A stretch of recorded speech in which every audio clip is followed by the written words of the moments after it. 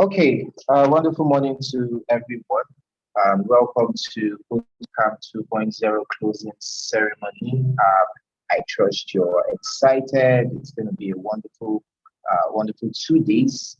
Okay, so this is the first day of the closing ceremony, and we have a lot in store for each and every one of you. Okay, so a big welcome to everyone.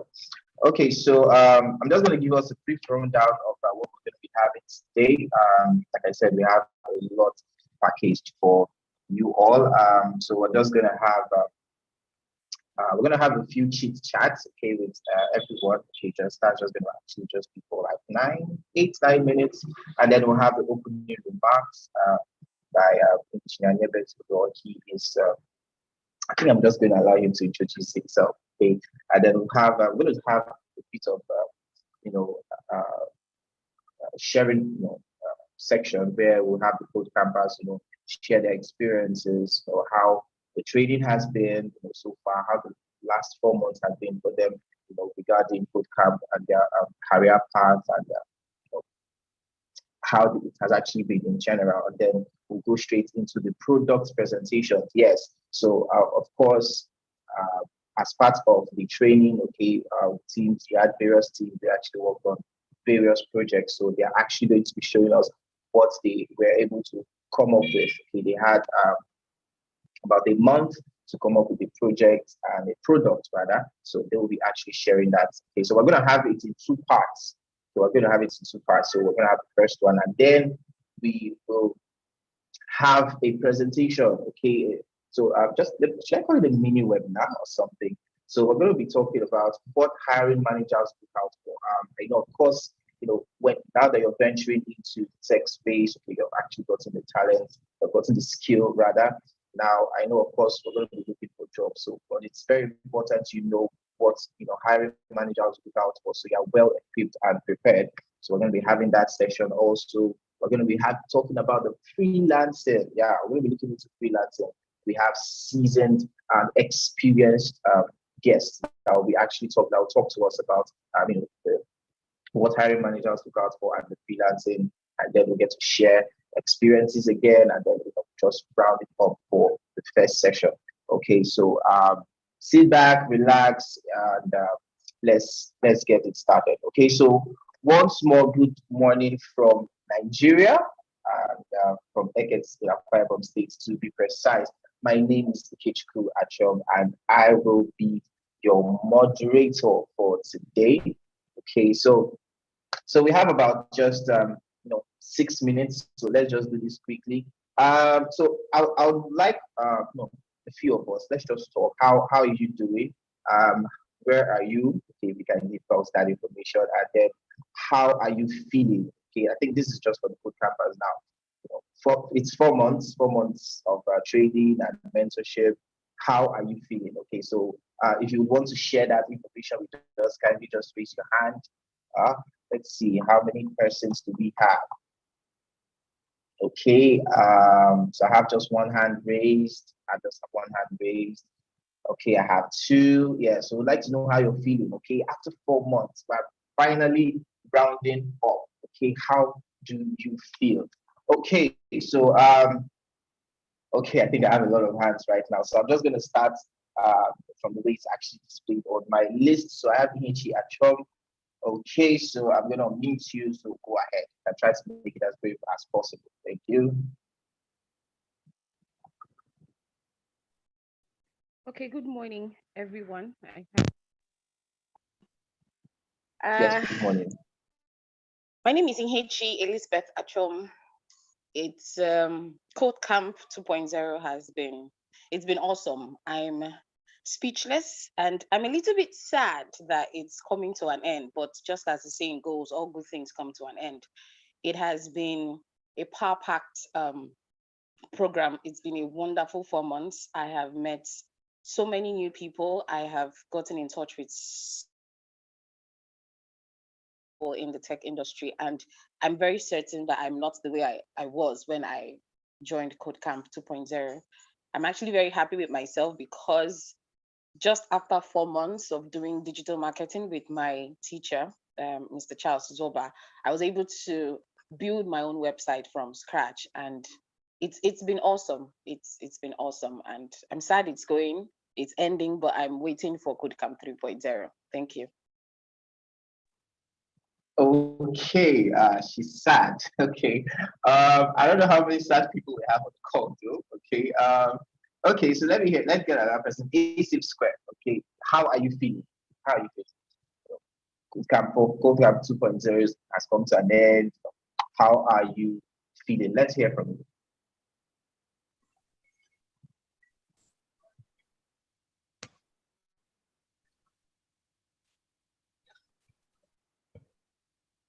Yeah, hello, are you there? Yeah. Good morning, everybody. Yes, good morning. Okay, I'm Frederick Ezeafulukwe, a safe square on the Slack workspace. It's mixed feelings for me right now. I'm actually smiling with a tear in my eye. The reason being that I've made a lot of friends. I lost some, I made new ones. One interesting thing about KodeCamp is each stage you appreciate the previous one, trust me. Years will hear about KodeCamp from me. Definitely, you're going to see me in 3.0. So you guys should just keep my spot, please.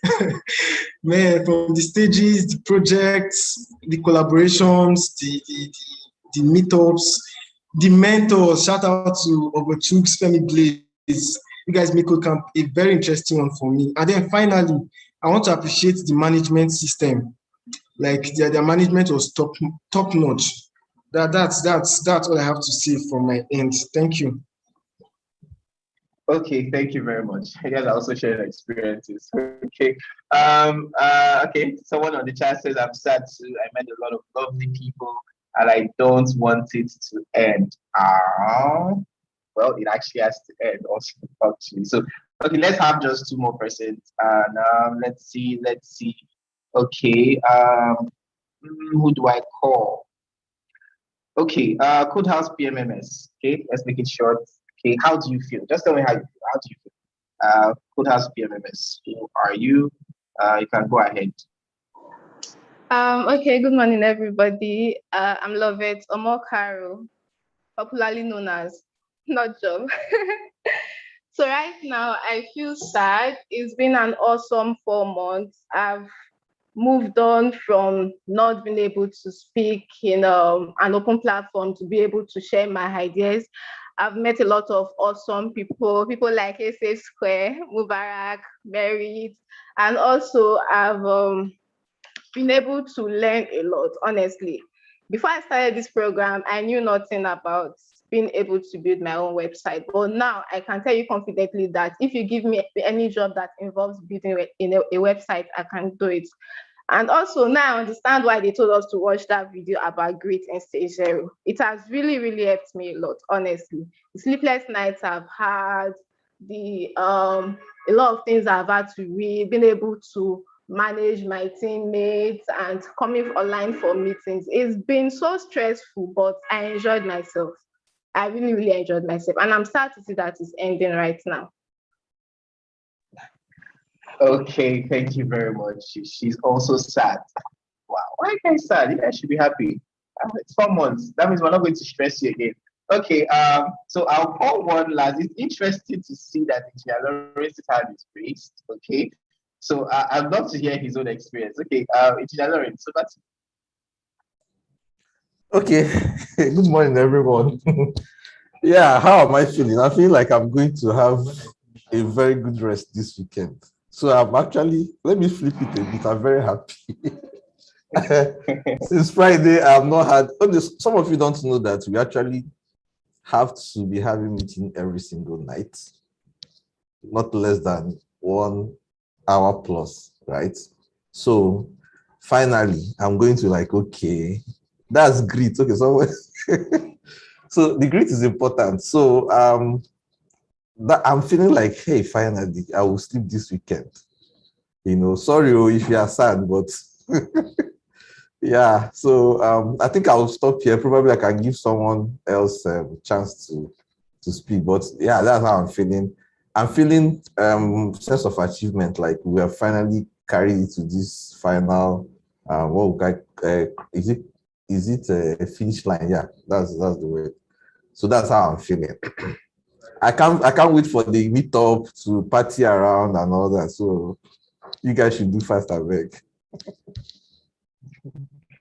Okay, thank you very much. That was a very interesting one. Okay, so so we're gonna have more of experiences, and you'll get to hear from the code campers how they feel, and how the training has actually been for them. Okay, but we're going to be moving on to the opening remarks. But before then, I'm going to encourage you guys, please, you can actually tweet about this, go on Twitter, let's make noise about the closing ceremony, the one, KodeCamp, okay, on your tweet, you can tweet about that on Twitter, Facebook, LinkedIn, post the YouTube link, get people involved, let them know what is going on right now, okay? Let them know what's going on right now. Okay, thank you very much. So we're going to move to the next thing where we'll have the opening remark by none other than Engineer Emibet Udo. So like I said, I want to allow him. Okay, sometimes I kind of love hearing him say it because I actually cannot say it better. Okay, I can't even use words. Okay, so Engineer Emibet Udo, over to you.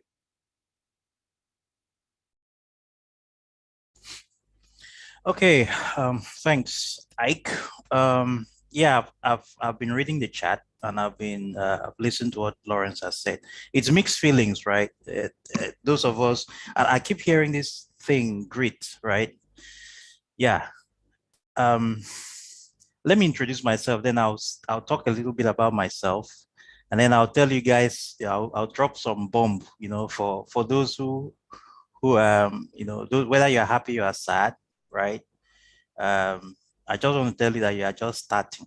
Okay. So my name is Anibiet Udo.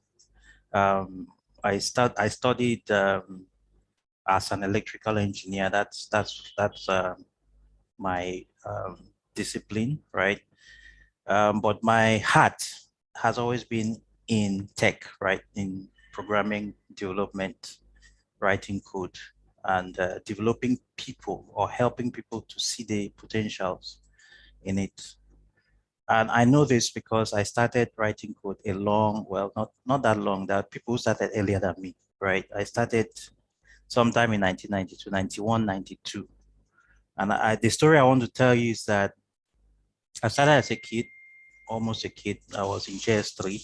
I was about 15 years old. And I saw a book on AppleSoft Basic. That's the first programming language I learned, AppleSoft Basic. And I learned how to write programs in an exercise book. There was no computer. I didn't have a computer. Now, these days, I see people say, I need, even with phone, these days, people say, I cannot do this with phone, laptop, and all of that. I wrote code for 3 years in an exercise book before I had the opportunity in 1994, or rather 1995, to type it into a computer. And of course, I saw there were all the bugs inside. You guys know how it is now. One thing is to write it. When you want to run the thing, at that time you will see all the bugs. So I wrote code for 3 years in exercise books before I had the opportunity of seeing a desktop computer to write. So when people are talking about grit for 4 months, right? Me, it was 3 years, so, and I was a small boy self. And I was just pushing it on my own out of pure passion and love. Because this is how I see tech. I see technology as empowerment. I see technology as replicating yourself, the best way for you to scale yourself, to be doing stuff, because when you write a computer program, that means 1 million people can use your computer program. So you're essentially replicating yourself, your ideas, who you are 1 million times. So imagine what you can achieve. This is how I saw it, right? So yeah, I actually typed it in a computer in 1994, and I learned a lot of stuff. So since then, I've learned a lot, right? Tech is not easy. This is one thing I want everybody to And that's why we started off this whole thing with grit, right? It's not easy. It's not easy. You have to have passion for it. You have to see what your benefit from it will be. But that benefit should not be just, what do you call it, monetary, because sometimes you have bad days. But one thing I can tell you, back then, I saw the potential in tech. In fact, around me, there were very few. In fact, there wasn't anybody around me that knew anything about programming. When I was in the university, I was the one that wrote program. Those of you that have gone through it for Trans 77 and all of that. But I saw the potentials in technology. I saw jobs. And one of my biggest passion was, how can I make other people see these opportunities? How can I help other people see these opportunities? I wasn't even, because I knew what we are seeing now, is what I saw 25 years ago. What we are seeing now, that as a developer, you can earn right now, if you finish with a level of skill that I would consider as mid-level, or even as a junior developer, right? You can earn between $1,000 to $4,000 right now per month. So there are a lot of opportunities. There's a slide that Lawrence always likes to show, right? In that slide, I think we showed at the beginning of KodeCamp, right? Right now, there are a total of about almost 3 million, over 3 million developers that are needed in the UK and the US. Developers, open jobs. In the next 10 years, it will increase exponentially to about 28 million. So tech is where it is. Of course, you guys know it now already. That's why you guys are here. That's why you're striving for it. So I want to encourage everybody, because KodeCamp, this thing that you are doing, people are just starting. Let me just, I'm not talking down to anybody or anything, but you're just starting. I am in groups where I deal with people. I look at these people and say, these people are masters of coding. So imagine somebody who has been coding for 30 years, seeing people who are masters. These are people who probably have been coding for 45 years and so on. These are people that will, I don't know, I can take you guys to some of those places. What am I saying? It is a long journey, but the interesting thing about this journey is that you are enjoying it at every moment, right? You don't have to think about, I need to become a master before I can achieve something, or before I can help others or pull others along, or before I can even earn some good money, right? As you are right now, you can position yourself. But remember, at the end of the day, everything boils down to how much skill do you have? How much skill do you have is one, and how well do you use those skills? So if you have not focused on your skills yet, you still have opportunity. And KodeCamp is that opportunity. KodeCamp is committed to building the skill economy. That is our catchphrase, that's our watchword. And building the skill economy, if you look at the word economy is not one person. Economy is a large number of people who are doing the right things. So they all benefit from it. They all benefit from it. So I'm hearing people saying they're sad it will end. KodeCamp is not going to end. In fact, essentially, KodeCamp is going to transition. I'm going to speak about that in a later session.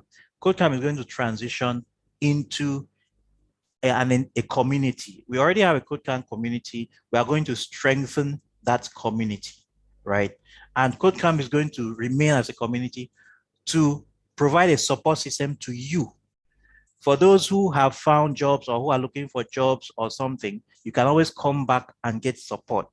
You can always come back and ask questions. There will still be mentorship. There will still be self-learning. There will still be opportunity for you to develop yourself. It will even help people to get jobs. Will help people to prepare themselves for interviews, to prep themselves in such a way that they can pass job interviews. By the way, if any of you have gone to try, interviewing for a job, especially remote jobs, it's not easy.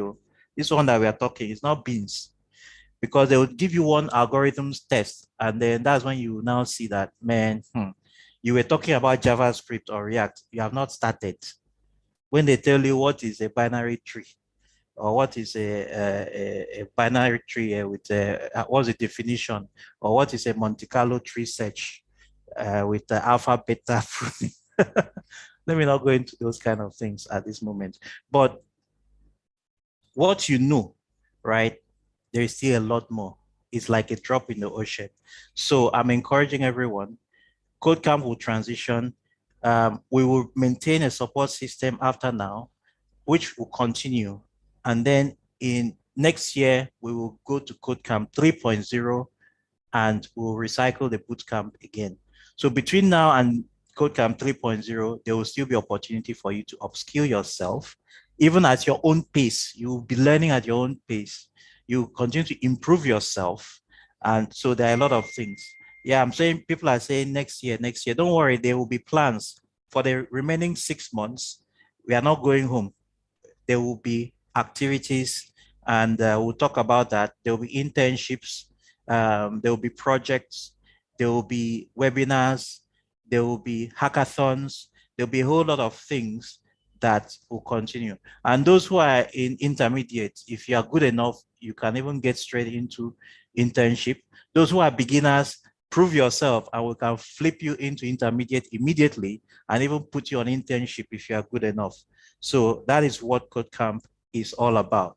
And we want you also to give back, right? Help each other to grow, help to mentor others. In fact, when we get to KodeCamp 3.0, some of the intermediates should become mentors, or even some of the beginners can become mentors. When they get into intermediate track, you can become mentors for beginners. So yeah, it is an opening speech, right? But I've said a lot. I just want to encourage everyone. The journey you have done is excellent, but the journey that is coming is even more interesting, and it's rewarding. So thank you, and welcome to this closing ceremony. Okay, thank you very much, Engineer Adibet.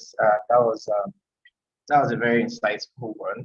And yeah, I just like you said, we are not actually, KodeCamp is not ending. Okay, we still have a lot in store for you guys actually that will still be beneficial, your tech career. So don't worry, don't feel like it's ending. Next year is far. Trust me, it's not far. With what we have in store for you, you're not even going to feel it. Okay. So thank you very much, Engineer. So we're just going to take a few experiences again from the Code Campus, and then we'll move straight to the product presentation. So I'm just going to run this so that we are ready for that. Okay. So like I said, the projects that we'll be presenting today, okay, we have KodeCamp Hire, what else? PMMS. We have Travel Guide. Okay, we have Code Blog. We have HMS. Okay, that's Hotel Management System, and then we have KodeCamp Get Talent. Okay, so the presentation is going to be in that order. Okay, so get ready, presenters, get your slides ready, get your links ready, get everything ready.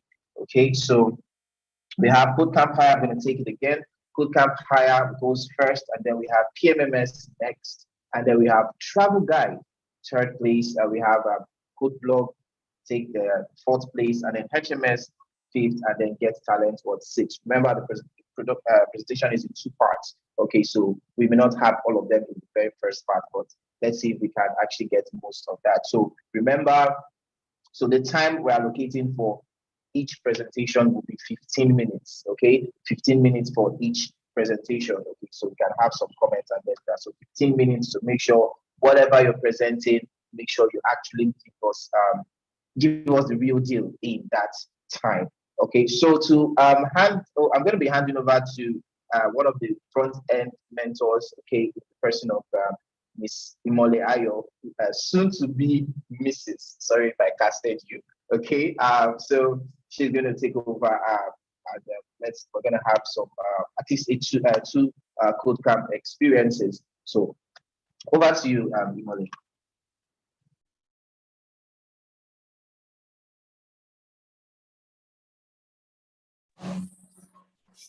Good morning, everyone. Can you all hear me? Yes, you can. All right. So, yes. First off, I would like to say that I started as a KodeCamp learner. I think that was a wonderful experience for myself. I started as a learner, and now I'm a mentor. And just like I've been seeing in the chat, KodeCamp has been, I'll call it like a cooking pot, where every ingredient you need when it comes to tech, you everything is put in you, and once that food is ready and your content is eaten from, you get a very delicious meal. So here, do we have anyone in the house that wants to share their experience? That's just a bit of my experience. If I go into details, it will take a lot of time. So anyone? All right. So we have Richard. Richard, go ahead.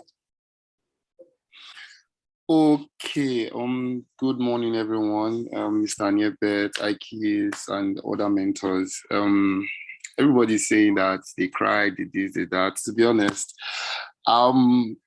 neither sad nor happy about this experience, because I know that, as Mr. Niebet said, KodeCamp will keep going from one level to the other. So I'm here for it all. Speaking about the experience, the 4 months wasn't what I expected, because I'm kind of new to tech.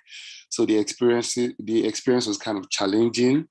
Yeah, but the most challenging part was this last 4 weeks, where we had to do the project and work with other departments, like the front end and the back end. It was a whole lot of back and forth. We argued sometimes, we put our heads together other times, and it was just a whole lot of ups and downs. But I'm so glad that we're here now and we are at the final lap. And I just want to thank KodeCamp for giving us this opportunity to, get to work with other people and see how it is before we enter the real world of the labor market and actually get the full experience from there. So I just want to thank everybody. Thank you. Interesting. Thank you, Richard, for that. And also thank you to KodeCamp. All right, let's have Merit. Merit, you can unmute and go ahead. All right, good morning, everybody. My experience. Okay. Funny enough, I'm very excited. Honestly, I'm very excited that KodeCamp 2.0 is coming to a close. And for one, I have learned a whole lot.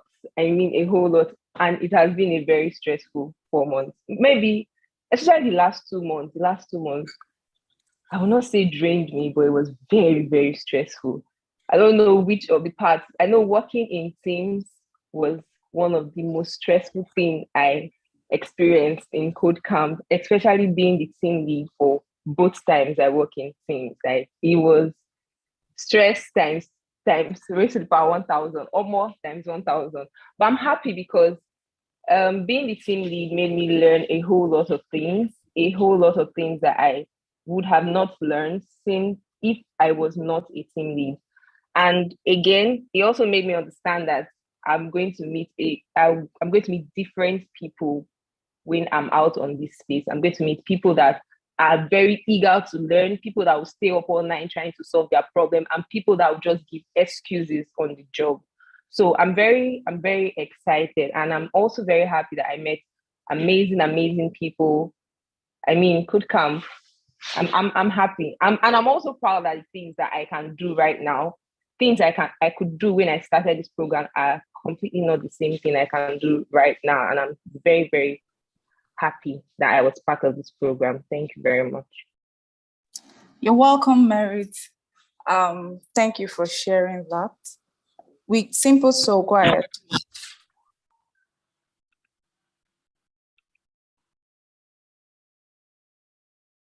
Simple Soul, you can unmute.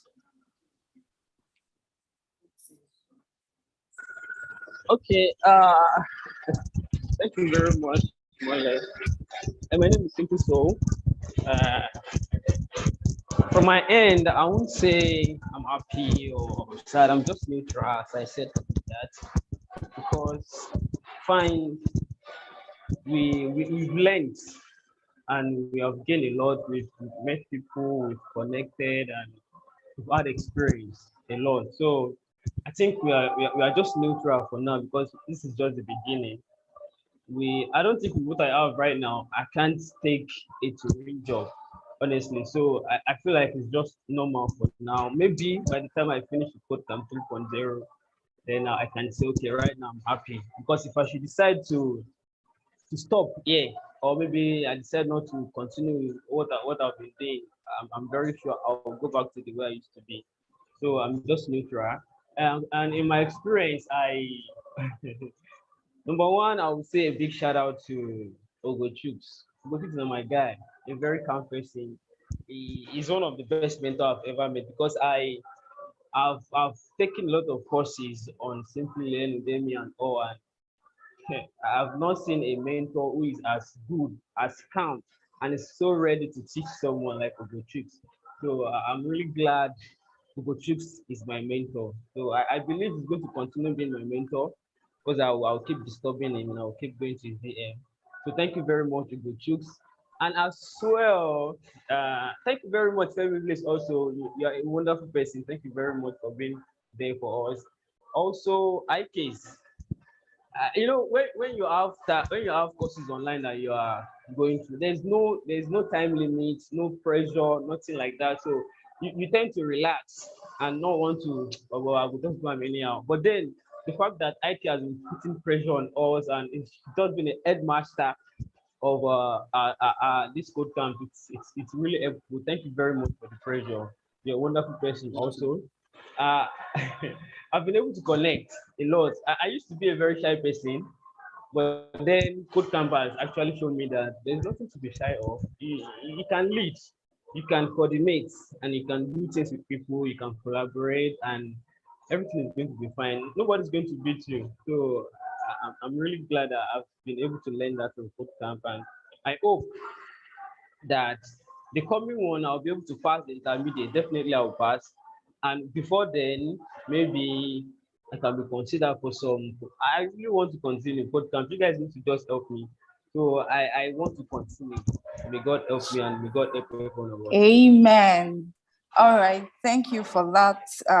The shout out was intensive from the calm mentor to the headmaster title. All right. We do take notes. Thank you.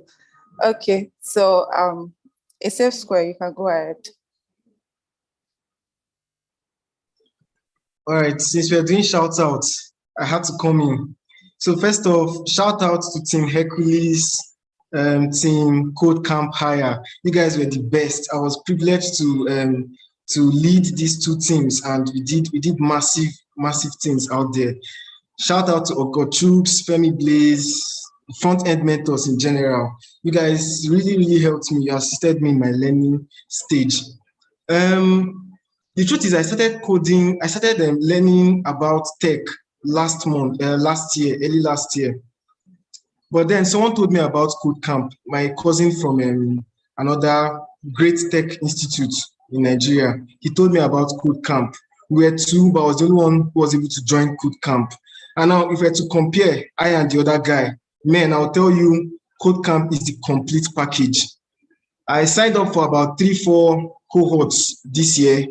I only ended with KodeCamp because, trust me, when you have the best, you don't go searching for others now. You don't go searching for others.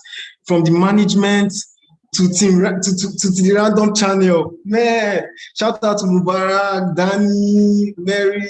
You guys, man, you guys made the random channel interesting. KodeCamp was channeled to make learning fun, and that is one thing I appreciate about KodeCamp. And that's why I will do my best to join KodeCamp 3.0. KodeCamp to the moon, all the way. All right. Thank you for that, Safe Square. We move to Rosemary. Rosemary, you have the mic now. All right. Hi, everyone. Good morning. Today, I'll just say I have mixed feelings. I'm not too happy. I'm not sad either. I'm just neutral on my feeling. But I'm very excited that this is coming to an end because I mean I've been stressed for the past few weeks in this project phase, and it's about time that it comes to an end.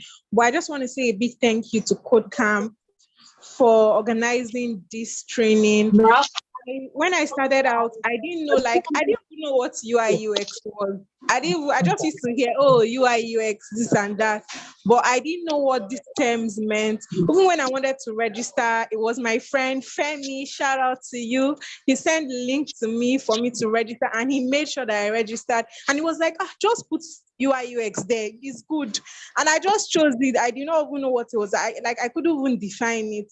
But right now, I'm at a point that I can boast that I know what UI UX is about, and I can design softwares, and I can design like how an app will look and stuff like that. And I'm really proud of myself. Shout out to Oluwatosin, my girl. I've met friends here, and I'm just very blessed. And thank you, IKs. Thank you to all the mentors. Like, the experience has been great. Like, you guys actually paid attention to us, and you made sure that we did our task, and we actually did well. Thank you so much.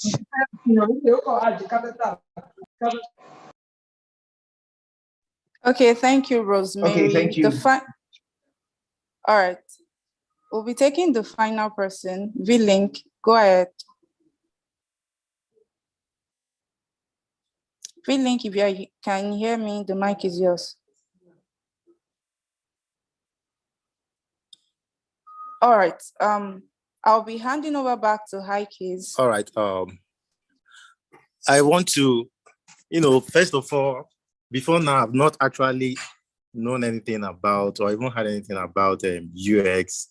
Most of the time when I go online, I just see UX, but I never paid attention to it. So at a point in time, it was actually because I got to know really well about UX through my ex. So she normally posts it on her timeline and all that. So when I asked her, she told me that the next cohort will be starting towards that, I think February or March that we started. So I was being skeptical about it, but then I just had to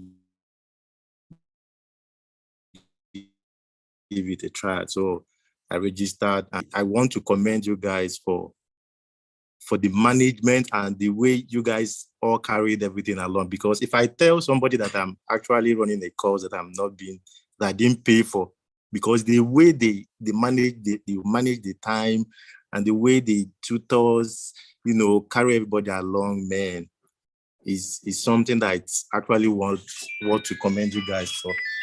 I want to actually thank the manager of CodeCamp, the mentors and all that. And apart from the learning, I also appreciate the fact that I really got connected to wonderful people. And I think it's something that is worth commending you guys for. So thank you very much. Thank you, V-Links. Thanks to everyone that shared their experience. Big thank you to everyone that made it to CodeCamp and is doing well. All right. Now is the time to hand over the mic back to the host himself. Hi, Keys. Okay, thank you very much, Imoli. Okay, I think the highlights for me was Village. I think your ex has actually done a good service. So there are some people that are saying that probably you should actually go back to her. So that's a highlight for me, though. So please, guys, look for better ex. So have a very good ex. The ex I can show you the way. Okay. So let's move on to the project presentation. So we have just about 40 minutes for the first part.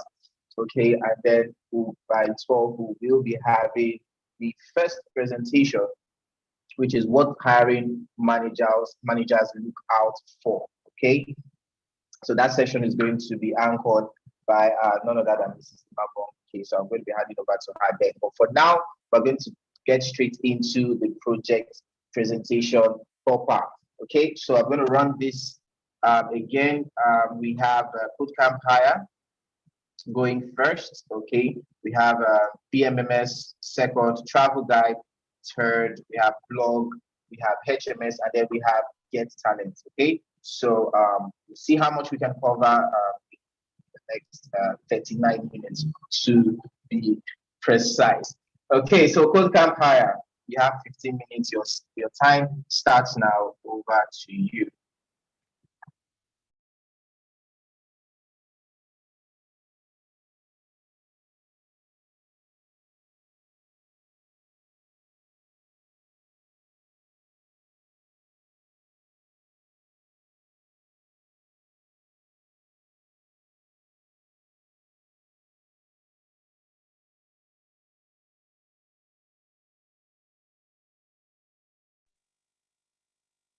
Team KodeCamp hire, are you there?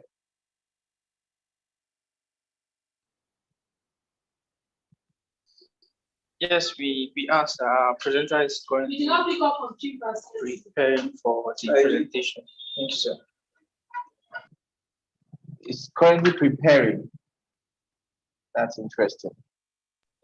He's here already. Just want to share his screen right away. Sorry about that, sir.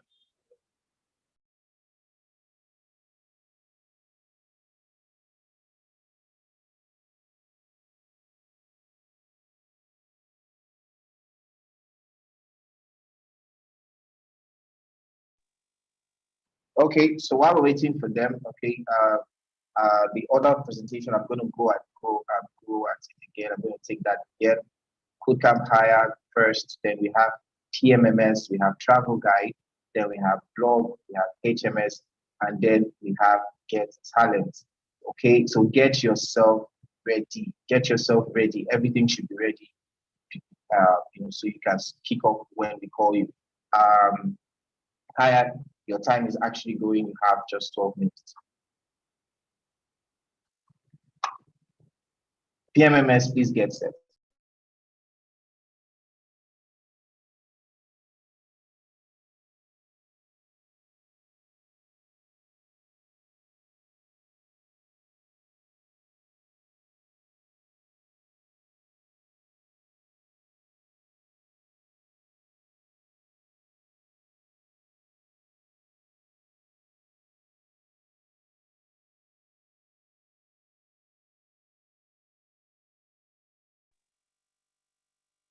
Okay, so we're going to move on. PMS, please get ready to present. I'm going to be calling you right about now. Okay, so please get ready. So this is just an information I want to give out. So we had, of course, we had the digital marketing track. So if you're a digital marketer here, okay, be a part of that track, and then you have actually done your final project. Please make sure it is handy. I'm going to be dropping a link after this for you guys to actually submit it, and then hopefully we find time to tomorrow for you guys to actually show that. Okay, so just to know that you've not been abandoned. Okay, do well to try to finish up. Okay, and then actually present that. Okay, so KodeCamp hire, are you ready? Yes, sir. Okay, you have 11 minutes. Quickly. Okay.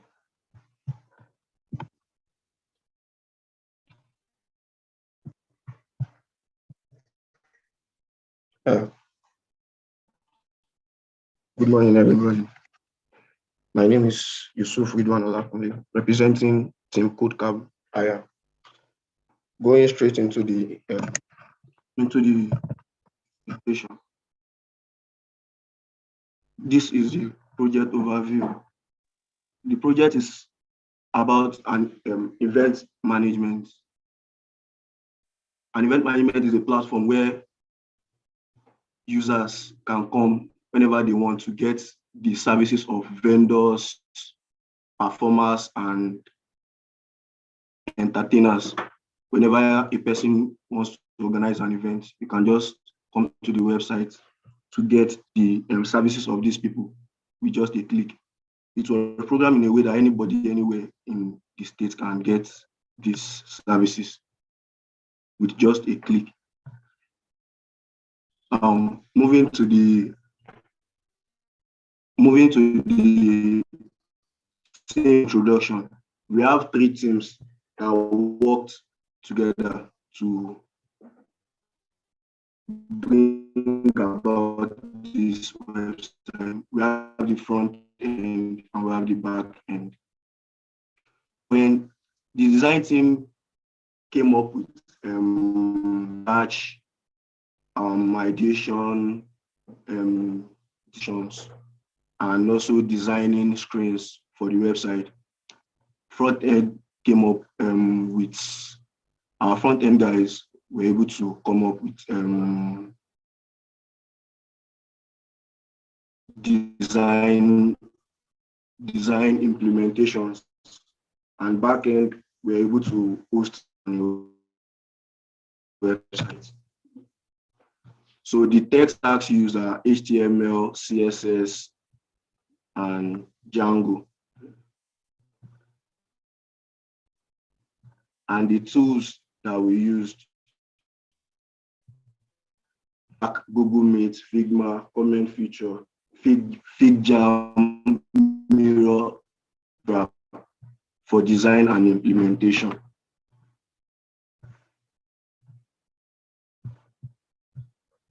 Ooh. Now the problem statement. While carrying out the research, we noticed that problems most people have whenever they want to: bad planning, vendors disappointing clients, or client disappointing vendors. So those are the major problems people have when trying to organize an event. So the design team, after carrying out the research, were able to come up with possible solutions after a lot of iterations and ideations.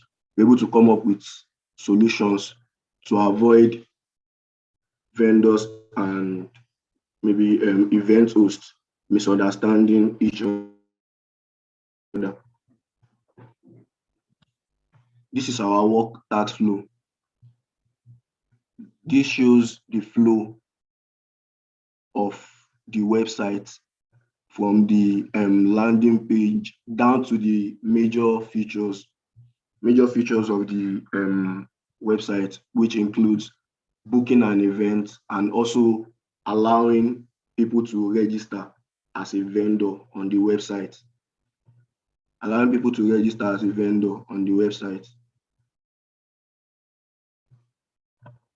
Now moving to the design itself. This is the landing page of the website. This is what the user sees as soon as you come onto the website. We have the landing page, and we have other information on the landing page, which includes the history, the website. We have a part where people can easily register as vendors.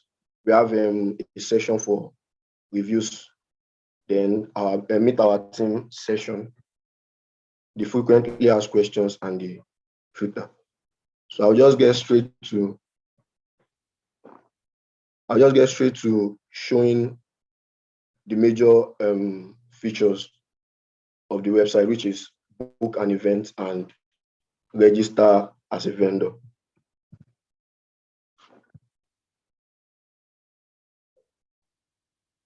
So registering as a booking an event, you have to fill in your details.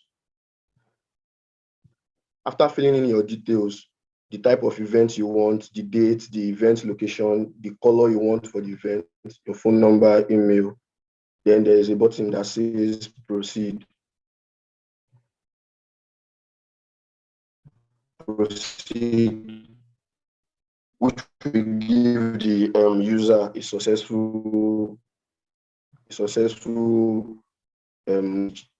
either your booking has been successful or not.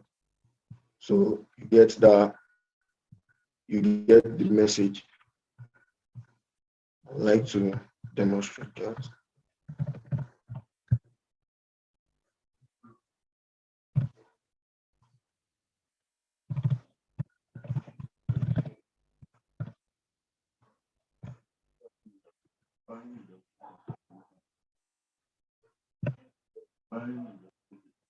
Okay.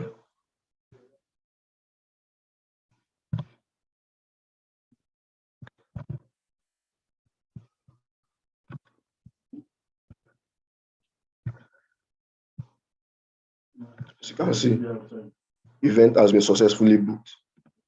And now back to the home page, and to display the other feature, which is vendor registration.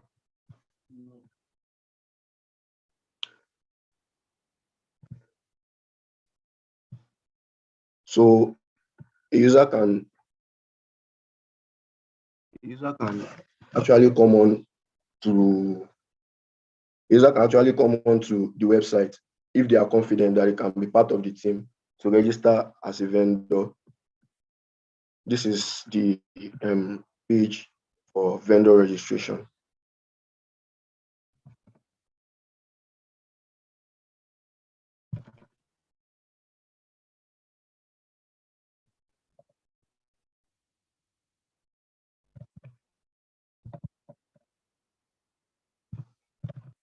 Okay.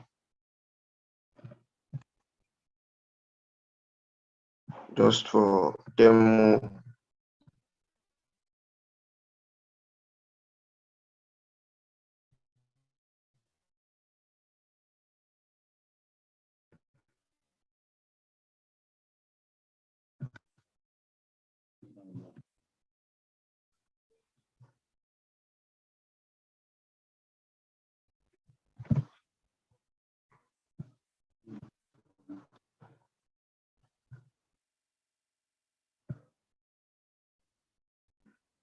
So this is what the vendor registration page does.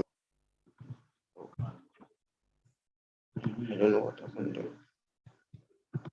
So those are the major task flow for the website. We have the vendor registration and booking an event.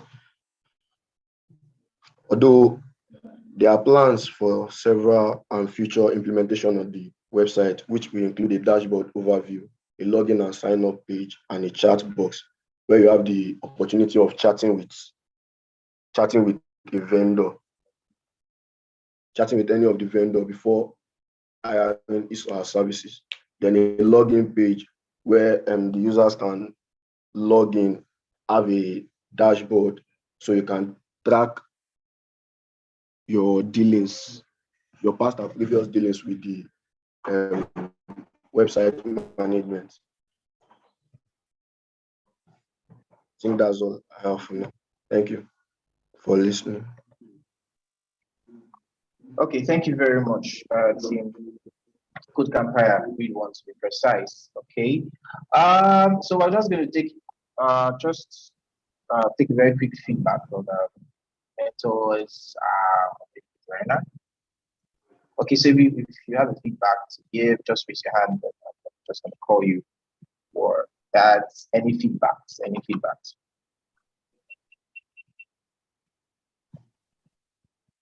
Any feedbacks? Any feedback? Yeah, I have some on the chat saying nice presentation, nice job. Any feedback from the mentors? While PMMS get ready.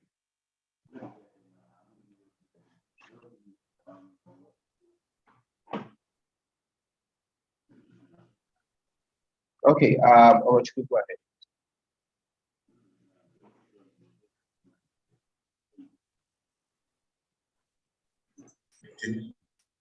Yeah, good morning, everyone. Can you hear me? Yes, I can hear you. Go ahead. Okay, so I kind of noticed on your registration page, it's as if the input fields are kind of going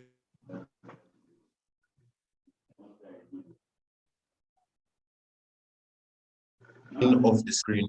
You know, that's it's a mistake. So can you hear me?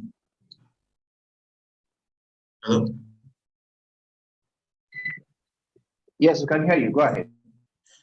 Okay. So I was saying, I kind of noticed that on the registration screen, the input fields seemed like they were going off the screen, and there were a couple of input fields that were not properly arranged. So yeah, but I think you guys can actually do better on that screen. I don't know if it was designed that way, but I think it can be better than that. So actually, you did a nice presentation, by the way. You could actually, well, you made a few mistakes or in terms of passing out or passing the message across. So you can actually do better on that. That's all.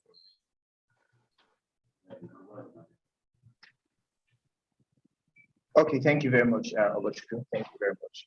So yeah, like he said, I think just take note of a few of the things that he said, and of course, yeah, to the design, a few things could be worked on, the size of your buttons or input fields and the likes. Of course, your buttons, your even on the homepage. Okay, so but that was actually a good one. That was a good one. Thank you very much. Great one. Okay, so let's move on to Kudas PMMS. Okay, team PMMS, are you ready? Let's have you. Okay, we have you have just 15 minutes. Okay, so try to do it in less than that. Okay, PMMS, are you there?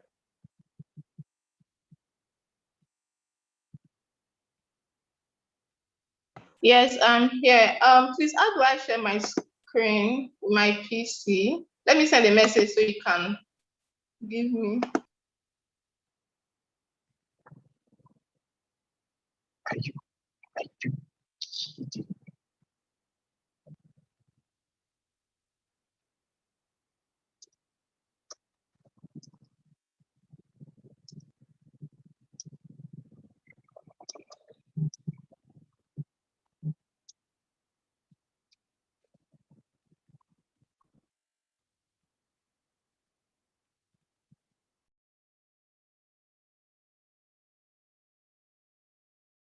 So it's saying that other participants is sharing their screen, so I can't share my screen.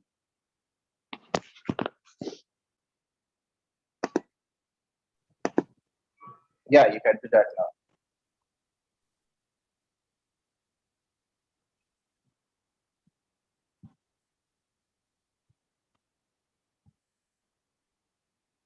Yeah, so you can share it now. Okay. That's Yeah, I'm doing it now. Okay.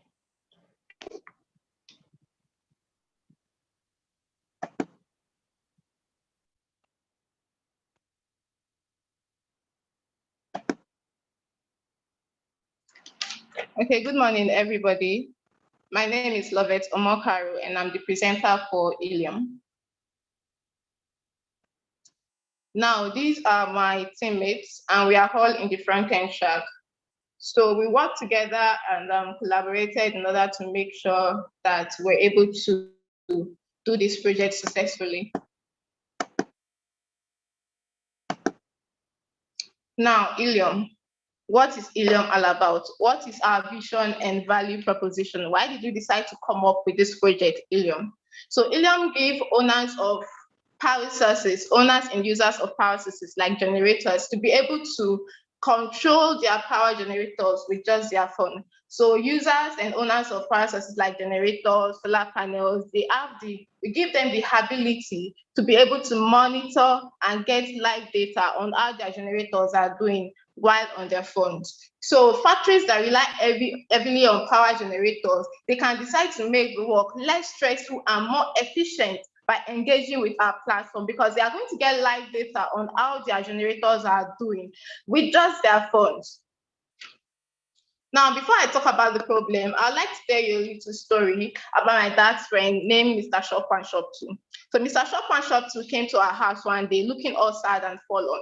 So he started complaining to my dad about the problems he has in his factory. So Mr. Shop and Shop 2 has a steel and aluminum production company. So he complained of having the issues of not being able to manage its funds when it comes to generating power in order to be able to make sure that the company will run effectively. He was so sad because at the end of the day, he found out that the money he spends on generating power took 70% of the total revenue that he makes monthly. And that means that he won't have enough money to pay his workers or to take care of other things that the company needs. Now, this got me thinking, what are the problems that other people have experienced when it comes to being able to manage their power? The first I came up with, owners of power sources like generators, they usually don't know when their generators need to be serviced. Industries that rely heavily on power, they are unable to detect early when their power generators or solar energy is faulty. Like for example, solar panels. They won't easily detect when it has lamination or internal corrosion. This is due to the water passing through the panels. So factories are also unable to properly manage and calculate their budget when it comes to money spent on trying to maintain their power source. Factories also end up doing a lot of preventive maintenance. So preventive maintenance is the fact that they fix up their generators, even though it does not have issues now, because they feel that it will have issues later in the future. And that means that they are wasting a lot of money. But with our platform, they don't have to do that. With our platform, they are going to be engaging more on productive maintenance. Now, what is our solution? Our solution is Helium. Now, what is Helium? Helium is a web application platform that utilizes Internet of Things to be able to give users the ability to monitor their generators, solar panels, wind energy, and they get real-time information with just their phones. So this means they can go anywhere in the world as long as they have access to their phones and internet. They are able to monitor their generators or solar panels with their phones. Now, users can have different power sources, and they're also able to actively view the location and the state of the generators or any of the power source that they've added. So that means that they are going to be getting real life data. Let's say the generator does not have fuel, they are going to get the alert on our system.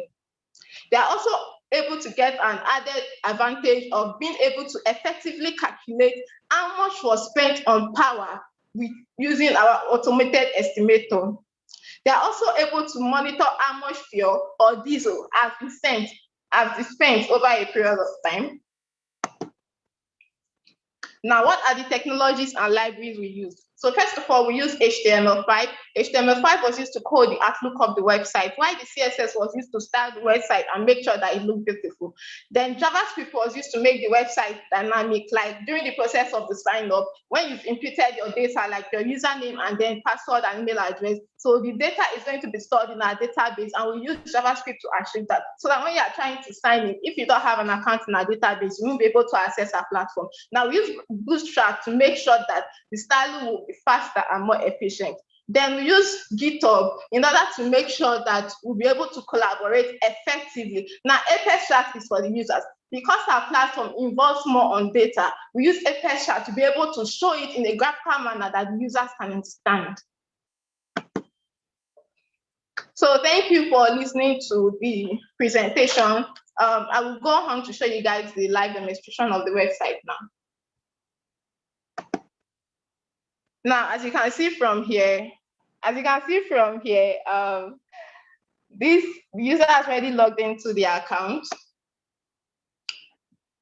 So I'm not going to show you the process of sign up and sign in because I'm sure everybody is able to do that.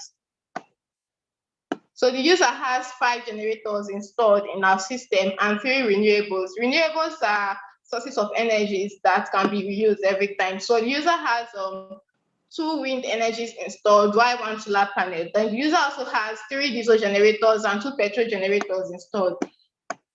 Now the user can view how much diesel or how much fuel, how much diesel or how much petrol has been spent over a period of time. They can also view for the previous month, not just the current month. Then also remember I talked about alerts, getting notifications and getting real life data on what is going on with the generators or the solar panels. Now, in case there's anything wrong with any of their power source, let's say a diesel gen, let's say in the case of this diesel gen 101, so it has a high temperature, the user is going to get an alert on his or her phone that one of your generators is faulty. Now, what are you going to do? You can decide to shut the generator down so that the fault won't get worse, and then you can call a technician to come and fix it up. Now, we also have another feature, which is the part where you can add generators. So you can add generators to the ones you already had. Let's say you have a new generator and you want to be able to monitor it. So you can just come to this add new petrol generator and then fill the details. So for this production country, we have to use country API. Then in order to store this data, we use the local storage in JavaScript. So you just click on add new petrol generator and generator is added successfully. Then you can scroll down to see the generator that you've added. When you click on this specification, it takes you to the details of the generator. And during the process of filling that form, there was a place that requested for the location of the generator, and that was imputed there. So you can see that this generator is located in Oyo State, and these are the details that was filled in for the form. Now, let me talk about another feature, which is the measurement feature. The measurement feature is the part where you get to see real-life data of how your generators are doing. So you can see the temperature. The temperature is the place where you get to monitor how high the temperature of your generator is. The current is how much current the generator is currently producing, the power, the frequency, the voltage, and the vibration. So this is the place where you get to see real-life data of how your generator is doing. And not just that, we save this data for you. We don't just show you the data and then you get lost. No, we save it for you in our platform so that you can go back and check those data in case you want to make an informed decision for your company. So these are the real-time measurements too. Like when you fuel a generator, it's going to show you the number of liters that has been fueled and when it was fueled. Now I'm also going to show you another feature, which is like one of the most interesting features, the analytics. Now, remember I mentioned something about being able to effectively manage how much funds you spend on your power sources. So with our platform, you are able to calculate how much has been spent on our power source. Let's say you have an accountant in your company and the accountant is telling you how much is the estimated fuel budget. Like for this user, the estimated fuel budget is 500,000. But then through using our platform, the budget that was spent on power was actually 450,000. So this means that the user saved 50,000 naira on just one generator. So imagine how much that user is going to save if he or she decides to employ and add more generators through our platform. Now, this is the maintenance budget. So the user saved 2,000 naira on the maintenance budget just 1 month. This is just 1 month and just one generator.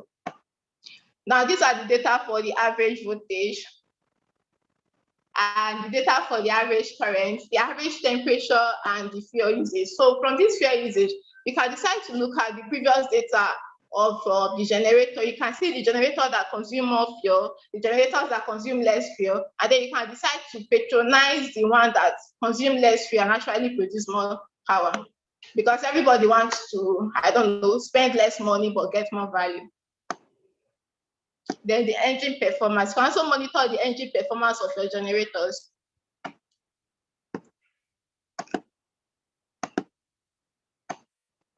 Then also the alarm. So the alarm is where all the alerts.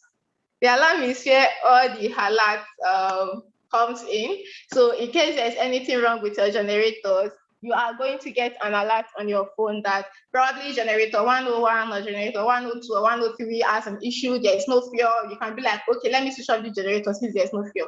And then you can just decide to shut down the generator and boom, it shuts down. So last but not the least, we have the map section. Now the map section is the part where you can view the location of all your generators. So remember, this user has 5 generators and the generators are located in different places. So one is in Ibadan, one is in Oyo, one is in Calabar, and the other 2 in They are in different locations. So this means that I can decide to go to a vacation in a different country with my phone, but as long as I'm with my phone, I can view how my generators are doing. I can view how all my power sources is doing. That means that my company will be able to run smoothly without me being there physically. So this is all we have for now. We are still trying to build more and improve the project. So I hope I've been able to pique your interest in investing on our product. Thank you so much for your time. Bye-bye. So you can log out here and it takes you to our landing page. Yeah. Thank you very much. Thank you very much. Yes, you were able to actually pique our interest. And yeah, I can see some persons actually just giving me a round of applause. Okay, so thank you very much. That was a wonderful presentation. So at this point, I guess I'm just going to take one or two comments. There are specific persons I want them to comment. So let's see. But if you have something to say, please just raise your hand. Mentors, okay, if you have a comment, please kindly raise your hand.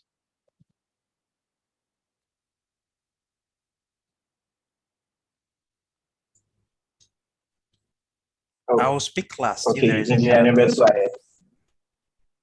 Okay. So let's have Ogochukwu believe and then let's just round up. Okay, let's make it quick and short. Ogochukwu, go ahead. This was actually a very wonderful presentation. Like before this guys actually got this job done, I'm just surprised at how much they've actually done well.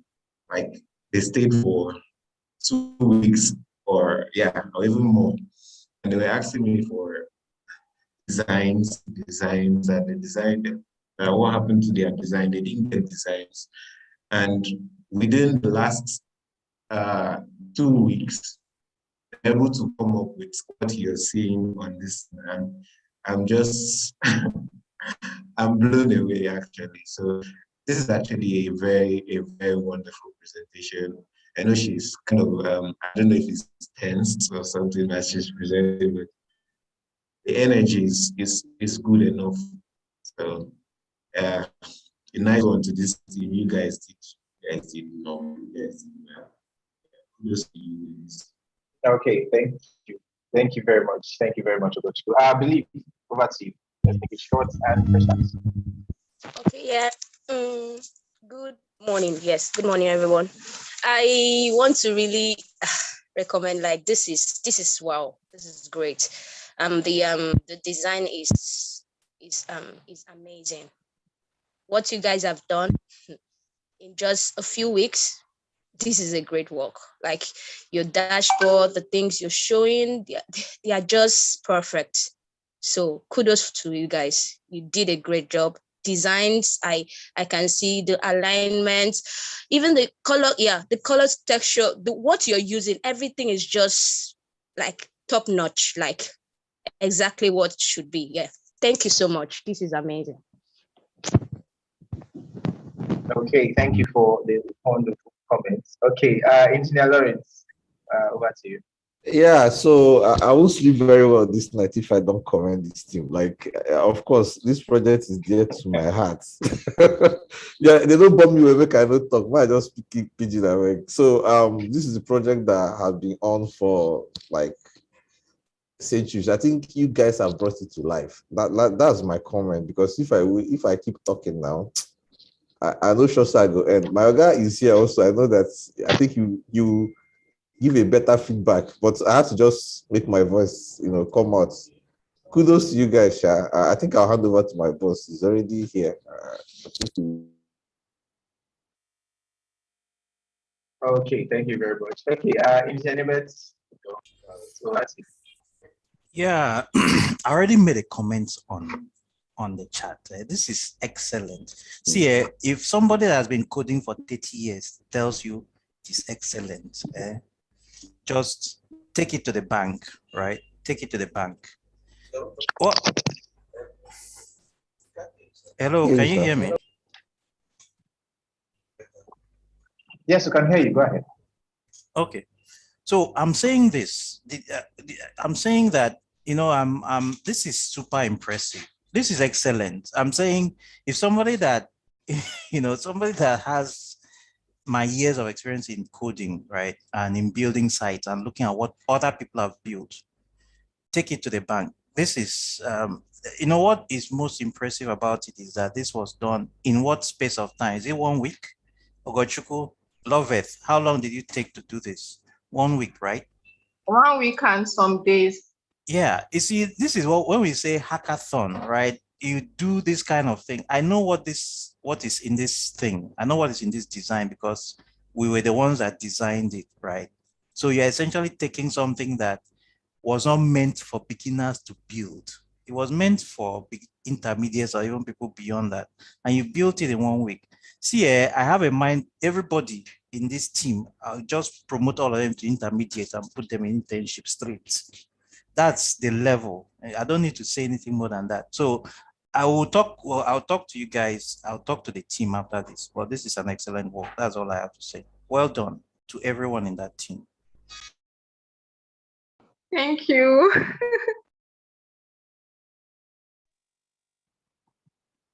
Okay, that was I didn't see that coming.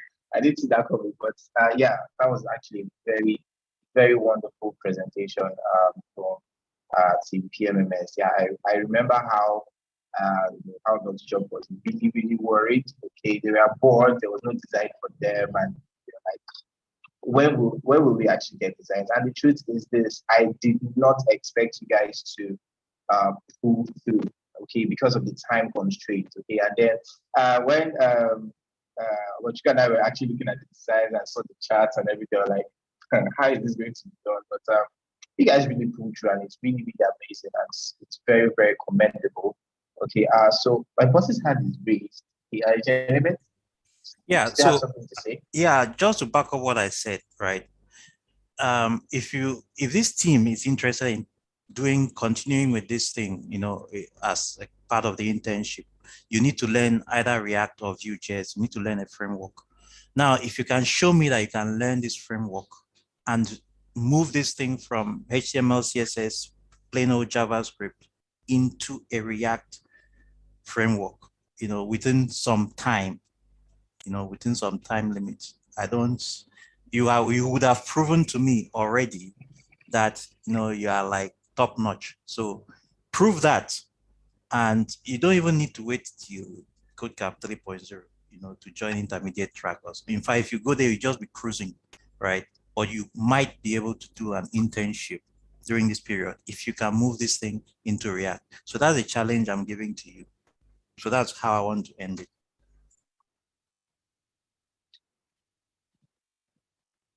Okay, thank you very much, Jennifer. So, team PMS, well, you've heard, okay, the ball is in your court, okay. Hope you can actually deliver. Okay, so thank you very much. You can stop sharing right now. Thank you so much for an amazing presentation. Okay, so we have travel guide, blog, HMS, and Get Talent that I get to present. Okay, we're going to give you guys time, but it's 12 p.m. and then we're going to be having the first presentation in this closing ceremony day one. So I'm going to hand over to Mrs. Imabong. Okay, she is going to go on to anchor that. Okay, so Mrs. Imabong, over to you. Okay, thank you so much, IK. Thank you, KodeCamp, for having me to present the speakers for today. So it's already 12 noon here in Nigeria. I don't know what your time is, but I just want to welcome everyone, and most especially appreciate the PMMS team. It's so amazing. I don't know how to express how surprised I am. Just within a short time frame, and you guys were able to put that up. Well done, guys. So without wasting much time, we're going to talk about what hiring managers look out for. After getting all the skills and everything, you need to know how to actually land those dream jobs that you want. So for today, our first speaker is Inyang Nyoesian. She's a wonderful and ambitious lady. She's kind-hearted and always willing to help people grow. She's an accounting technician who has practiced accounting for over 3 years. She's an associate lecturer at the University of West of Scotland, and that has been for almost 2 years now. She's a PhD researcher on the impact of supply chain 4.0 on organizational sustainability, a case study of the Nigerian hospitality industry. She's a mentor to a lot of people, and we are privileged to draw from her wealth of knowledge and experience. So dear KodeCampers, let's welcome on board Ms. Ian Nyoesian. Thank you very much. Over to you. Hi, everyone. Good afternoon. I hope you can all hear me. All right. So today I'll be presenting on what hiring managers look out for. My name is Ian Nyoesian, as you rightly heard from my beloved friend. First, I would like to have a brief introduction of myself. I'm a PhD researcher on the impact of supply chain 4.0 on organizational sustainability, a case study of the Nigerian hospitality industry. For our agenda for today, we'll be looking at the presentation outcomes first, then we'll look at who a hiring manager is, important things hiring managers look out for, why hiring managers love transferable skills and what is in your suitcase, targeting the right audience and employers, upselling your skills, maybe during an interview or after an interview as well. Then the questions that you have and the feedback. For the presentation outcomes for today, hopefully at the end of this presentation, you should be able to take some things back. The main aim of this presentation is to understand the mindset of any hiring manager and to understand what they look out for. Then you need to know exactly how to attend the job interview and how to come out not just successful, but exceptional, how to land your dream job. Then you need to understand some transferable skills and why hiring managers really feel it's important. Then you need to clarify some of your misconceptions about hiring processes. And you need to also target the right employers and upsell your skills. So hopefully at the end of this, you'll be able to achieve all that.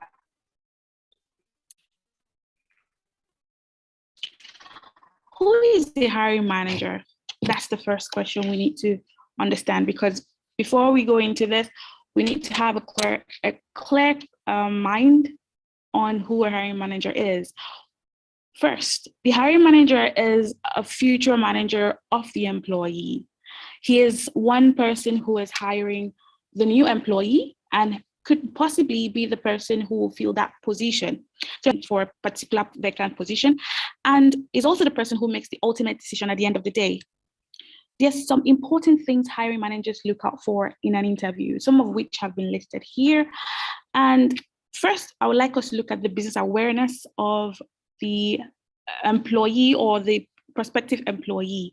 How aware are you of the business that you're applying for or for the company you're applying to join? You need to be well aware. You need to carry out a market research about the organization. You need to know exactly what their needs are, what their customer base is, what exactly do they hope to achieve, what's their mission and vision of the company. You need to understand exactly how you're going to be able to fit into this organization. During the interview process, you have to communicate effectively.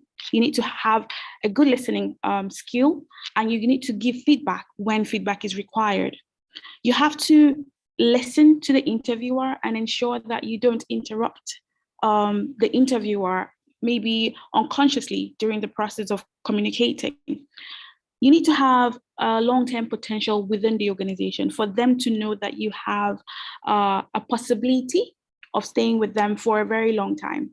You need to have an ability to produce results. And all these factors, believe me, can actually be deciphered in like 10 minutes interview or 15 minutes interview.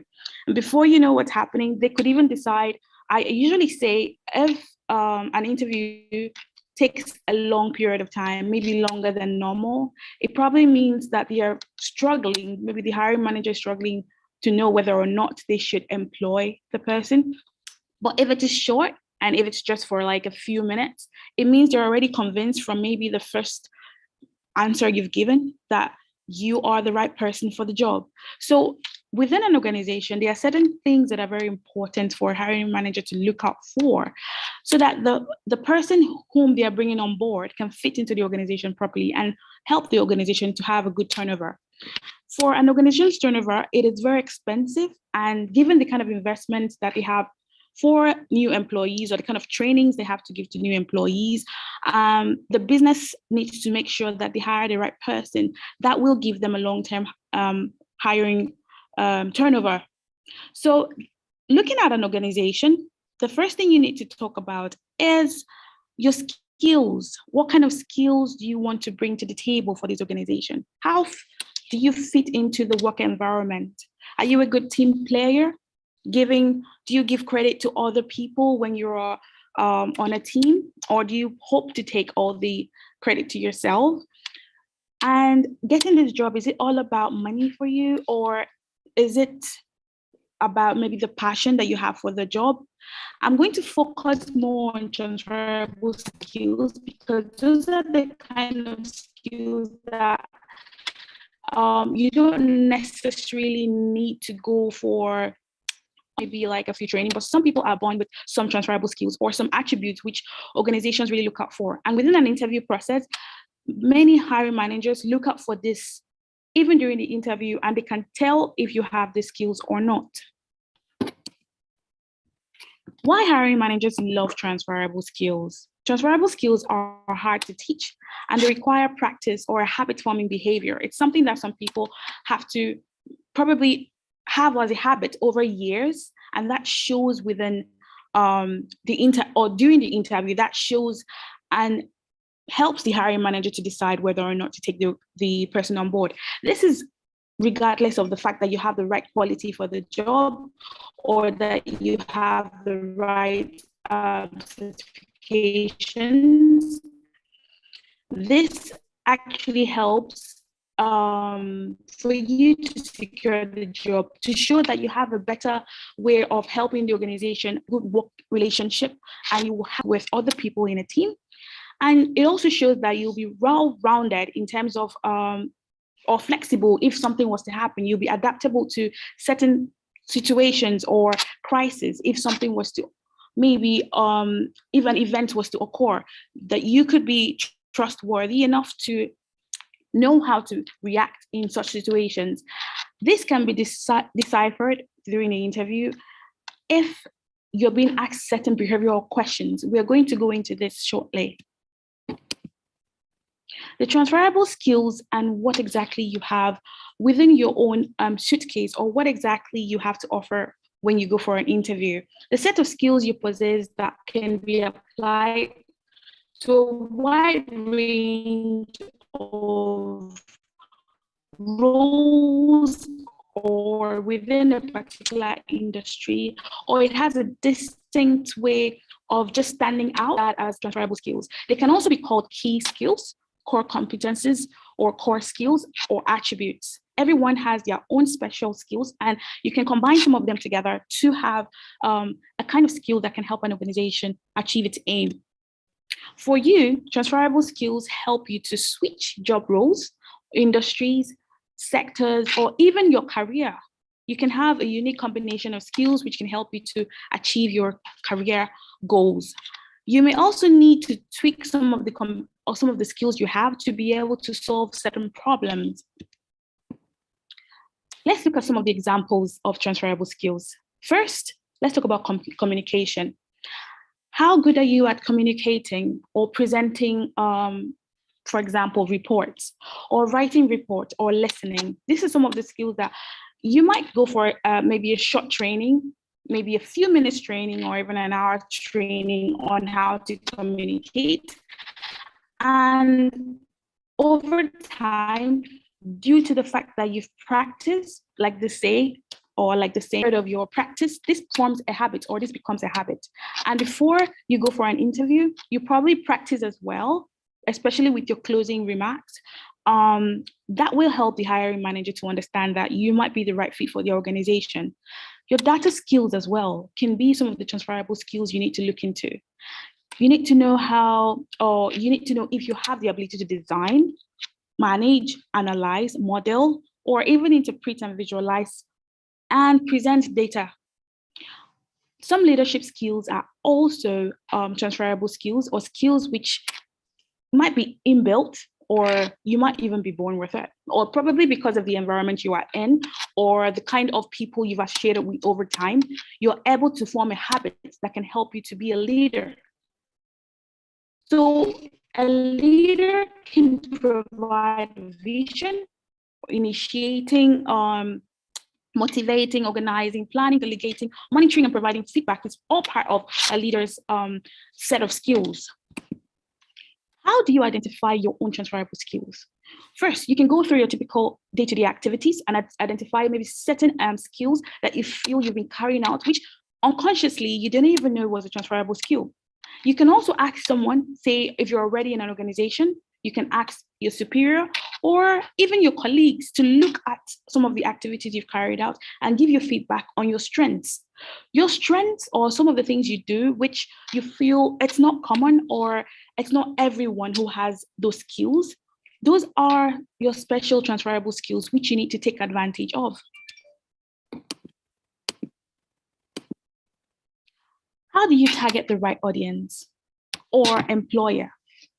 Which organization? First, you need to understand what kind of organization you're applying for, or what kind of organization you're applying to join. The kind of position you are applying to also matters for you to understand how to target the right employees for you. What you have to offer the organization will be the best for you. What your passion is, your values, which organizations are highly regarded. In my particular profession, one of the questions you need to ask yourself when you're looking for the right organization to join. Which organizations have the right culture that suits your personal values? Which organizations are currently working on the problems or issues that are interesting to you and will be compatible with not just your transferable skills, but the skills which you have gained over time? Some of the ways of upselling your skills during an interview is to show excitement for the role you're applying for. You need to show that you actually applied for this role because you really want it and you have reach as well. You need to have a good focus on the needs of the company. You need to understand who the customers of the company are. Are they a product organization or a service organization? Do they provide services to people or do they provide products to their customers? You need to get familiar with your resume. This is because some people actually give out their resumes to people to help them write, which is absolutely normal or absolutely fine. But you need to be familiar with what you have written in there because you need to be targeted towards the job you're looking for or towards the position you're looking for within the organization. You need to understand what the job description is when the application is being sent out to everyone. You need to understand if you fit properly into that and make sure that it's being shown in your resume. If your resume says you are a project manager and the application or the role you're looking for is, for example, a lecturer, I believe you need to have your resume to fit into the position that you're applying for. You need to prepare with examples of your past successes and your accomplishments. How have you been able to solve problems? Some of the questions you will have during an interview is how have you solved problems before? How can some of these problems, or it's not just about any kind of problem. It has to be a kind of problem that you feel you might need to solve someday within that organization as well, or it has a relation with the organization. Some of the behavioral interviews question you will have is, what kind of failure have you had before? Have you been able to solve a problem or have a particular issue or an obstacle during your job and you were able to overcome it? Your reaction to this question first and the way you answer the question gives the hiring manager enough grounds to know whether or not you're going to be part of the organization. You need to have some sort of confidence in your speaking. You need to have a confident body language, because obviously most interviews might be face-to-face, but even if it's online, ensure that you seem calm when you're answering certain questions. Sometimes give yourself maybe a 1-minute break by appreciating the question you're being asked, so that you can have an opportunity to think about the question. Then you can research the person you're going to speak to, if it's possible. Sometimes you're given the opportunity to know the kind of person you're going to have during an interview, or who is going to speak to you during an interview. So that's an opportunity for you to know exactly who the person is. Research on the person by going to the person's LinkedIn page, if possible. Know what the person has been into for some period of time now. Know the last project maybe the person worked on, or the last achievement the person had. Know if the person is currently working on something that you feel you can actually be a part of or contribute to. That can help you during an interview process. If you're opportune to have the name of the person that is going to be interviewing you, then you need to ask passion-inspired questions. You need to look at certain questions that will help them to understand that you really want to be a part of this organization. You'll be given an opportunity to ask questions at the end of your interview, which is one of the most interesting parts of every interview. Sometimes the decisions are not made during the interview process, but the kind of questions you ask at the end of the interview process shows the hiring manager that he should be convinced enough at this stage to hire you, that you're the best person for the job. For example, you can ask a question about the culture of the organization. Maybe you can't find this information online because of the fact that their website is not online. You can ask a simple question of, I would like to know what the organizational culture is like within your organization. It is a very inspiring question. It's a kind of question that the hiring manager would love to answer, obviously knowing that his organization is a kind of organization that everyone would love to join. So asking passion-filled or passion-inspired questions is one of the things that you need to consider. You need to be clear and you need to be concise in your answer. You need to have a very clear understanding of the question. If you don't understand the question that is being asked, feel free, feel relaxed, confident. In fact, try to create some time for a little laughter in the process, and ask for a repeat of the question, just so that you can give the right answer. You really don't want to go around the bush or talk about different things when a specific question is being asked. Like I said earlier, the shorter the interview, the better you know that you're able to maybe seal the deal for this job. So you need to, sometimes it might be nice to create an offer for like a 30-day plan, or to show them that you can actually do more, but they should give you like an opportunity to practice or try working with them for about 30 days. It might be a risky offer, knowing that they might say, okay, can you do this without pay, or can you do this with pay? But if you show that you're not money conscious and that you are actually offering to help the organization or to solve a problem within the organization, some internships even come without pay. You can even offer to join them that way. That way, some organizations that have a good culture will definitely hire you, seeing the kind of passion you have towards the organization and how well you want to help the organization as well. You need to practice your closing statements. This is very important, because looking at the kind of interview you've had and deciding whether you're best for this organization. Sometimes even yourself, you can decide whether or not the organization is best for you during the hiring process. Aside from doing your market research and researching on the organization, you can also decide whether or not they are the best fit for you. And feel free, if they are not the best fit for your personal values or goals, feel free to tell the hiring manager that you feel from your interview process that this might not be the best organization to fit the kind of values you have or your personal values and goals. Feel free to have a kind of closing statement that really sits with you, or that really gives you an opportunity to go back home and feel good about the kind of interview process that you've had. Thank you very much for listening to my few minutes presentation on what hiring managers look out for. Please feel free to give me the feedback or any questions you have about this.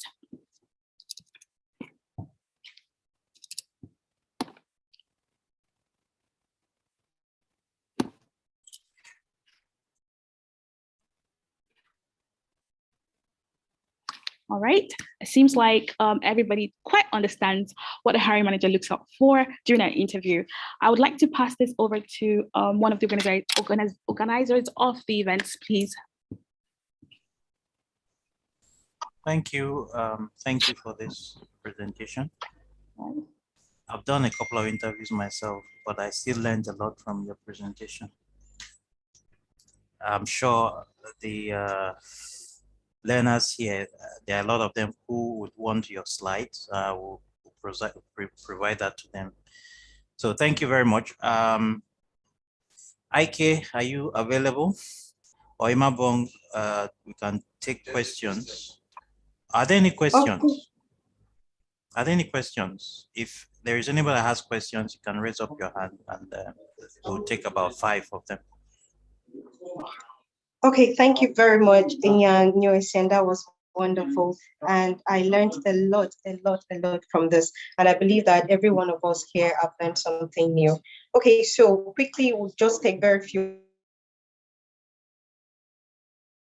questions, at most 3 people because of our time. So we have one person hand already raised here, and Odulami Oluwafemi. Please unmute. Hi, good morning. Yeah, good morning. Go ahead. Everyone. Yeah, thanks for the lecture. You can go on. I have a question. The question is it important on your resume to have, or is it important to the recruiter to have maybe volunteering experience, maybe your community service, or just something volunteering? Thank you, Oluwafemi, for that. It's very important to have some sort of volunteer job you've done before, even if it wasn't a paid position. That also helps, especially when you've researched on the organization and you've seen that they are kind of organization that have corporate social responsibility towards their community or towards their country. It's very important to add that as well. Thank you. Okay, Oluwafemi, I believe you've been able to get that. Is that clear? Can we go on? Yes, ma'am. Yes, ma'am. Thank you so much. Okay, so over to you, Amaka. Okay, so after Tosin, I don't think we can get more, but you can drop on the comment section and we can respond to that. So go on, Amaka.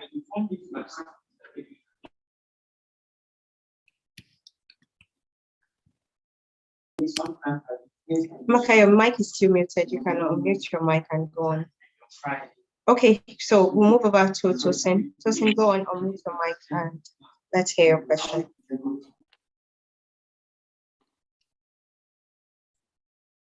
Okay, thank you very much for that wonderful presentation. So my question is like this. In a case whereby you are asked, okay, take a product designer, for instance, to walk them through, the interview team now, to walk them through a project that you've done before, something like that. And then you, maybe after the presentation or something, you're asked a question that deep down inside you, you know that you don't have an answer for this question. Is it okay to say you don't know?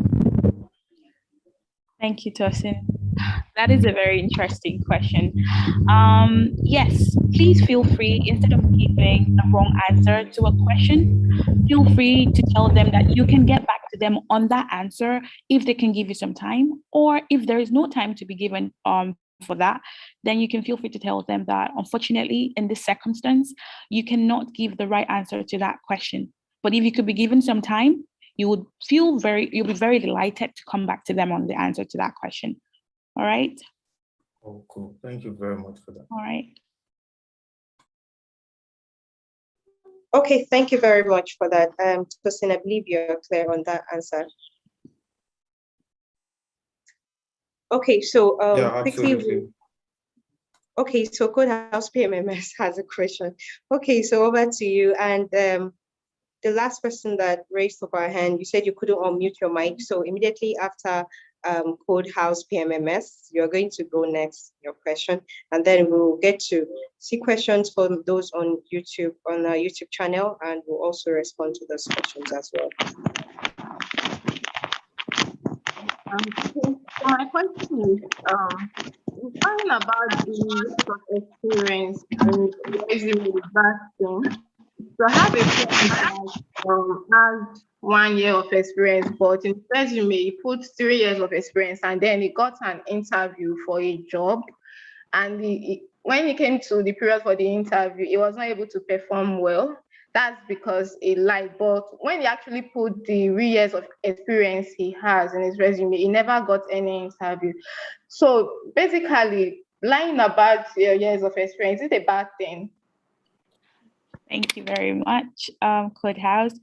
I believe you can see from the example you just gave, it is actually not just bad, but it's unethical to lie in an interview about what skills or what job experience you don't have. It is wrong, and it shouldn't be. In a situation where the job description says that they need a particular person who can perform a certain job, if the person knows that he can perform that particular kind of job, I believe it's wrong to go for the interview. Thank you. Okay, thank you very much. So Amaka dropped her question here on the chat channel. She asked, should we drop our previous experience on our CV that is not related, like putting your admin experience in your design CV? Sorry, Ma, can you say that again? Okay, so her question is, should we drop our previous experience? What I believe she means is, should we include our previous experience on a CV that is not related to the job we are going for? So for instance, you're going for a job as a designer and you're putting your experience as an admin person, though you have the experience as a designer as well. All right, thank you very much, Ima. So I believe I said earlier during the presentation that if you have a particular job skill or qualification and the job you're applying for is completely different from what you have, it's better not to put that in. Completely take it out, because what they're looking for does not relate to what you're putting into your resume. They will not have the time to go through what you've done in another job, which doesn't relate to what they are looking for to fill a particular vacancy within the organization. It's just best to take it out. If you have certain skills, or maybe you've gone for a training that can help the job you're applying for, it's best to put that, even if it's just a few months training, or even if it's just something that you can't compare to your wide experience. Just put the little you have there, and you might be surprised how that small training or the little experience that you have will help you to get the job you're looking for. It's always good to be concise when you're applying for a particular job, because it shows that you're listening to the right questions. You know exactly what is needed, and you're giving to them exactly what is needed. Thank you. Okay, thank you very much. So on YouTube, we have two questions actually from Deborah Ojo. So the first one is, what does the closing statement entail? I believe that's on the PowerPoint presentation. And then the second one is discussing your potential payment plan ideal at the first interview session? Yes, thank you, Ima. So first, I would like to talk about the closing statement I said. So there's one thing that every hiring manager looks out for, or that is guaranteed to remember forever after having an interview process. It's the closing statement of the hirer, or hiree in this case, sorry. It's the closing statement of the person who is going to join the organization. How you wrap up your discussion is very important. You need to take time to practice the closing statement. You need to know exactly what to say to end the meeting, because you will leave them with the kind of impression that will help them to decide whether or not you can join the organization. That's if they haven't decided during the interview process already. You can also look out for a way to sell yourself or upsell yourself during the process. So some of the things I mentioned, some of the factors I mentioned there about upselling your skills, is so that you can decide whether or not they can pay the amount you're looking for. So in the process of you telling them what you're capable of, you can decide exactly how much you want to be paid. And in that situation, you're not being money conscious. You're just getting exactly what you deserve for the position you're applying for, because you have the right skills. You've stated this during the interview process. You have the right, you've been able to answer all your questions. You can solve the problems that they could possibly have. Maybe you have an experience that you've solved the problem before. All those things will help them during the interview process to decide whether or not they should meet up with your demands at the end of the interview. If the amount you're offering is not good enough, you can get exactly what you deserve. Thank you. Okay, thank you very much. So we have the last, second to the last question here from Alex Chika. Okay, so Alex, you can unmute your mic and go on.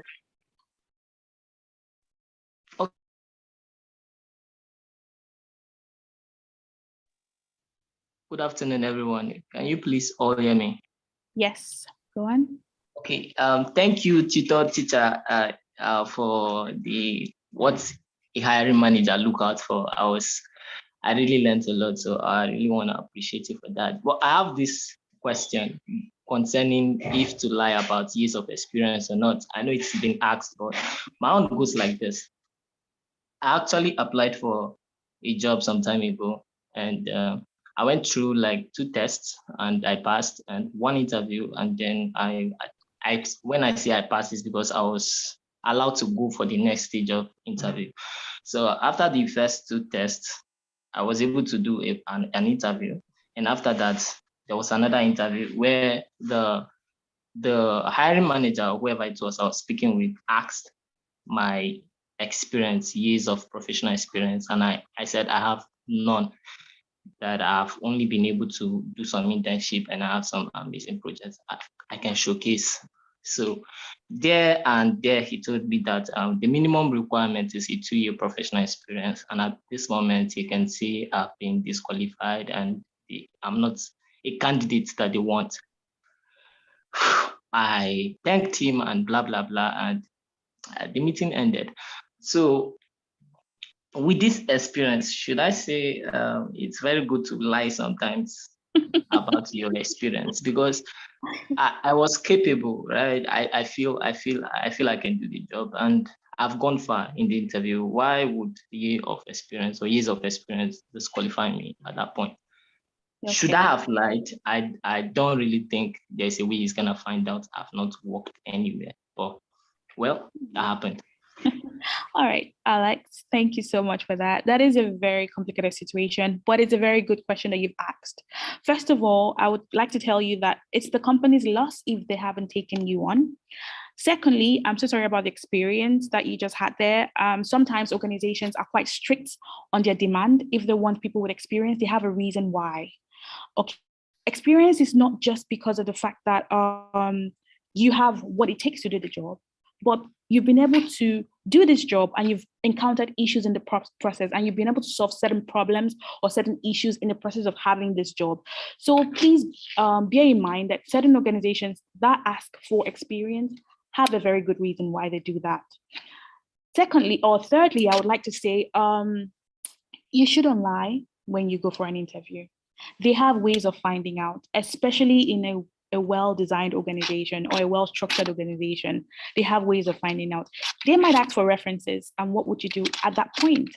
Or they might ask you, okay, can you provide us with a previous experience where you've worked before? If the organization actually exists, if it's a registered organization, or you can even decide to say, oh, well, I've been self-employed. Self-employed is even a lot easier to manipulate than to say that you've worked for an organization before without having some sort of proof to show that you've actually worked for this organization. So please think of your morals, think of your ethics, think of the fact that you might lose that job one day.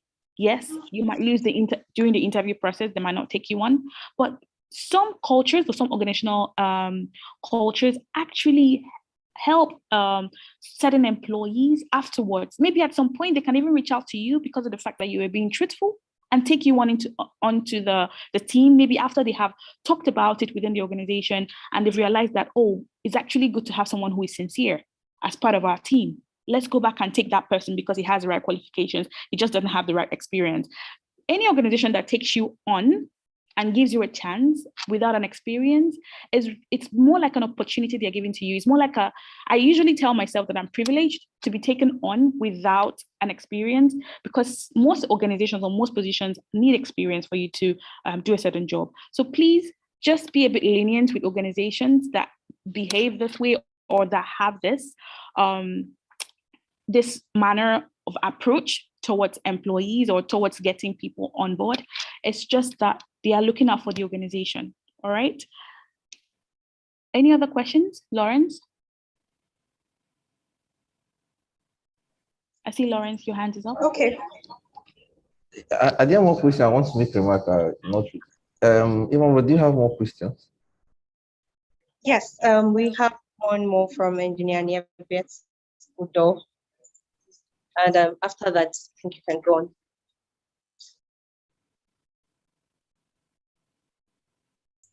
Okay, I'll just make a remark after Lawrence.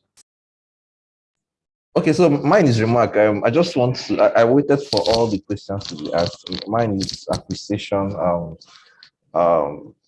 In Youngesian, yeah, I hope I pronounced that very well. No. Okay. Help me out. I really want to learn how to pronounce it. I'm now learning from you because this part of the thing is taught. Like, if you don't know anything, just calmly say, please, I'm calmly asking you, just help me to pronounce your name again.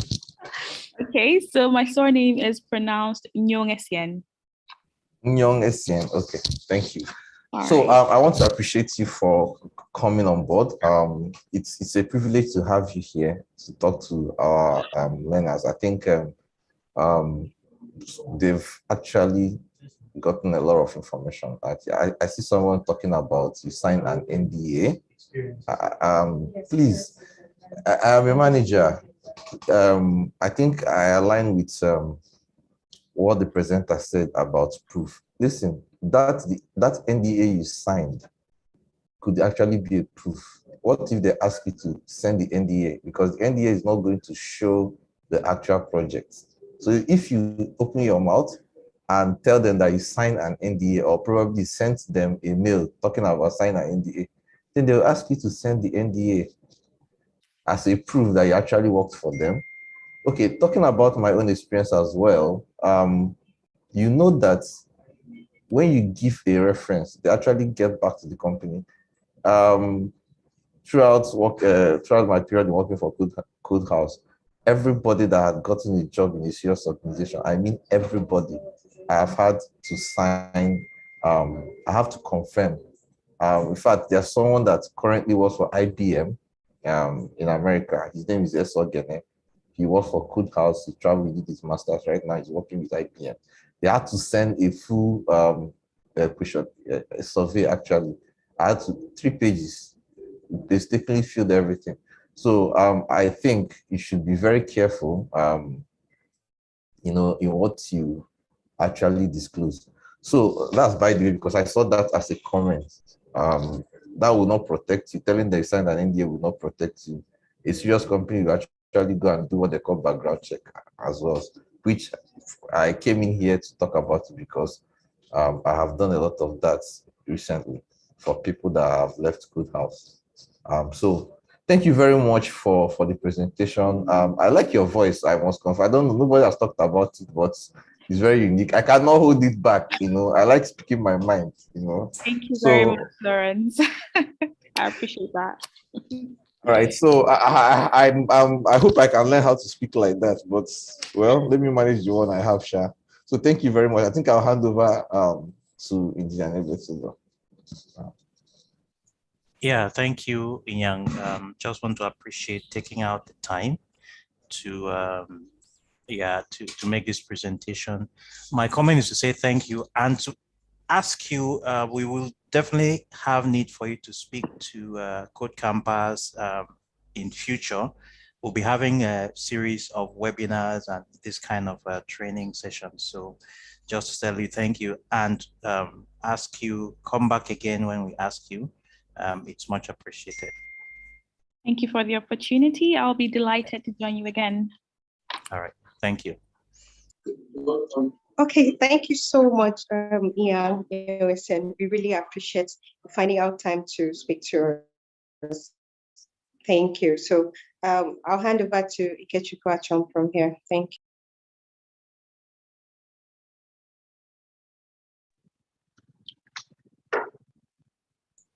Okay, thank you very much for that wonderful presentation.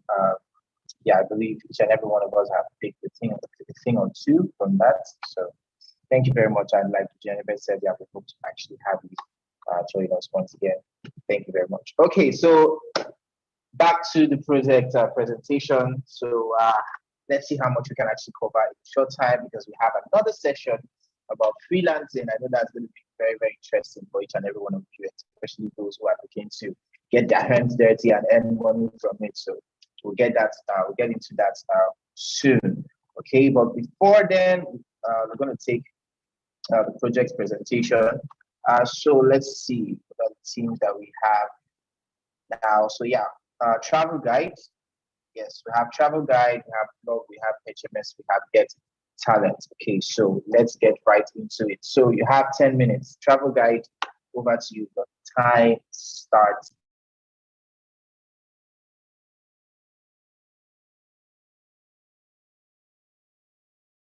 Okay, good afternoon, everyone. I'll share my screen now.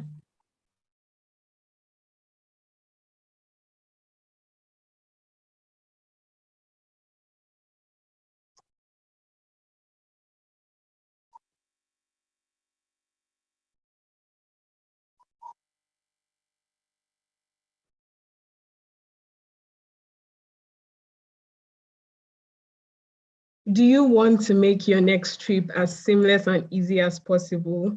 No more uneventful trips, no more difficulties. Travel Guide has the perfect solution to all your travel headaches.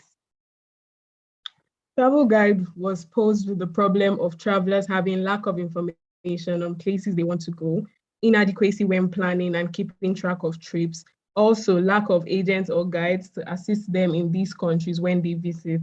The problem affects everyone who travels to new countries for fun or for whatever purpose, and the impact of which is an unenjoyable experience, subpar hotels or transportation, and lack of activities resulting in an uneventful time.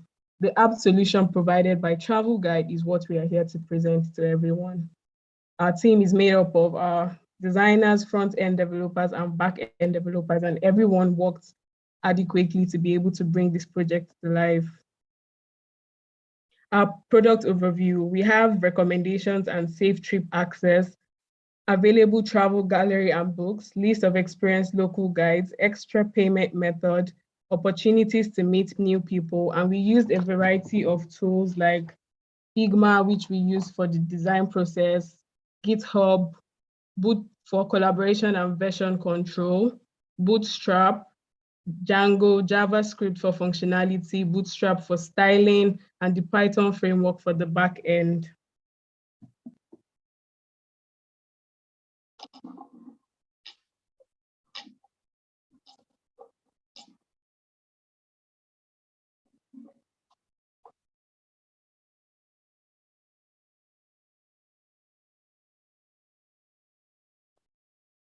Once again, those were all our features displayed to you.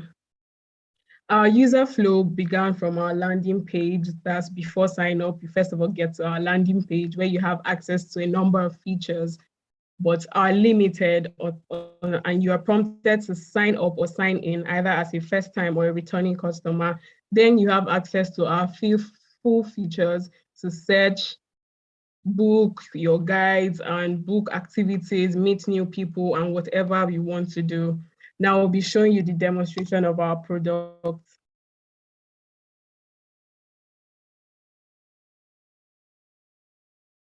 Here is our landing page, travel guide. The world is yours. Explore the world of new experiences and new adventures with coded travels. Your discovery becomes easy. Here you get to see why you should choose us at Travel Guide. We show you your top travel destinations to get inspirations and where next you should visit. We have our top experienced travel guides for you to book, and you have the most popular places in whatever country you find yourself so you could visit. About us, our travel guide, we help people find and schedule diverse travel services. It recommends activities in destination cities with safe measures that doesn't cost much for travelers. Travel Guide is known to provide you with all the information you need to know about traveling. Are you a first-time traveler? Once again, Travel Guide has got you covered with an easy booking system and payments for all your activities. We have our CEO here, as well as all testimonies from every of our customer that has used our product. We'll take you through some services you could.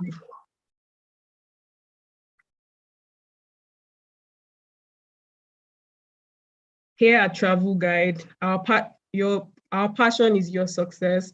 We are aware that there is no solution that works for everyone, so we strive to make every important component of our customers' journeys as distinctive and comfortable as possible. We have a success rate with our current users and incoming users. We have a blog where you can see travel books that we offer for you to learn languages, for you to learn about the country you'll be visiting or you're currently visiting, and for you to learn about experiences you may or may not have when you're there. You can click on our About Us page to view everything about us. With over 10 years of experience providing expert services, we ensure travelers have an unimaginably good experience because all travelers deserve the best when traveling. We have our mission, our vision, and our achievements, and once again, the testimonies of those users who have used our product. You get to meet our leaders and interact with each and every one of them through our app, and you can easily contact us anytime, anywhere. We have a 24/7 availability. You can send us a mail, contact us, visit our live address through the map below, visit our social media handle, send us a mail and call us. Whichever one works best for you, we're available to assist you. Here is your accounts page. Once you're signed in, you see your personal information displayed and you can edit it, go to your notifications, your saved trips, your trip history, and change your settings. Now I'll walk you through an easy booking. This is our Eiffel Tower. We can proceed to view the gallery and view more photos if you care of the Eiffel Tower, what you see when you get there and all of that. If the Eiffel Tower is somewhere you love and you want to visit, you can proceed to find a guide that is available, set the time you want to see the guide.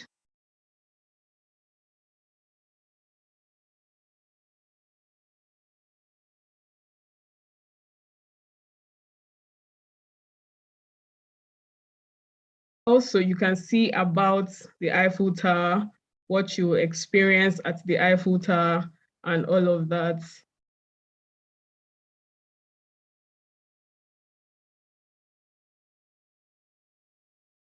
Also, we'll take you to Dubai.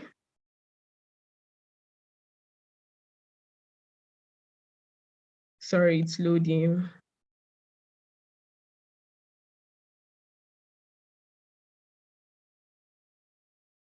So basically, Travel Guide is the perfect solution for a first-time traveler or a previous traveler to be able to find exciting places, visit new places, see new people, get new experiences, read books and find perfect solutions. So this is a travel guide. If you want to book his services, you can read about Richard Porter, see his activities and learn why you should choose him. You also get to see reviews about Richard Porter and meet other guides if you're not comfortable with Richard Porter. Let's go ahead to book Richard Porter.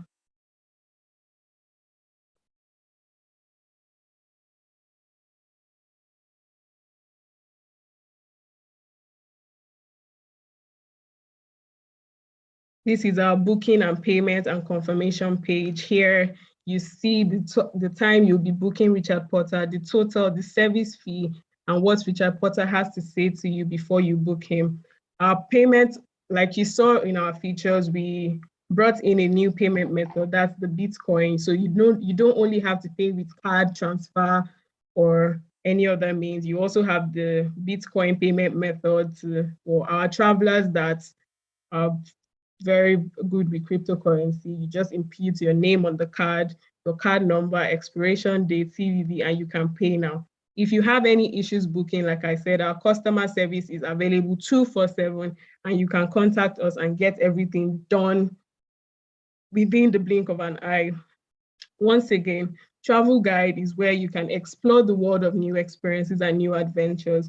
Your discovery becomes easy, your trip becomes easy, your experiences become seamless, and everything about your travel becomes as amazing as possible. So with that, the Travel Guide team would be acknowledging the entire KodeCamp and CodeHouse team, especially engineer Aniebet Udom and Ikechu Achom, and our delectable mentors, Ihiechi and Ogochukwu. Thank you so much for the presentation. Thank you so much for the time. Thank you so much for the opportunity. We are done.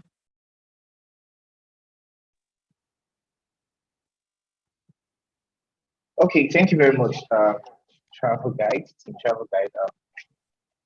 That was actually a nice presentation. Yeah, really well put together. I love your slides. I loved your video promotion. Yeah, that was actually very good thinking. Very good thinking.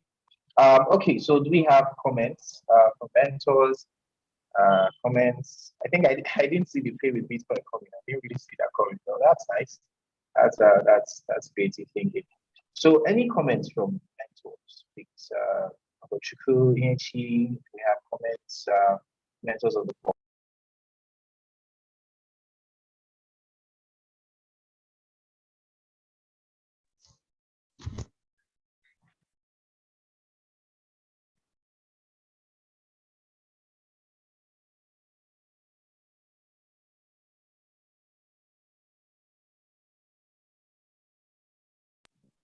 Okay, good day everyone. Okay, so I guess Travel Guide. Yeah. Can you hear me? Yes, sir. Okay, for Travel Guide, I think the only issue I saw was from the UI UX perspective. The notification page, I don't know. I think the fonts were too small. It was not readable. And also there were inconsistencies in your button heights. So I think you guys can work on that. That's all I have to say. Thank you.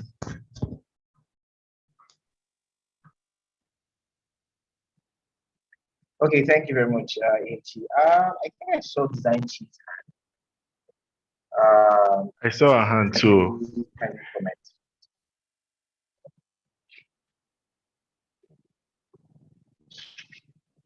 Okay. Can you hear me? Yeah, I'm here. Can you hear me, please? Yes, I can hear you. Okay. Good afternoon, everyone. Great work, Travel Guide. Really awesome presentation. I love your slides and the contrast between the background and the whole text. Awesome. Like great work, great work. I also love the user interface and user experience so far, like taking us through the application or the product. It's really beautiful. However, I think I have just one small feedback. I kind of like noticed that you had most of the images there were white people, like foreigners, people who are not blacks or Africans, right? So this is just like my personal feedback, like my personal suggestion. I feel like when you're working on products that are, let's say, Nigerian based or African based, you want to try to use images of people who are dark skinned or people who are Africans rather than just foreigners. So imagine if, for example, we want to propose this idea right now to maybe stakeholders or investors. Just seeing white people everywhere, they could be like, okay, are we trying to invest into a foreign brand or a Nigerian brand, right? So if you know your target market, so your target market could possibly be Nigerians, could possibly be Africans.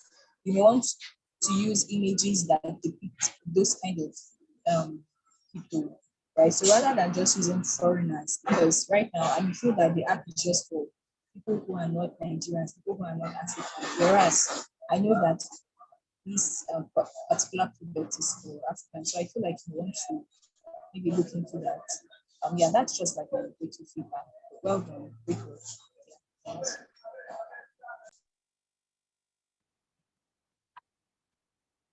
Okay, thank you very much, Tadaichi, for that, and to the travel guide team.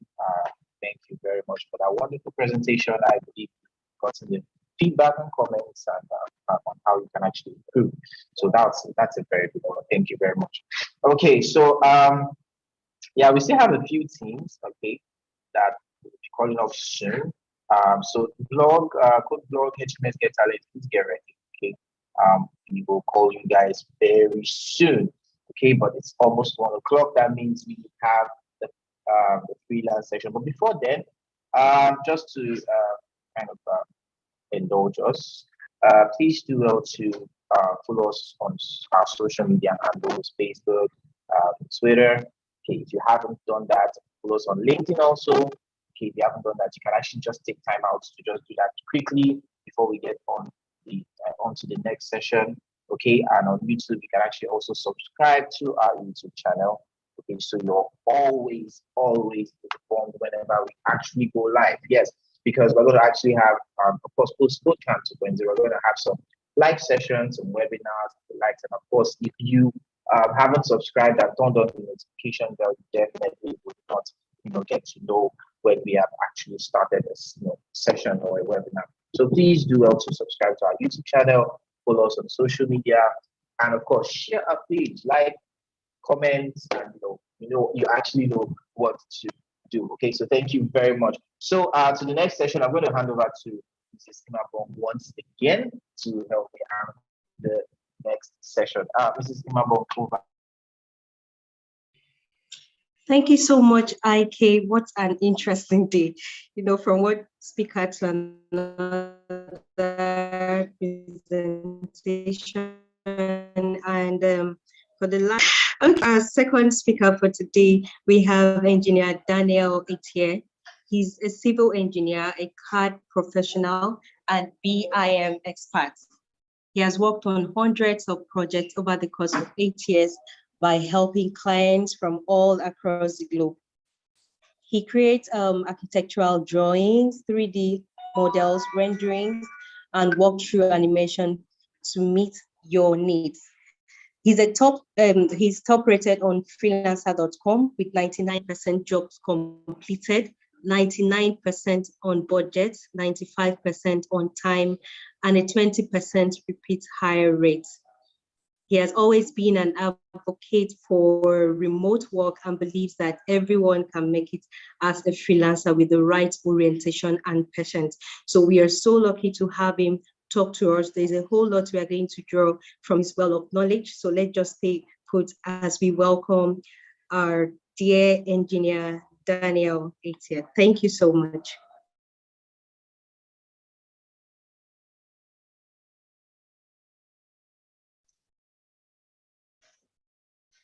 Hello, everyone. We can hear you. Welcome. Yeah.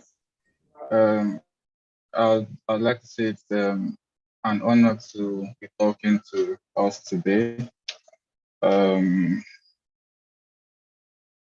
First and foremost, I'm not engineer.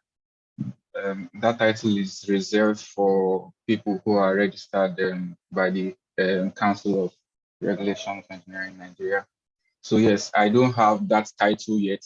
So please, I just need to make that clarification before I proceed. I'd like to acknowledge the presence of Engineer Aniewet and Engineer Lawrence. I see you. Thank you guys for being this. Very privileged. I count it as an honor. So yeah, I'm basically going to be talking about freelancing, how to get a freelance gig, and work ethics as a freelancer. Short story. When I started out on freelancer.com, I was super excited for the opportunity after being introduced to it by a friend of mine. I started my filled my profile, started bidding on projects, and I finally got a project, my first project on freelancer.com. During the course of this presentation, I'll be talking a lot about freelancer.com because that's where the bulk of my freelance gigs come from. So I believe that based off of my experience, I'll be able to explain and give you real life examples and scenarios as to how freelancing works. So yeah, I got the job, I started working on it, I accepted the project, and halfway into the project, client asked for a screenshot of my progress. I sent it across to the client, and he basically told me he could not continue with the project. my first job on Freelancer, and I had known that reviews was everything. Starting out, you need to get the right set of reviews. So I basically was seeing my failure before I started, and that was how the job ended. During the course of the presentation, I'll talk a bit more on how to avoid scenarios like that. So am I allowed to share my screen, please? Because I can't see you. Yes, please, you can go ahead. Okay.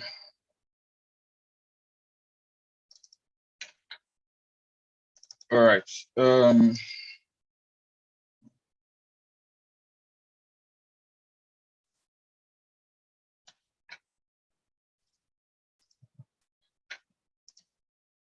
So yeah, I'll talk briefly about what freelancing is. From lectures, freelancing is a work arrangement where a person works for themselves rather than for a company.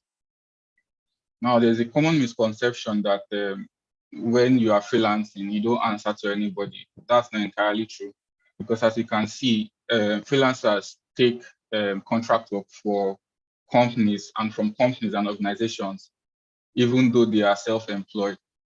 So as a freelancer, you could work with a company.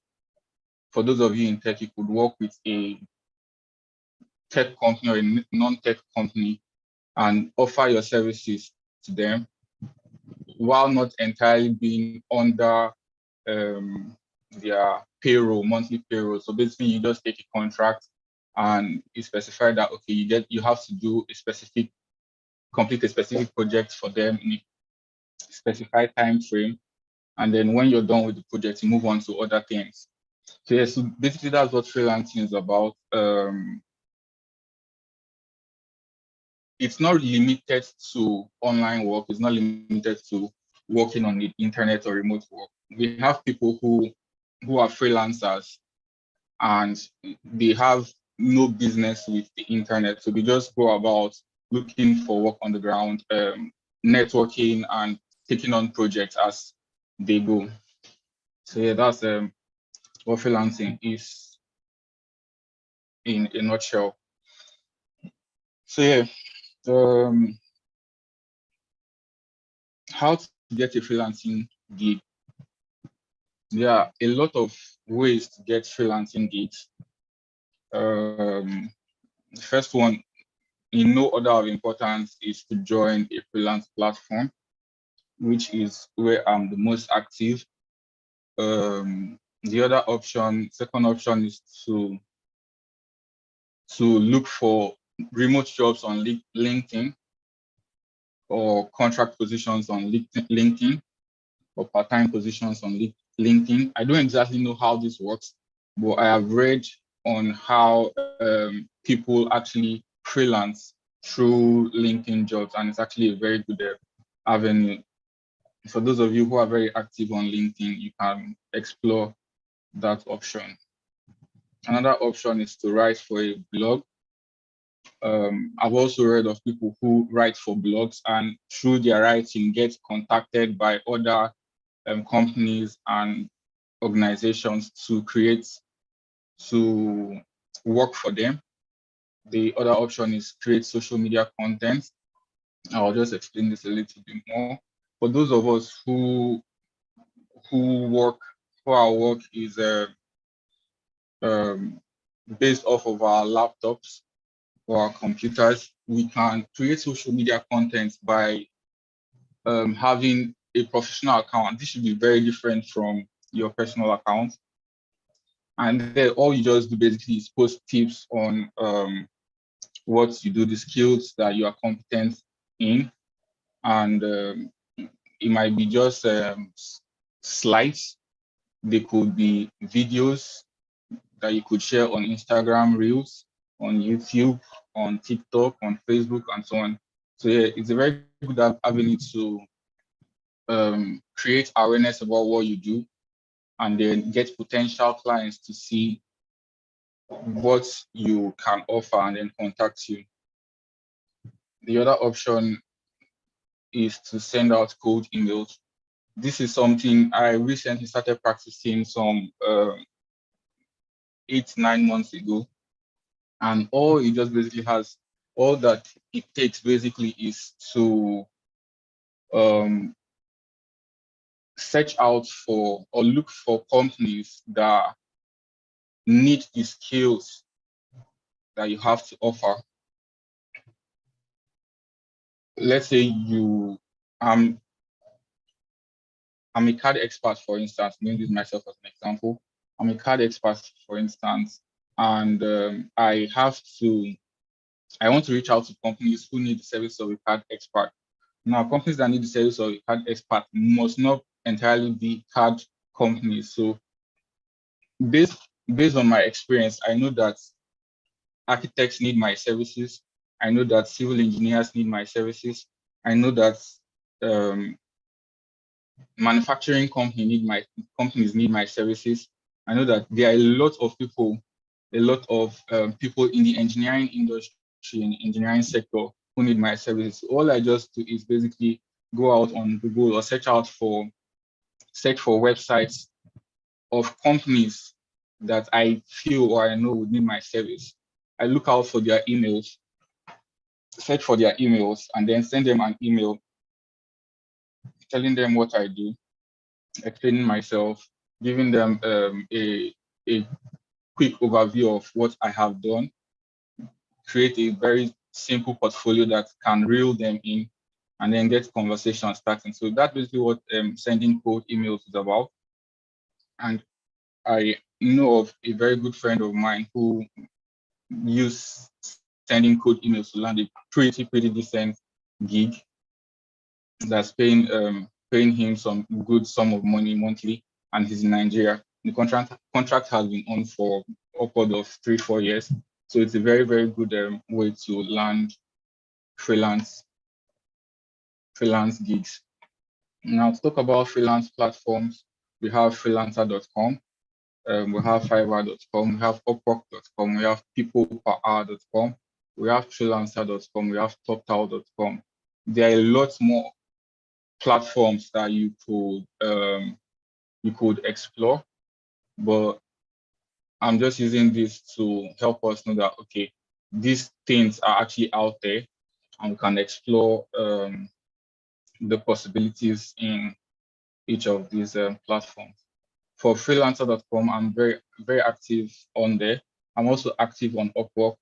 I just recently got into Fiverr, but I think I have a lot on my plate right now to keep up with all of these things. So freelancer.com, upwork.com, I'm very conversant with how they work and the procedure. So if you are on freelancer.com, or if you are having issues with freelancer.com, please feel free to hit me up, ask me any questions when it comes to that. Also for upwork.com, fiverr.com, peopleperhour.com, freelance, and toptal. I don't have any personal experience. I will not be talking much about them, but these are some of the platforms you can get freelance gigs on. Okay, so like I said, freelancer.com is something I am very conversant with, so I'm going to be dwelling on that a lot more than the others. So how do you get started on freelancer.com? The first step is, of course, to sign up.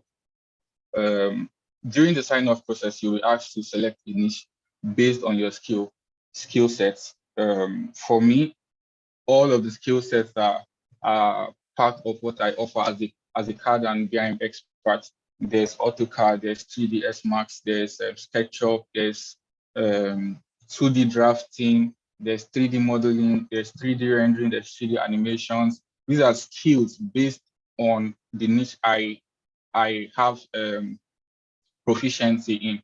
So it's very important that you narrow down on a particular set of skills.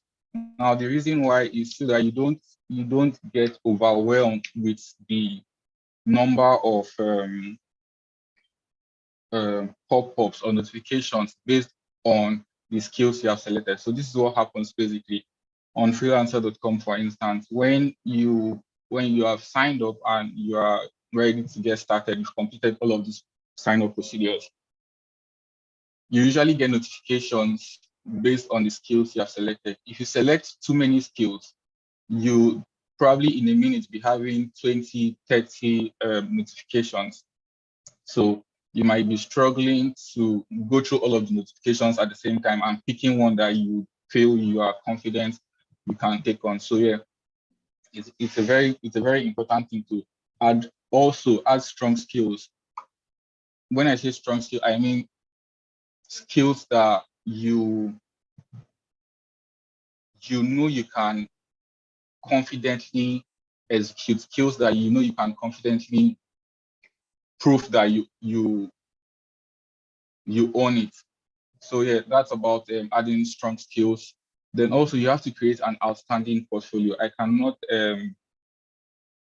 cannot overemphasize on creating an outstanding portfolio. And please, when you're creating an outstanding portfolio, try to make sure that the projects on your portfolio are things that you have actually taken on yourself.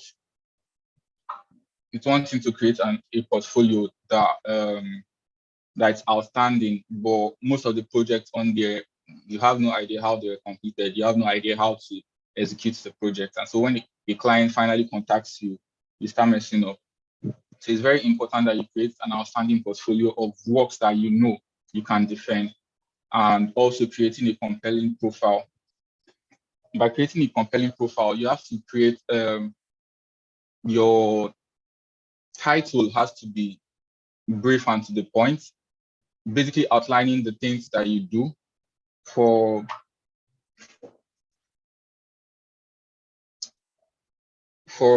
myself as an instance, the phrase I use is top-rated CAD expert and BIM professional. So it's catchy enough to stir a response from a potential client to look at the rest of the things I have outlined as my description that describes me in brief. And so when you create the compelling profile, then you can now start bidding. When you start up on freelancer.com, for the first month, you are giving 100 bids. Bids are like what gives you what you can use to bid on a project. They are called bids, BID, or BIDS for the plural form. Now, with the bids, you can bid on a project. So every project on freelancer.com costs a bid. So if you have 100 bids and you bid on 50 projects, you'll be left with 50 bids because you've used up 50 bids already. After the first month, you would have to start subscribing to payment plans or subscriptions so that you can have more bids. The lowest subscription is free, and it gives you, I think, 5 or 10 bids per month. I don't remember exactly how. The next one gives you 50 bids per month, and you have to pay about $5 a month for that.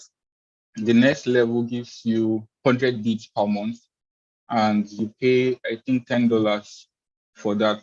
I really don't remember what exactly the amounts paid are.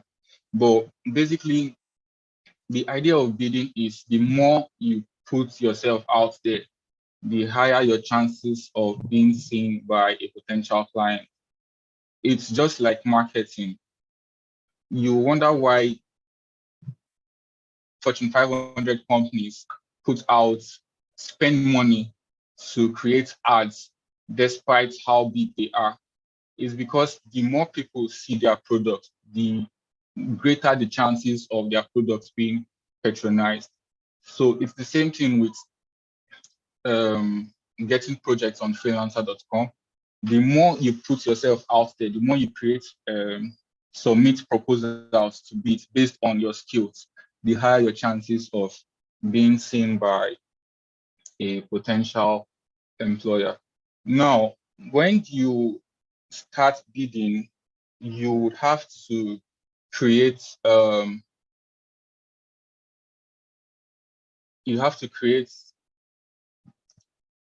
good proposals. So before I go on to talk about that, I would like to say that to work on as a freelancer on any of these platforms, you really need regular power supply and a very fast and stable internet. It does not have to be supersonic fast, but fast enough to make pages load as fast as possible. The reason why is because you are competing with a lot of other freelancers on these platforms who I'm going to be talking based on my location here in Nigeria because we know how things are. So yes, you need regular power and then fast internet. And there are other people who have uninterrupted power supply who you are competing with projects for. There are also people who have super fast internet. You cannot afford to be caught off guard or caught slacking when it comes to these things. Your power supply and your internet is actually very important, because another thing that I know matters is, and I'll give this as a tip, is the speed at which, the speed at which you post your bid. So I usually tell this to people who have coached on freelancer.com. Try to make sure that your bid, as you're starting out, because you don't have any reviews that's going to attract the clients to your proposal. And since you're starting out, when you submit bids and there are 100 bids, for instance, on the project, the client is going to see the bids based on the ratings of each freelancer. When you're starting out, your bid is going to be on the bottom of the list, probably on the 10th page of the number of people who have created or submitted proposals for that project. So it is very important that you try and make sure your proposal comes in amongst the first 10 or first 15 proposals. That way, the client will be able to see your proposal as soon as the project has been created. Also, as you're starting out, you try to create low bid prices. Now, you might have been creating projects or worked on projects worth thousands of dollars off of freelancer.com on other platforms and with other people. But because you're starting out, and this applies for literally every other freelance platform where you have to submit proposals based on the client's budget, because you're starting out, you would want to target the bottom 1/3 of the client's budget. For instance, the client's budget is between $30 and $250.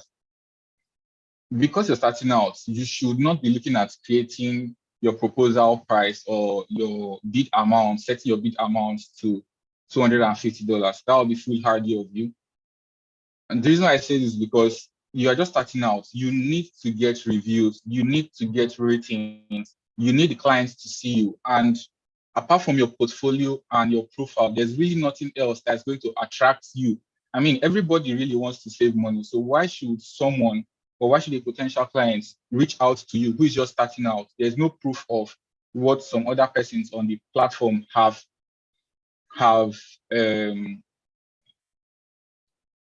given. There's no proof of what some other persons on the platform have given in terms of reviews or ratings that would make them say, okay, this person is worth $250. So what your target should be on is to bid between $30 to $50, $75. That way, if his most people are, if he's want to save money, then he's most likely going to look at your profile and your portfolio before going ahead to send you a message. So try to target load bid prices or load bid amounts. Then you also have to create good proposals.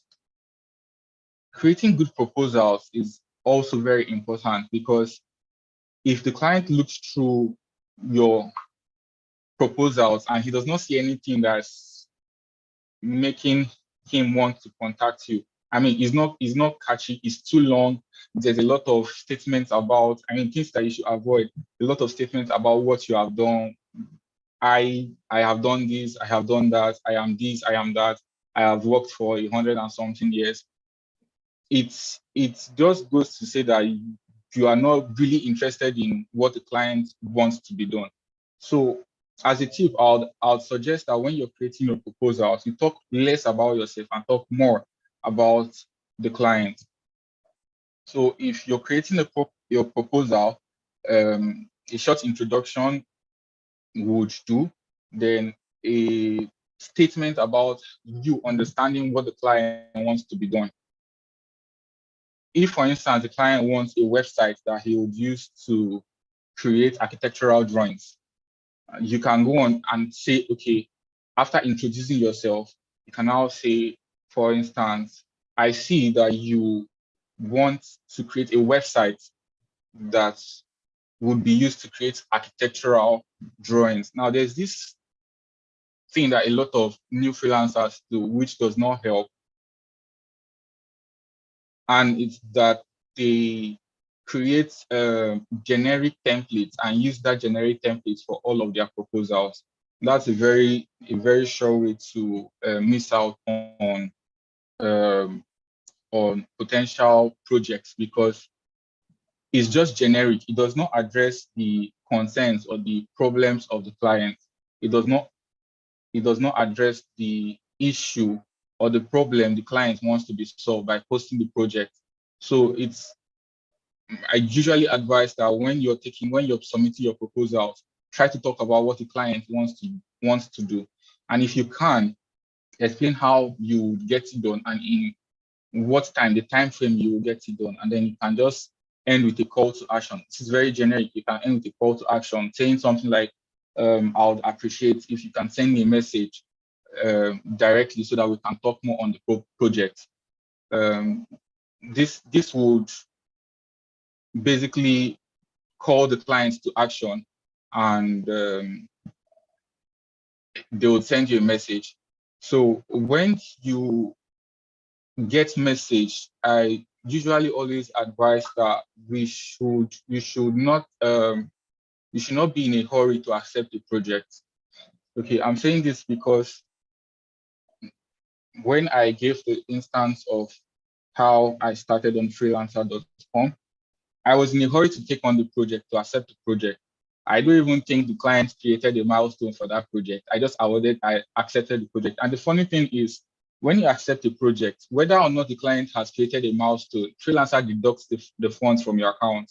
So if you have, as you're starting out, you basically have not earned any money on the platform, and then you submit a nice proposal, the client reaches out to you, and you guys get the conversation started.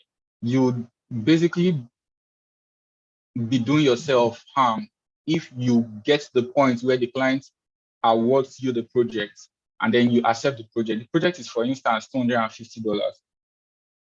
Freelancer takes a project fee of about 10 to 15%, depending on the kind of project that it is. And so if the project is $250 and you already accept the project, when you don't have funds in your account, the client has not created a milestone, which is basically an assurance that the client is ready to pull through with the project, regardless of how your first submission is. Then you'll be in the negative balance. So basically, you'll be owing Freelancer $25 when you're basically just starting out.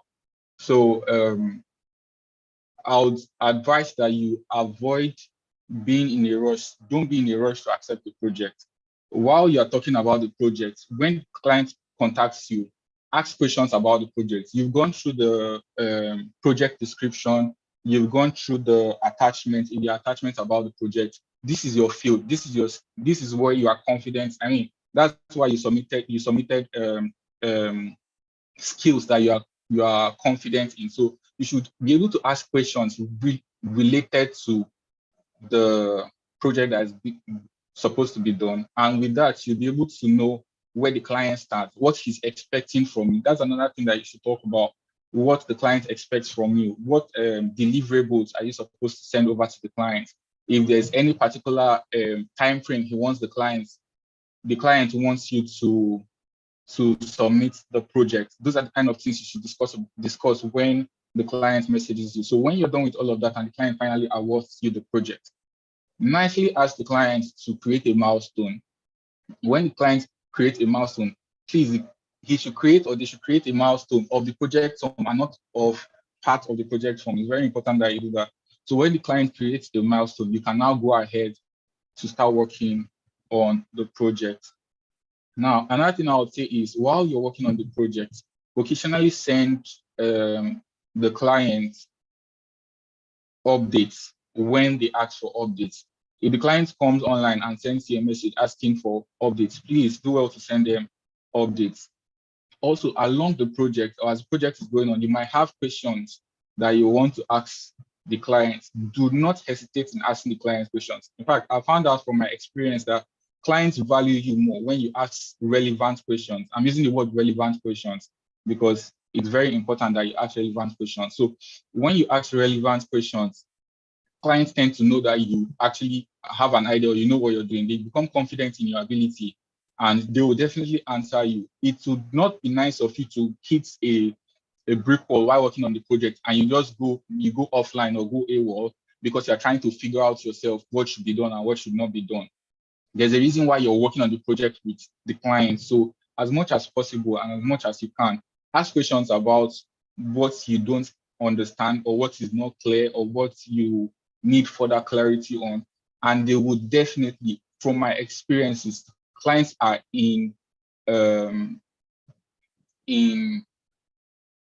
they're excited to actually respond to those questions. So when they respond to the questions, go ahead and work on the project, complete the project, send to them for review. Always make sure that the client is happy with your project. That's another thing I would like to talk about. Make sure that the client is happy with your project. When you send in the deliverable and he's happy with the deliverable, then you can now ask for the project to be closed out and then ask for a review and, if possible, referrals. It's good to ask for a review and, if possible, ask for a 5-star rating. It's very important. I always do that, despite the fact that I have a lot of reviews on my profile. I still make the habit at the end of every project to ask the clients, please, if you're happy with this project, please, can you give me a 5-star rating and a good review? It will help me grow on here. That's literally what I tell the clients. And every time they are excited to give me that review, except of course I delayed in delivering the project, and I will not be asking for a 5-star review if I know I did not deliver the project in good time. So yeah, that's about that. So I'm going to be talking about work ethics. But before I talk about work ethics, I want to know if there are any questions based off of the how to get a freelance gig.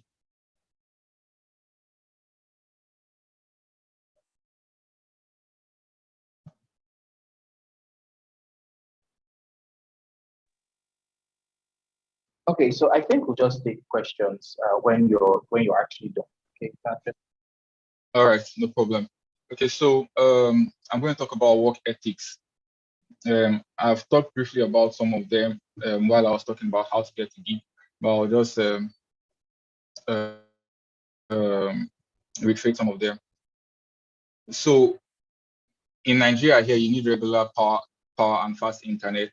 You have to bid low. You have to create good proposals. You have to be disciplined, please. You need to see this as a job. Since you are not working full time, you have to take it as something that you know that this is something you want to do for the long term, except you're just trying to have fun. I've had instances of people who have tried to introduce to freelancer.com, and they keep complaining that they are not getting projects, but they are bidding, they are not getting projects. And I ask them, how frequently are you bidding? Like I said, the more you put yourself out there, the more proposals you submit, the more the chances of being contacted by an employer. So you have to really be disciplined. You have to sit down like you're doing a 9 to 5 or an 8 to 4, or just make sure that you sit down basically and bid on projects. What I did back then when I started out is I was almost always in front of my PC. And the reason why is because when the job notifications come up on freelancer.com, they pop up first of all before they go onto the notifications icon. So they pop up first, and that link is what you're supposed to follow. As soon as it pops up, you follow it to get to bid on the project. So the faster you are in bidding on the project, I mean, if you are not on your PC, you would not see those notifications come up. So there's no way you can be fast enough to submit your proposal. I also like to say that you should be consistent and be more consistent. Like I said before, the more you put yourself out there, the more clients see you, the more you create awareness about what you can offer. So you have to be consistent. You don't come on Freelancer today or come on Upwork today and you place 3 bids and you go offline.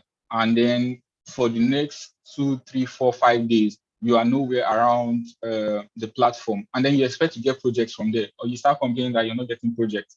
There's no consistency in that.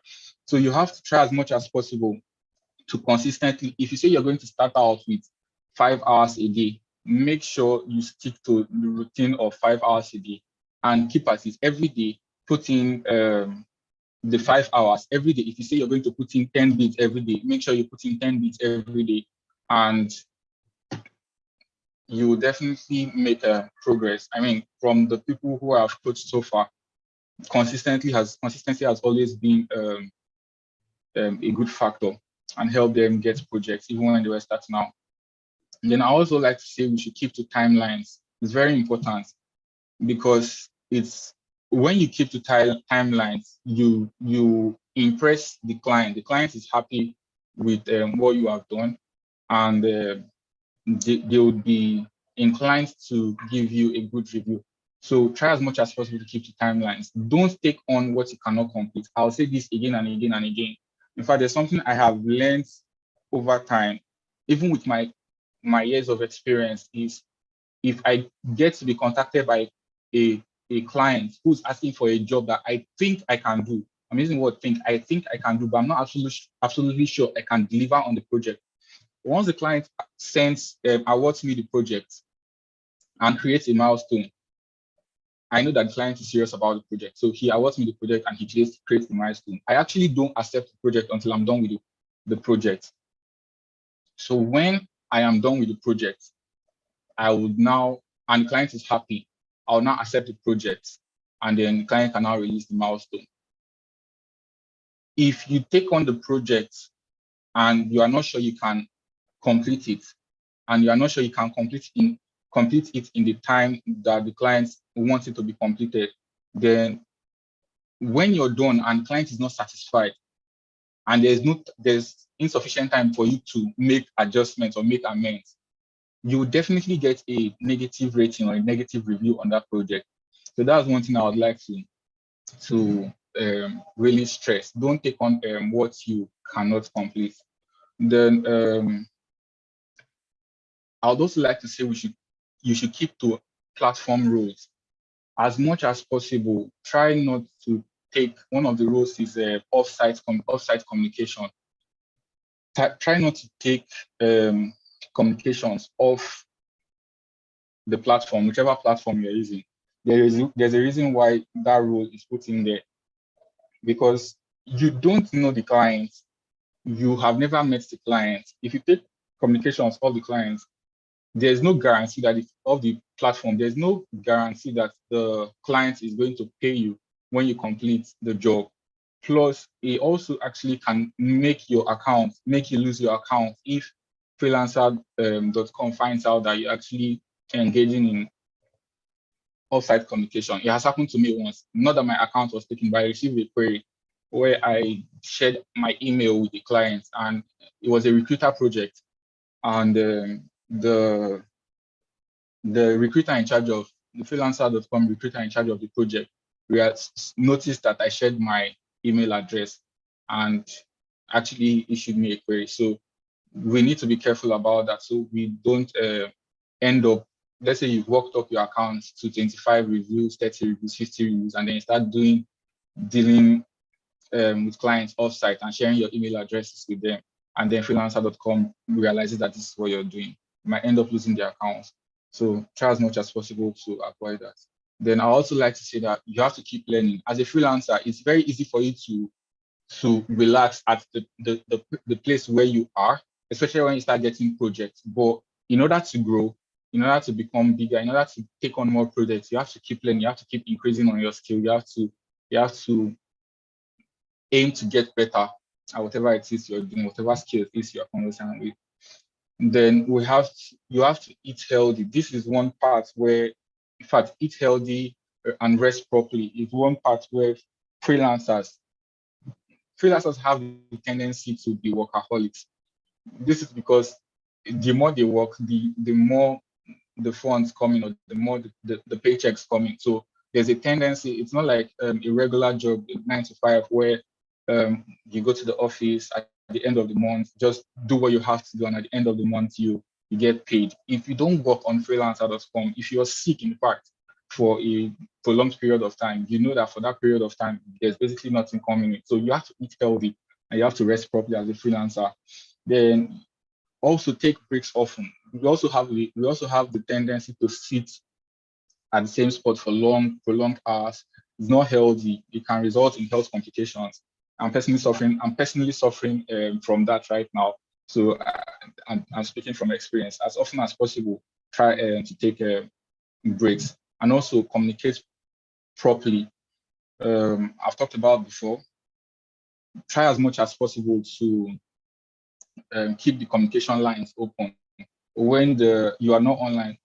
Thankfully, there is the function on freelancer.com where if the client messages you and you are not online, except you turn off email notifications, the platform sends you an email with respect to the client's message, and then you can reply that message via your email. You don't have to come back online on the platform to reply the message. You can actually reply that email message, and the message will be delivered to the message thread of you and the client. So try as much as possible to keep communications open. And that's it for my presentation. I'd like to take questions now. Is there any questions?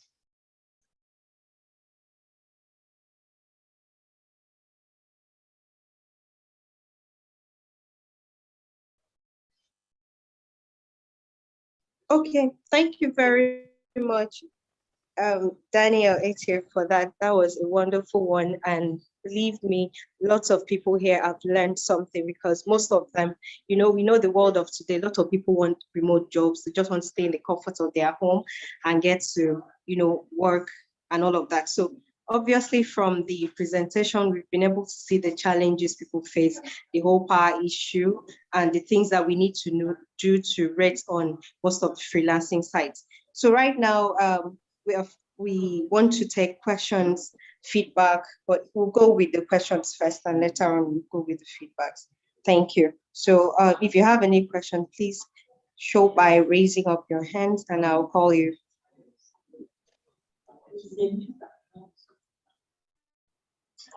You can also drop on the comment section. So from the chat group, we'll take one question here from Delight. He said, how do you handle clients that want to take the job off the platform? Okay, Delight, thank you for the question. Yeah, the thing I usually do when clients ask me to to send my email address, or to who want to initiate them offsite communication, basically taking job of the platform, is I actually let them know that it's against the platform policy. And if it's possible, you can actually take a screenshot of where it's stated on the terms and conditions, something like that, or the policies of the platform, where they stated expressly that it's against the platform policy to take communications out of there. So yeah, that's what I do for the most part. And when I do that, most of the clients, I just have one client who really did not see that as an issue. Most of them actually apologize for wanting to take the job out of the platform. For the most part, they actually don't know that it's against the platform policy to take the job out of the platform. It will be in your best interest to enlighten them and educate them on what the platform policies is, or what the platform policies are, and let them know what your stand is. I hope that answers your question. Right. Okay, so I want to believe that question was answered. Delight, are you okay with that?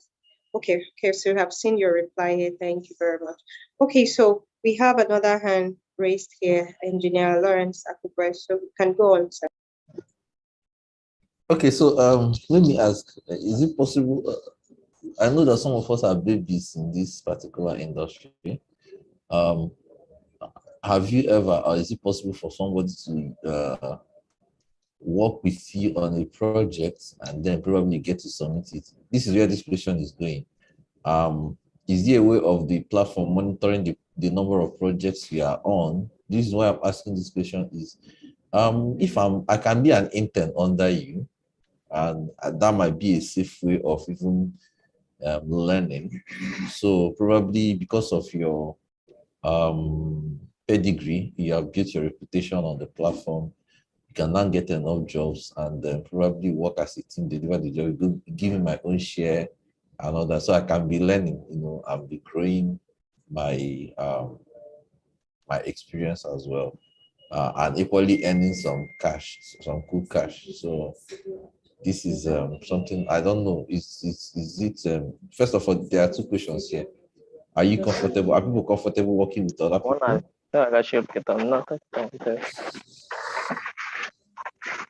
the second one, does the platform monitor the number of jobs you have? Okay, thank you, Engineer Law, for that question. The first question is, am I comfortable working with other people? Yes, I am comfortable working with other people. I've had a couple of those experiences, and yes, I'm comfortable working with other people, so they can learn from me. I believe that's the question you asked. Does the client monitor the amount of jobs you take? Not necessarily. You can have as many jobs as possible, as long as you deliver them in time and you deliver what the client wants. I mean, it's to the client's advantage, the platform's advantage if you take on more projects, because the more projects you take on, the more project fees they can charge you and the more money they make. So I don't think there's any, in fact, there's no problem with taking on as many projects as you can take on. So that's not an issue. I hope that answers your question, sir.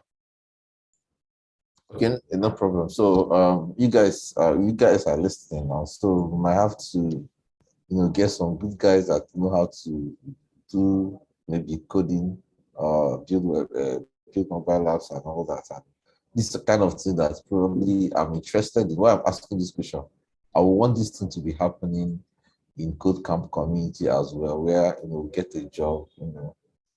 Urgent 2K is very important. That's the way of distributing urgent 2K in our platform as well. So if it works, it means that we're going to have a beehive of activities. What it means is that you can bring a huge project, break it into chunks, get people to do part of it, and just earn some while they are. Because if they want to go to the platform, with all you have said here, I don't know whether they stand the chance of getting jobs until some time. So while they are opening their accounts, on the side, they can actually learn, make the job faster. So instead of probably the possibility of an experienced person rejecting a job, you can actually take as many, have confidence that he has army that can, waiting, hungry to deliver those jobs. All right, I think there's a hand up. Emma, what you can continue.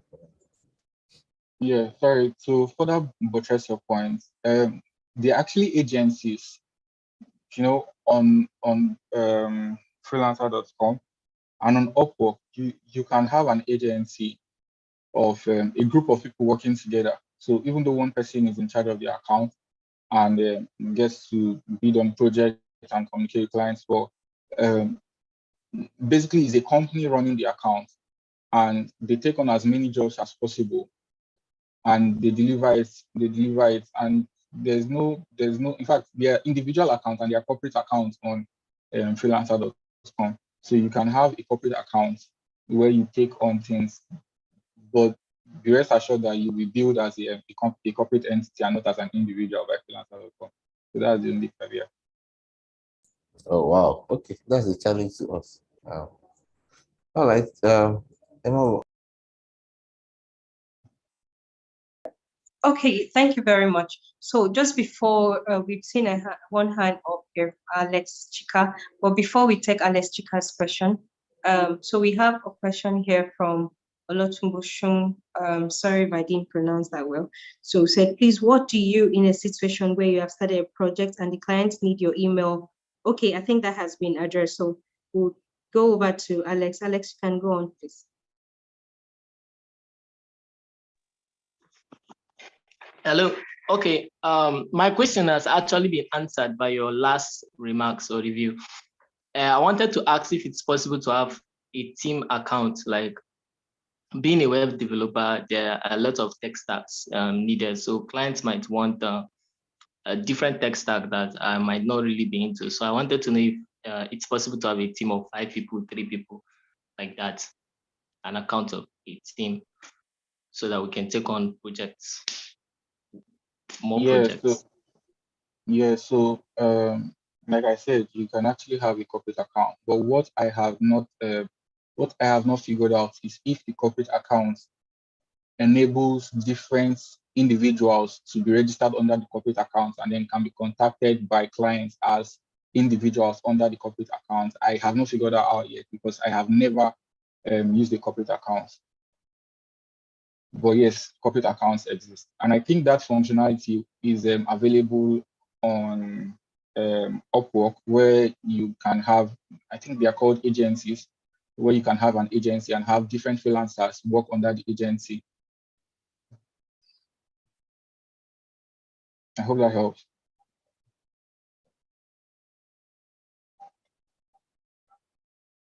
Okay, so Chika, I hope you're clear. Okay, yes, so yes, the question, sorry? I said I'm clear now.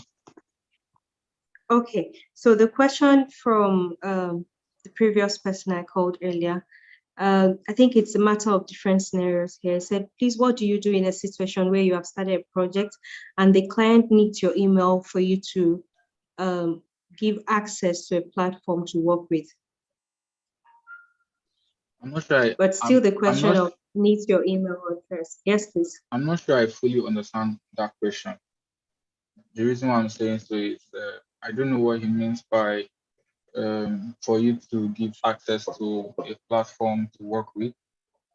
But I'm just going to go out on a limb and say the person that wants to send you an email, the email he's sending you, what are the contents of the email? Is it text? Is it multimedia?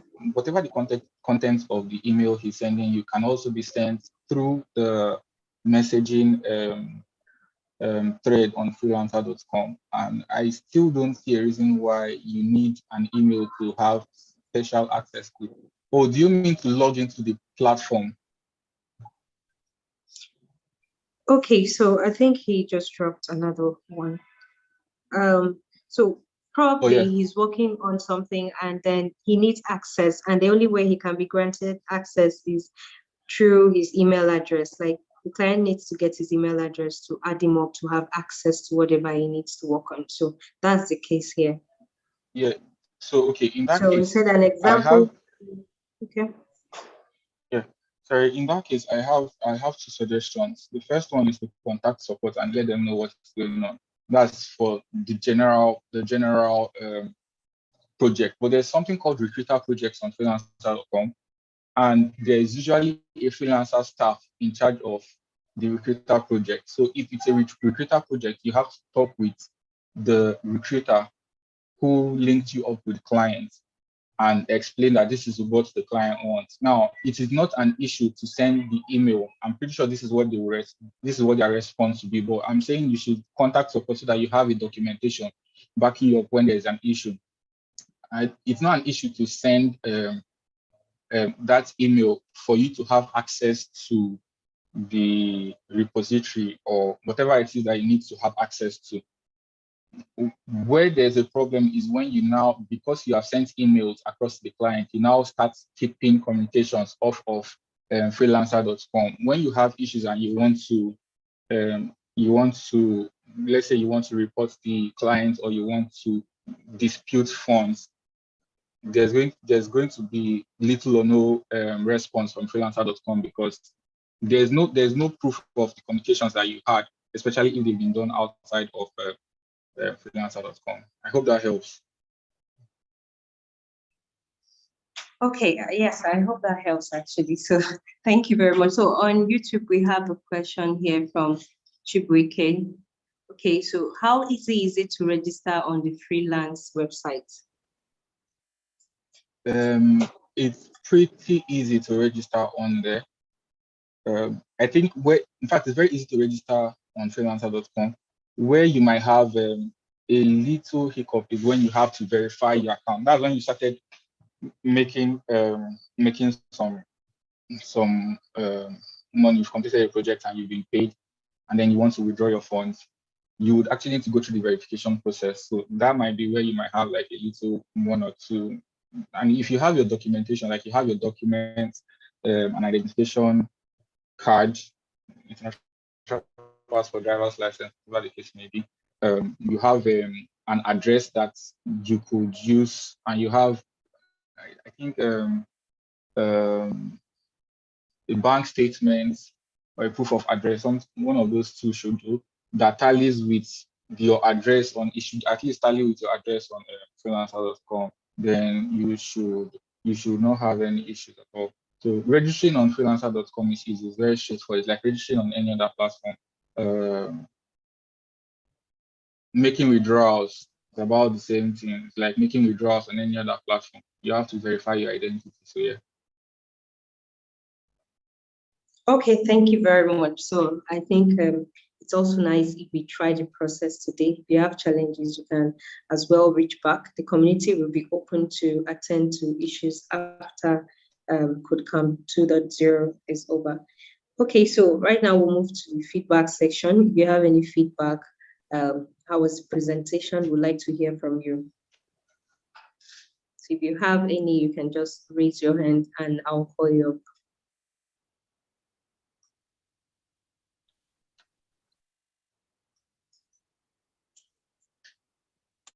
Okay, you can as well drop it on the comment section so we get to know how it was. Okay, so in the absence of any, I would like to appreciate Mr. Daniel Etier for having, pardon? Sorry, I have a comment. Okay. So I just want to thank, well, I know you thank Daniel, but I just want to thank Daniel. And based on the question that Lawrence asked, I think we would like to work with you. One of the things that we are planning to do, which I'll talk about later on before we close today's session, is maybe setting up a kind of an account for KodeCamp. So anybody who wants to try their hands on freelancing jobs, you can go through the KodeCamp account. So yeah, there are a lot of questions around creating a corporate account, not just in freelancer.com, but Upwork, Fiverr, and all the rest of them. So we'd like to have you around to guide us. We set that up so that especially beginners and even the intermediates will be able to have opportunity to do some work and earn some small money as well. So thanks for that. I think we'll continue that. We'll continue this initiative after today. Thanks. You're welcome, sir. Okay. Okay, thank you. And Edidion said the presentation was really lively and I learned a thing or two. We have from David Liu.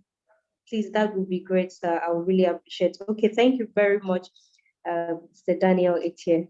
We appreciate your time for sharing this knowledge with us. Thank you. You're welcome. Okay, so IK, you can take up from here.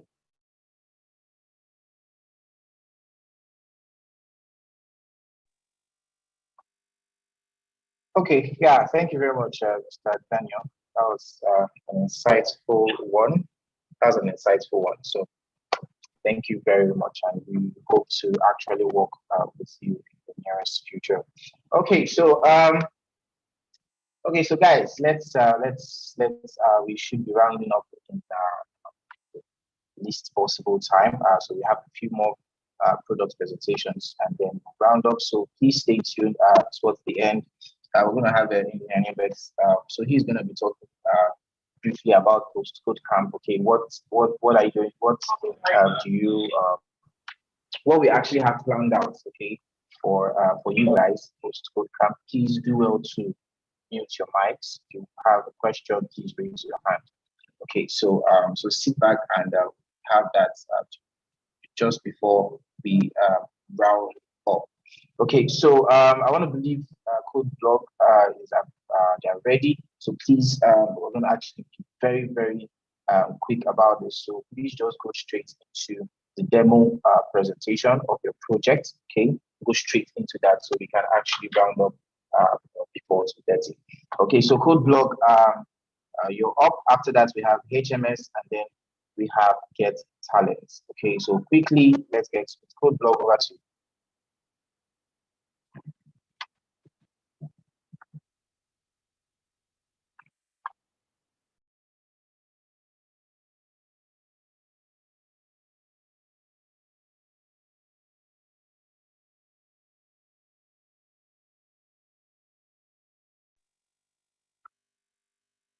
Okay, so go ahead. Please unmute and go ahead. Thank you. Okay. So you have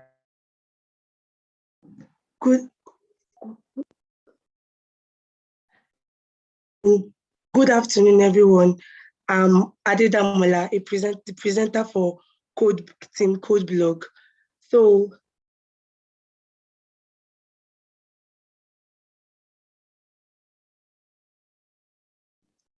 getting started, Code Blog.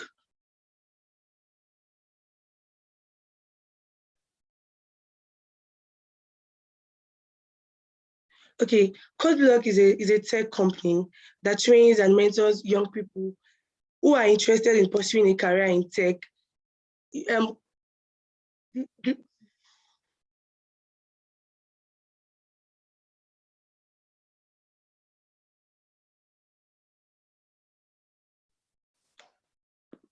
Please, can you hear me? Hello? We can hear you. We can hear you. Okay, sorry.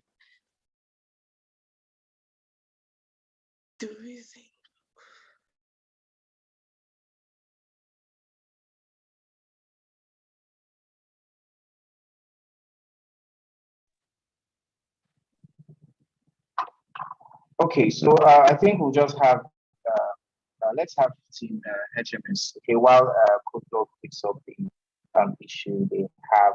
Okay, so HMS, please let's have you. Please. Let's have you. HMS quickly so we can actually round up. Okay, Adedamola, you can actually pick up whatever challenge you're having. Please go straight to the demo presentation. Okay, go straight to the to the website or to the mobile application, and then of course you can still just while demoing that you can just tell us about the rest of the information. Okay, so please HMS, you have 1 minute to start before we call. Yes, go ahead. Okay. Good afternoon. fellow code campers, mentors, and everybody. So I'm about to demo our our project. So this is Kimberly Hotels, a hotel service that provides services for customers and gives avenue for them to showcase what their services they render, and also help the admin or the staff to save customer details while at it. So let me just give you a run through of how. Okay, Richard, please kindly share your screen. I am sharing my screen.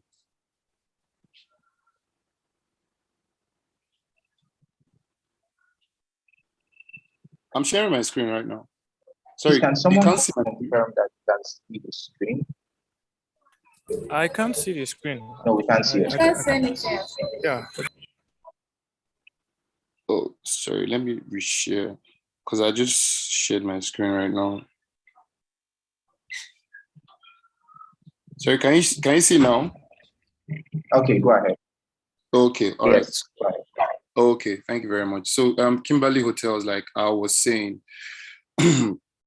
so this is our website. This is where you get to see services we have: our fitness center, jacuzzi, the swimming pool, the spa treatment, the restaurant, and the cinema.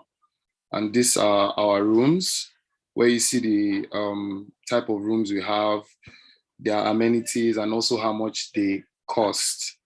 And this is our gallery, where you see, the spa session, the swimming pool, the front desk, and also the gym.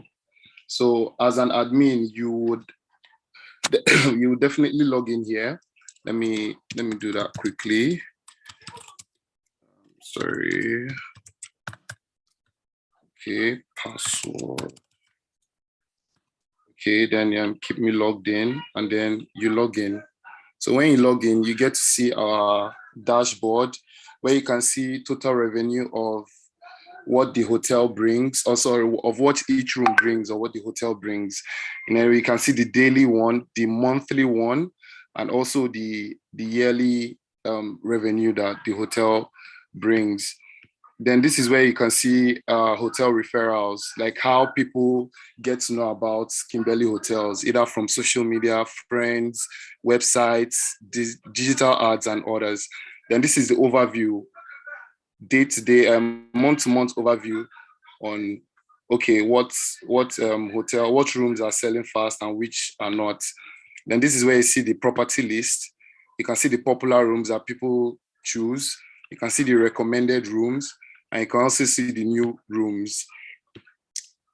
So this is where you see your guest information. Like I said, it gives avenue for the admin and the staff to save guest information. So these are where the guest information are saved, and you have access to that. You can click on any guest and you can see the personal details of the guest.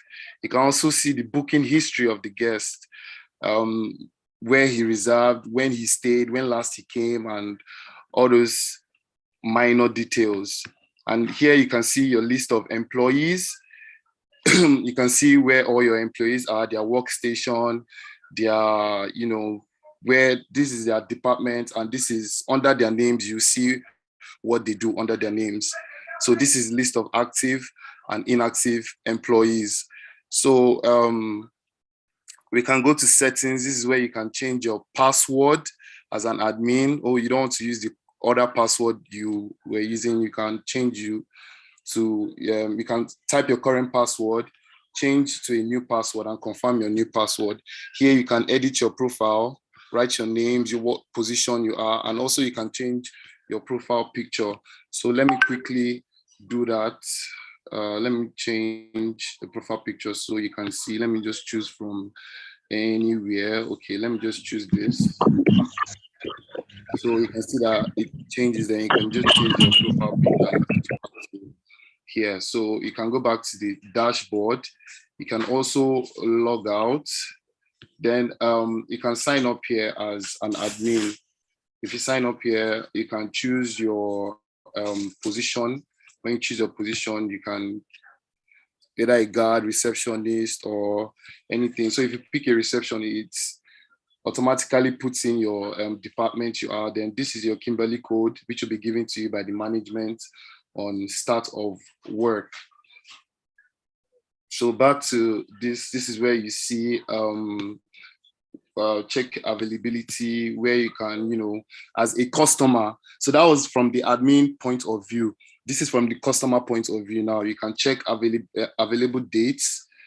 You can check available dates. Let's say check-in is today, and you see checkout is checkout can be 26. You can number of adults, you can say 2, number of kids, you can say 1 or 2. Then you can just search for it and it brings out the available rooms. And here, when you click on book now, you can also get to this page. So one feature that we pride ourselves in is, let me just take a second.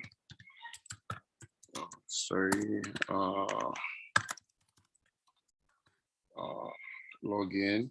So from these bookings, we have, my network is kind of slow. Okay, yeah. So from these bookings, we can also, this is now from the admin point of view. If I want to book you once you walk into the hotel, you can number of kids and you can just submit. Then it brings out this table. Then you pick the room that you want to, you book now. Then you take the customer information. You can put customer name, his last name, phone number, 090, whatever you want to put the phone number as, your email, you can choose an email. The customer address, you can do that too. And the state. Then if the payment method is either POS or cash, because these days people want to go cashless policy. So we put the POS option for people that want to pay by POS, and people that have cash, we put the cash option for them. So if you pick the cash option and you book now, it takes you and gives you your reservation details. So this is where you see you get to see the reservation details of the customer, and when you confirm, it gives you a booking number, and then you can book another guest. So that booking number will now be used to confirm the guest on another page, and then you can give him his room keys. And another thing we pride ourselves in is our social media presence. So once you click on our Instagram or get in touch on our Instagram, it takes you directly to Instagram, where you can, log in and get to log in your details on your Instagram, and it directly takes you to our Instagram page. Or you can go to, Twitter, and you can log into Twitter, and it gets you directly to our Twitter page. And here you get to see our restaurants that we have, because we have in-house restaurants where you fine dining, gives you the time Monday to Sunday, 12:30 to 9 p.m. The bar, which is always open 12:30 to 9, where you can just relax, unwind, and have a few drinks with friends before going back to your room or before going out. And then you can see where we have our event centers.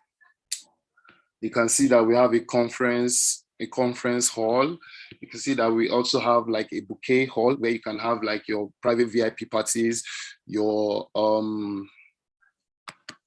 birthday parties, and whatever you want to do. And then there's a place for the wedding reception, where you can have your wedding receptions. So you can get all that at Kimberly Hotels.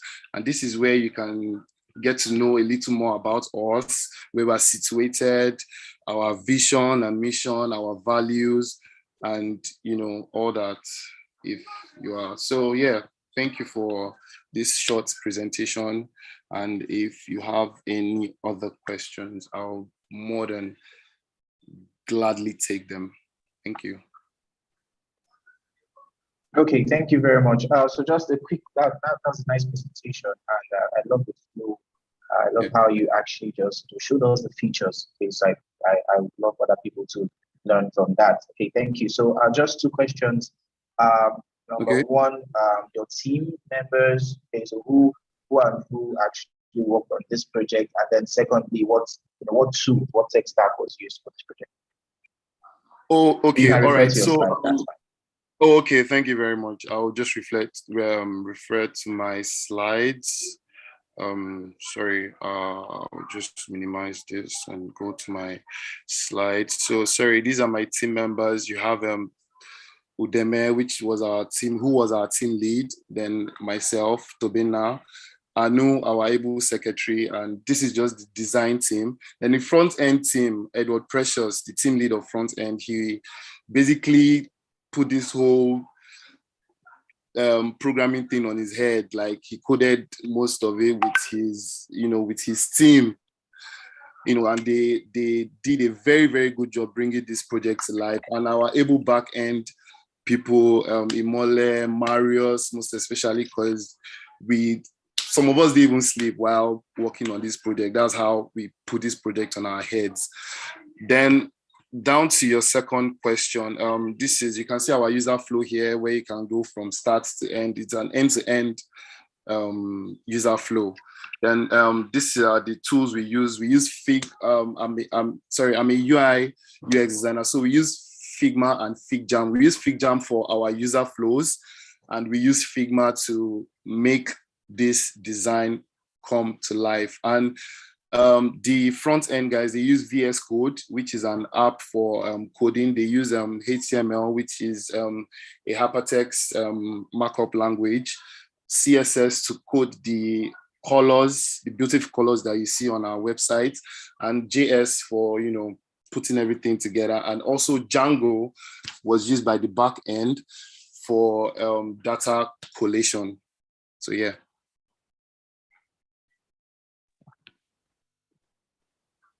Okay, thank you very much. Okay, so every other team, please take notes. Just demo the presentation, and then let us know your team members, and then the tools, tech stacks, and frameworks that was actually used for the project. Okay, so thank you very much, Team HMS. Okay, so I have just one hand raised. Okay, so Engineer Lawrence, okay, go ahead for call on the next team. So Get Talent, please, you're coming up after this. Get ready.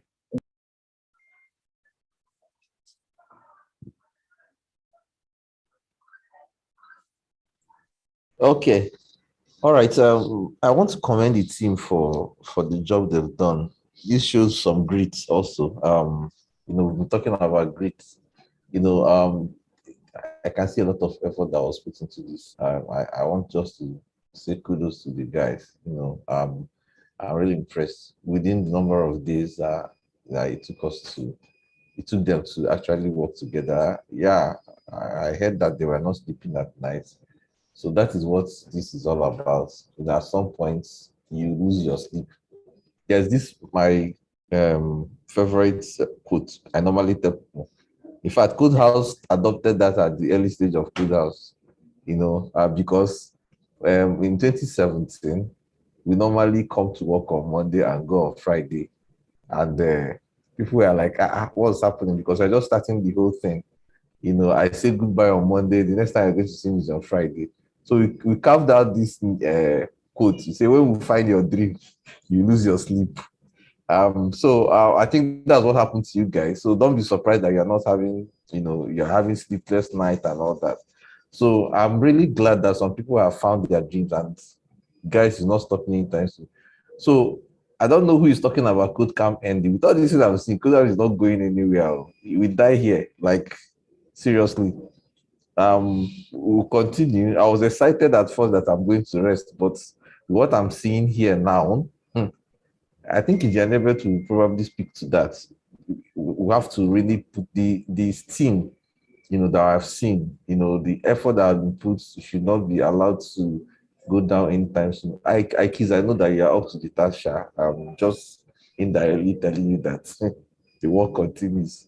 So I think this project again actually keeps fanning the frame, to show that we have to take another step to go to the next direction. I'm always observant, but I move with it. I move with the tide. And what I'm seeing here, my comment is that we are not stopping anytime soon. So this is closing ceremony. I think we should rename it to closing/reopening into another phase. So thank you so much. That's the comment I want to make. Thanks. Thank you so much, Mr. Niebet. I really appreciate. Thank you from HMS team too. Really appreciate you, Mr. Niebet. Okay, that was Engineer Laurie speaking though, but sorry. The appreciation is well noted. Okay, so thank you very much, Team HMS. Thank you very much, Team HMS. So let's have two more, and then we are done. So please make it as quick as possible.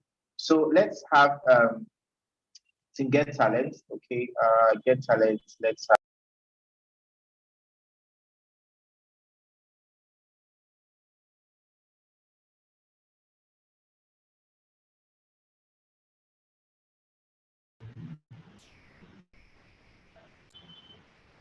Good afternoon, everyone. My name is Timmy Dale, and I will be presenting for Team Get Talent.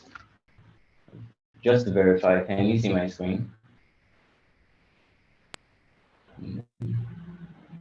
Yes, we can. Well, you've stopped sharing, so you have to share again.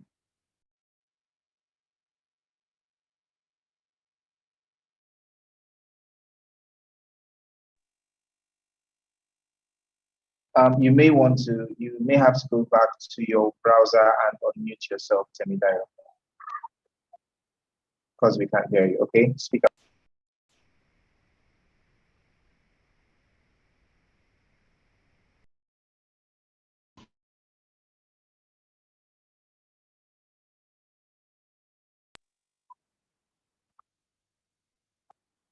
Hello, Temidayo, we can't hear you. Please.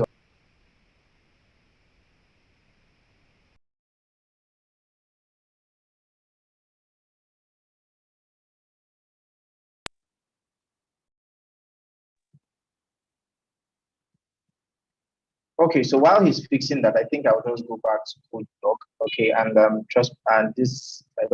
think this will be the last chance. Okay, we don't really have much time. Get yourself in order. Okay, CodeBlog, are you ready? I don't think I'm going to call you again after this. Are you ready? CodeBlog. Adidamola, are you there? Okay, Team CodeBlog. Okay, go ahead. Please kindly unmute your mic.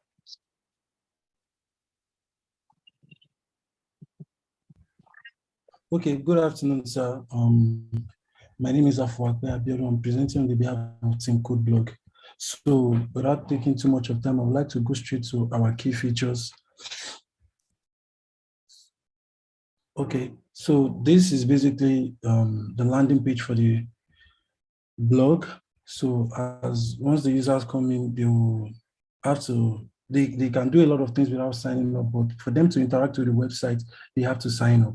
So first I'm going to do that, which I'm going to sign up. And so most of the things, we make the website look interactive, which the user can appreciate comments, they can appreciate article, they can also bookmark article and also have the access to share article on any platform they want. And also, I'll be going to our key feature, the main feature that differentiates us from our competitors, which is the read article screen. We have this audio part here where some users say they don't have the time to be reading through the whole story they don't like reading, so they prefer to listen. So the feature we had here was that once you play on this thing, it starts reading what you have on the screen for you, which is the main features we focused on while working on this project, which we think we are solving the user's problem. And after that, the user can also interact in the form of leaving a comment, getting to read other users' comments, also reply comments, which the user can do that too. And also, the user can also see their notifications, if they get notification, as also do a lot of things, remove notification. And also, we have the account screen, which the user have the user management, where you get to select your interest based on what you want. The user can select their interest based on what they want to see on their screen anytime they come to the blog site. And they can also edit their interests. Another feature we have is the language settings. Users like to read in the language they understand. This will make them more interactive with the blog sites. And also, we have the notification settings, which user can easily edit their notification. They want to stop getting notification from so and so things. And also, we have the bookmark function, which the user can see list of their bookmarks.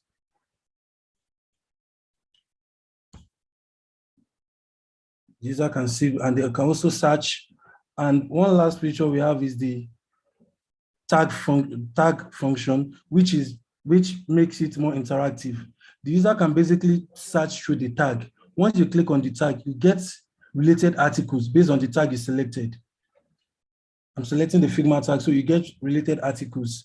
So you don't have to start searching for related articles with Figma. So that is basically what the code blog is all about. And also, code blogs will help in expanding KodeCamp way of passing information to their users.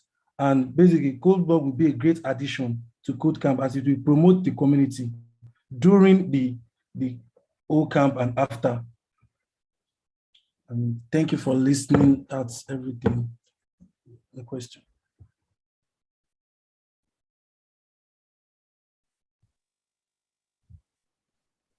Okay, thank you very much. Okay, so so kindly show us your team members and then the tech stacks, tools, frameworks that was used. Okay, so we worked on a lot of responsibilities that we share across our team member, 1 team lead, 7 front-end developers, 2 user researchers, 12 design team, and 3 back-end developers. And we did a project time now of 4 weeks. And basically the tools we use FigJam for our empathy mapping, for our user flow, and also Figma for our design, style guide, and components, Google Doc for our user research, our user stories, and we also use Google Slide for the presentation, and Slack as our communication channel. And the front-end guys use Visual Studio, which is an app for coding, and use HTML and CSS, Bootstrap, and JavaScript. And the reason this site is not much interactive for now was because we work with our backend. The whole project was within the design team and the front end. We have no backend team. Okay, you have no.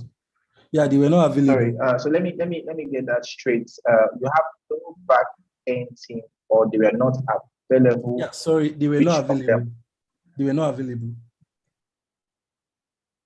Okay, they were not available. Yes. Okay. Okay, that's fine. Thank you very much. Okay. So thank you. I think nice presentation also. You guys did well. So let's move on to the last one so we can round up. Okay, thank you very much. So team Get Talent. Okay, let's view that. That will be the last presentation for today. I know there are some teams that are wondering. Okay, so let me just say it. Okay, so we're going to have KodeCamp. We're going to have the e-commerce and dispose team presenting tomorrow. Okay, so just to for them to calm down, because I know some of them are actually sending me a message. Okay, so e-commerce and dispose you presenting tomorrow. Okay, so let's have team Get Talent now.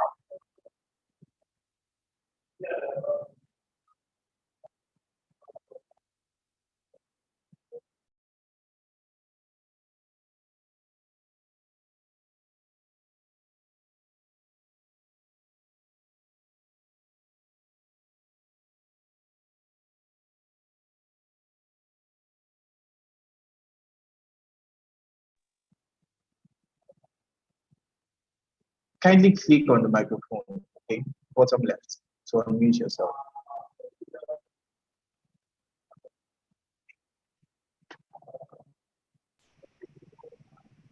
Okay, thank you. Okay. Thank you. So, my name is Timmy Daviwoke. I will be presenting KodeCamp Get Talent. Sorry. go into the demo directly. The project is a recruitment platform. The project is about creating a recruitment platform that consists of tech talents from all over the globe. The aim of the project is majorly to create an easy, fast, and effective recruitment platform for hiring managers, recruits, companies, and organizations where they can find a pool of tech talents to fit their companies perfectly. As we can see, this is the landing page for the KodeCamp Get Talent, and you can interface with it straight up. It tells you hire an expert to get your job done, and we have a wide variety of tech talents which we'll go into shortly. As you can see on the homepage, we have companies that trust us, that have interfaced and our go-to client. We are their go-to clients when they're searching for tech interfaces. And this interaction was made possible by our front-end developers using JavaScript. Then as we go on, we see hire and experts, why our clients love us, about us, and our blog page, which we'll come back to shortly. Going straight to the main feature of our website, which is recruiting tech talents that will fit perfectly for your company. I would log into the website.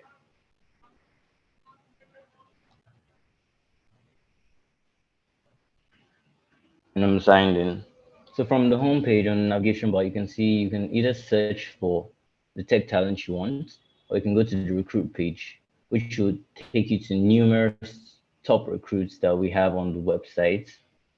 Although you might get overwhelmed as a recruiter by so many names and candidates that are here for you to select from, but we made it easy with our search feature at the top, which you can streamline the candidates you want to view either by their career, job type, or their location. So, for instance, if you select the product designer, you can select various types of job types from any part-time, full-time, remote, internship, and temporary. So I'll go with any for this particular presentation. And you can choose a wide varieties of countries based on what you're looking for. And I'll go with Nigeria and you can search. As you can see, it filters down the many pools of tech talents that you can pick from to just product designers. And as displayed on the screen, the tech talents informations are displayed, their names, their tracks, their strengths, their locations, and reviews they have from previous clients that they've worked with. As you go through the page, you see various things and various tech talents you can pick from, a pool you can select from. We'll go with Femi, for instance, if you're interested for the product designer. You can decide to view his profile. And as you can see, his personal details pop from our research that we got from our user experience team when we carried out various surveys. We highlighted major things recruiters are looking for when hiring individual.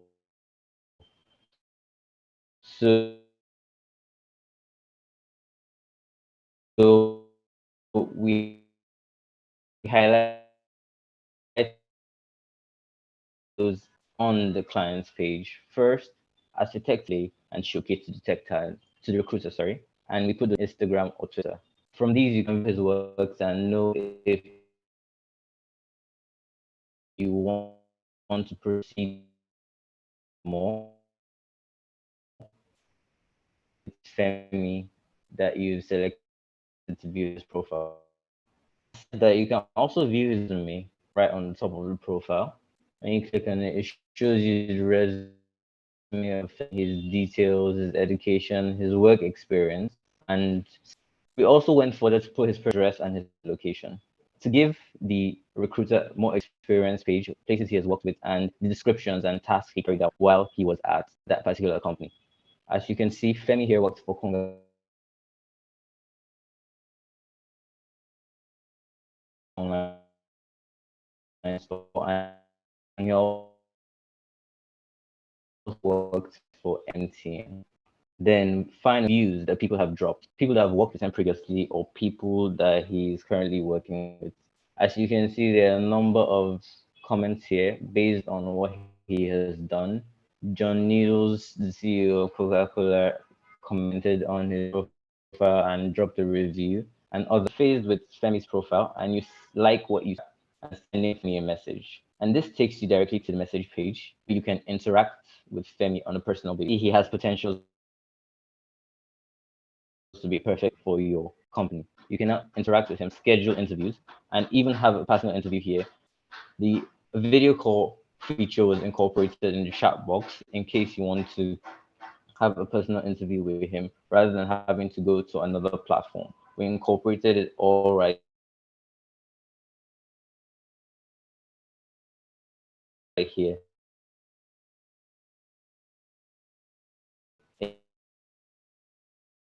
in our website. So as a tech recruiter, we also had we didn't want to only satisfy the target or recruits or the tech talents themselves, their point of view. If a person sends you a message on a platform, you would like to make adequate research on the person or on the company that is interacting with you. So on the profile page for the recruiter, you have his name, his company, the type of company he has, the size of the company, because that also matters, the salary range for the particular job role he's looking for, the location, and a quick write-up about the company. Then as a recruiter from time to time, depending on the type of job or tech talent you're looking for, you can update this profile and make adjustments on the website, sorry, on your profile, and it adjusts according, and you can update it accordingly and you see the page. So aside just interacting with the tech recruits that we have on our page, we also added another feature to help the tech recruiters in their screening process. All tech recruiters aren't, however, they don't have the vast knowledge as the tech talents themselves about various activities, softwares, or trends about the particular designs they're looking for. So we created a blog whereby they are informed about various aspects of the tech world, be it business, be it design, be it backend development,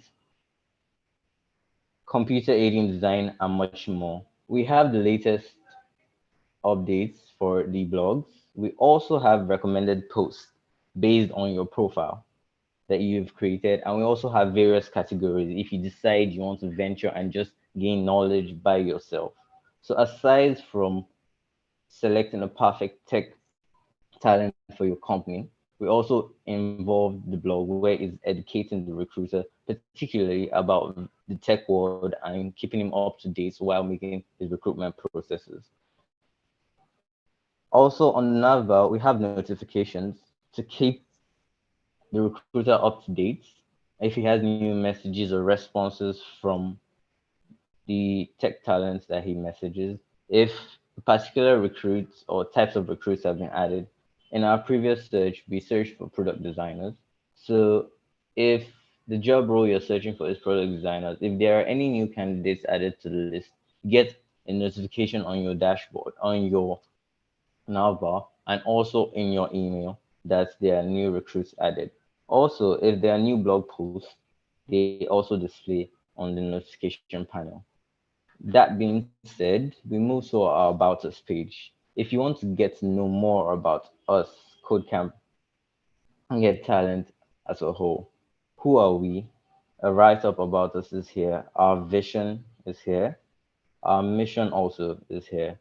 And you get to meet the team, from the CEO to the talent recruiters, design team, graphic designers, and various arms. So you get to interact with them also, and you can search them up and interact with them if you want. Then we have the contact us page. Okay, thank you very much. Thank you very much. Thank you very much. Thank you very much. Don't worry, your voice has talent. Okay, so just quickly, in just 1 minute, the team and the tools, quickly. All right, no problem. So our team consists of 11 product designers. Our team lead was Maya. Then we have the front end, which consists of 8 members, and the backend developers, which consist of 3 members. Then our tech stack. The the product designers used Figma, Miro, and FigJam. Figma was used for the designing for the wireframing, low fidelity and high fidelity of the design, selecting the colors and text. FigJam and Miro were used for documentation, for brainstorming, and also noting down. Documents was used for the surveys and carrying out vital information for the interview. Slack and Google Meet were used for communications throughout the whole process of the project. Then GitHub was used for hosting and collaborating designs by front end and both back end. HTML and CSS were also used for structuring and styling, and custom CSS were used also. JavaScript was incorporated in the design, and Django was used by back-end developers in actualizing our projects. Thank you very much.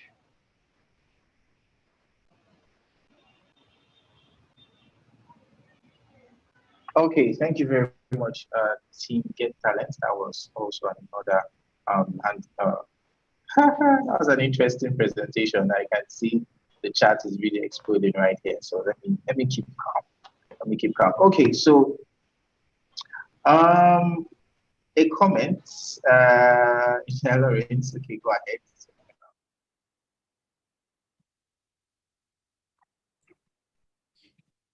Okay, so I just want one comment. Okay, well done, team, and the team that presented before then. I was distracted by something.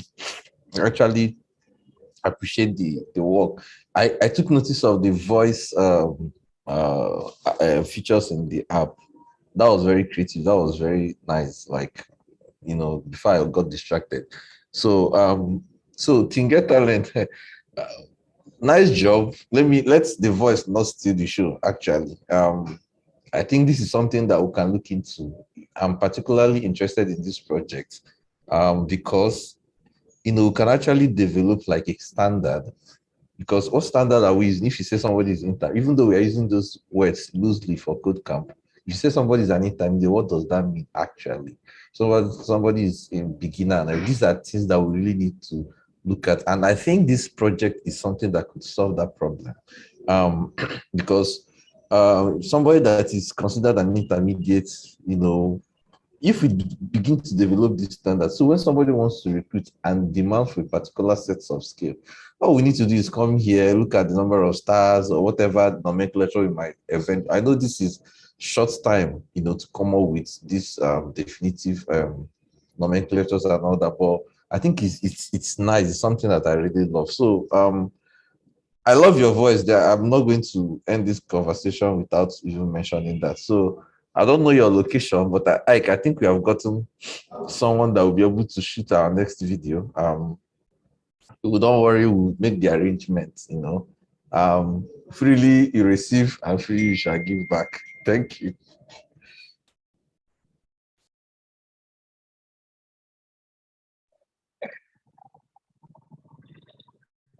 Okay, thank you very much, Lawrence, for your comments. Okay, so Team Get Talent, thank you very much. Okay, so that's going to be about that for presentations. Okay, so we're going to round up with Engineer Nibeto, who's going to be sharing with us what the next 6 months is going to be like. So that's something you really need to hear. Okay, before 3.0.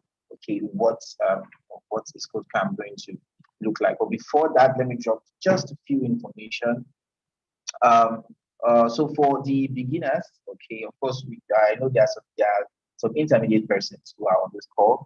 Don't worry, I'm going to pass some information to you guys. Okay, so just stay tuned on Slack. Now, so for those who have presented and those who will present tomorrow, okay, you guys are going to be added, those who actually work on the project, of course. Okay, so I'm going to get feedback from the team leads, and then you guys who are now finalists, okay, you'll be added to the finalist channel on Slack, and you will be presented tomorrow. So there's going to be a presentation of the finalists tomorrow, okay, when we are rounding up. So once you're added to the channel, there's going to be an information pinned. So just check pinned messages. There's an information. I'll be waiting for you on that channel. Okay. So please do well to follow through. Okay. Do well to follow through. Okay. And then these just my own comments for presentations. Okay. Please next time when you're presenting, try not to put logos of companies that you're not, that you're not sure, that you don't have partnership with them in any way. Okay, to avoid whatever issue that may actually bring. Okay, so let's take note of that. Okay, so so I'm going to call on Engineer David to talk about KodeCamp, and then we'll just have one or two learners just say a few words, and then we will call it timeout. Engineer David, please over to you.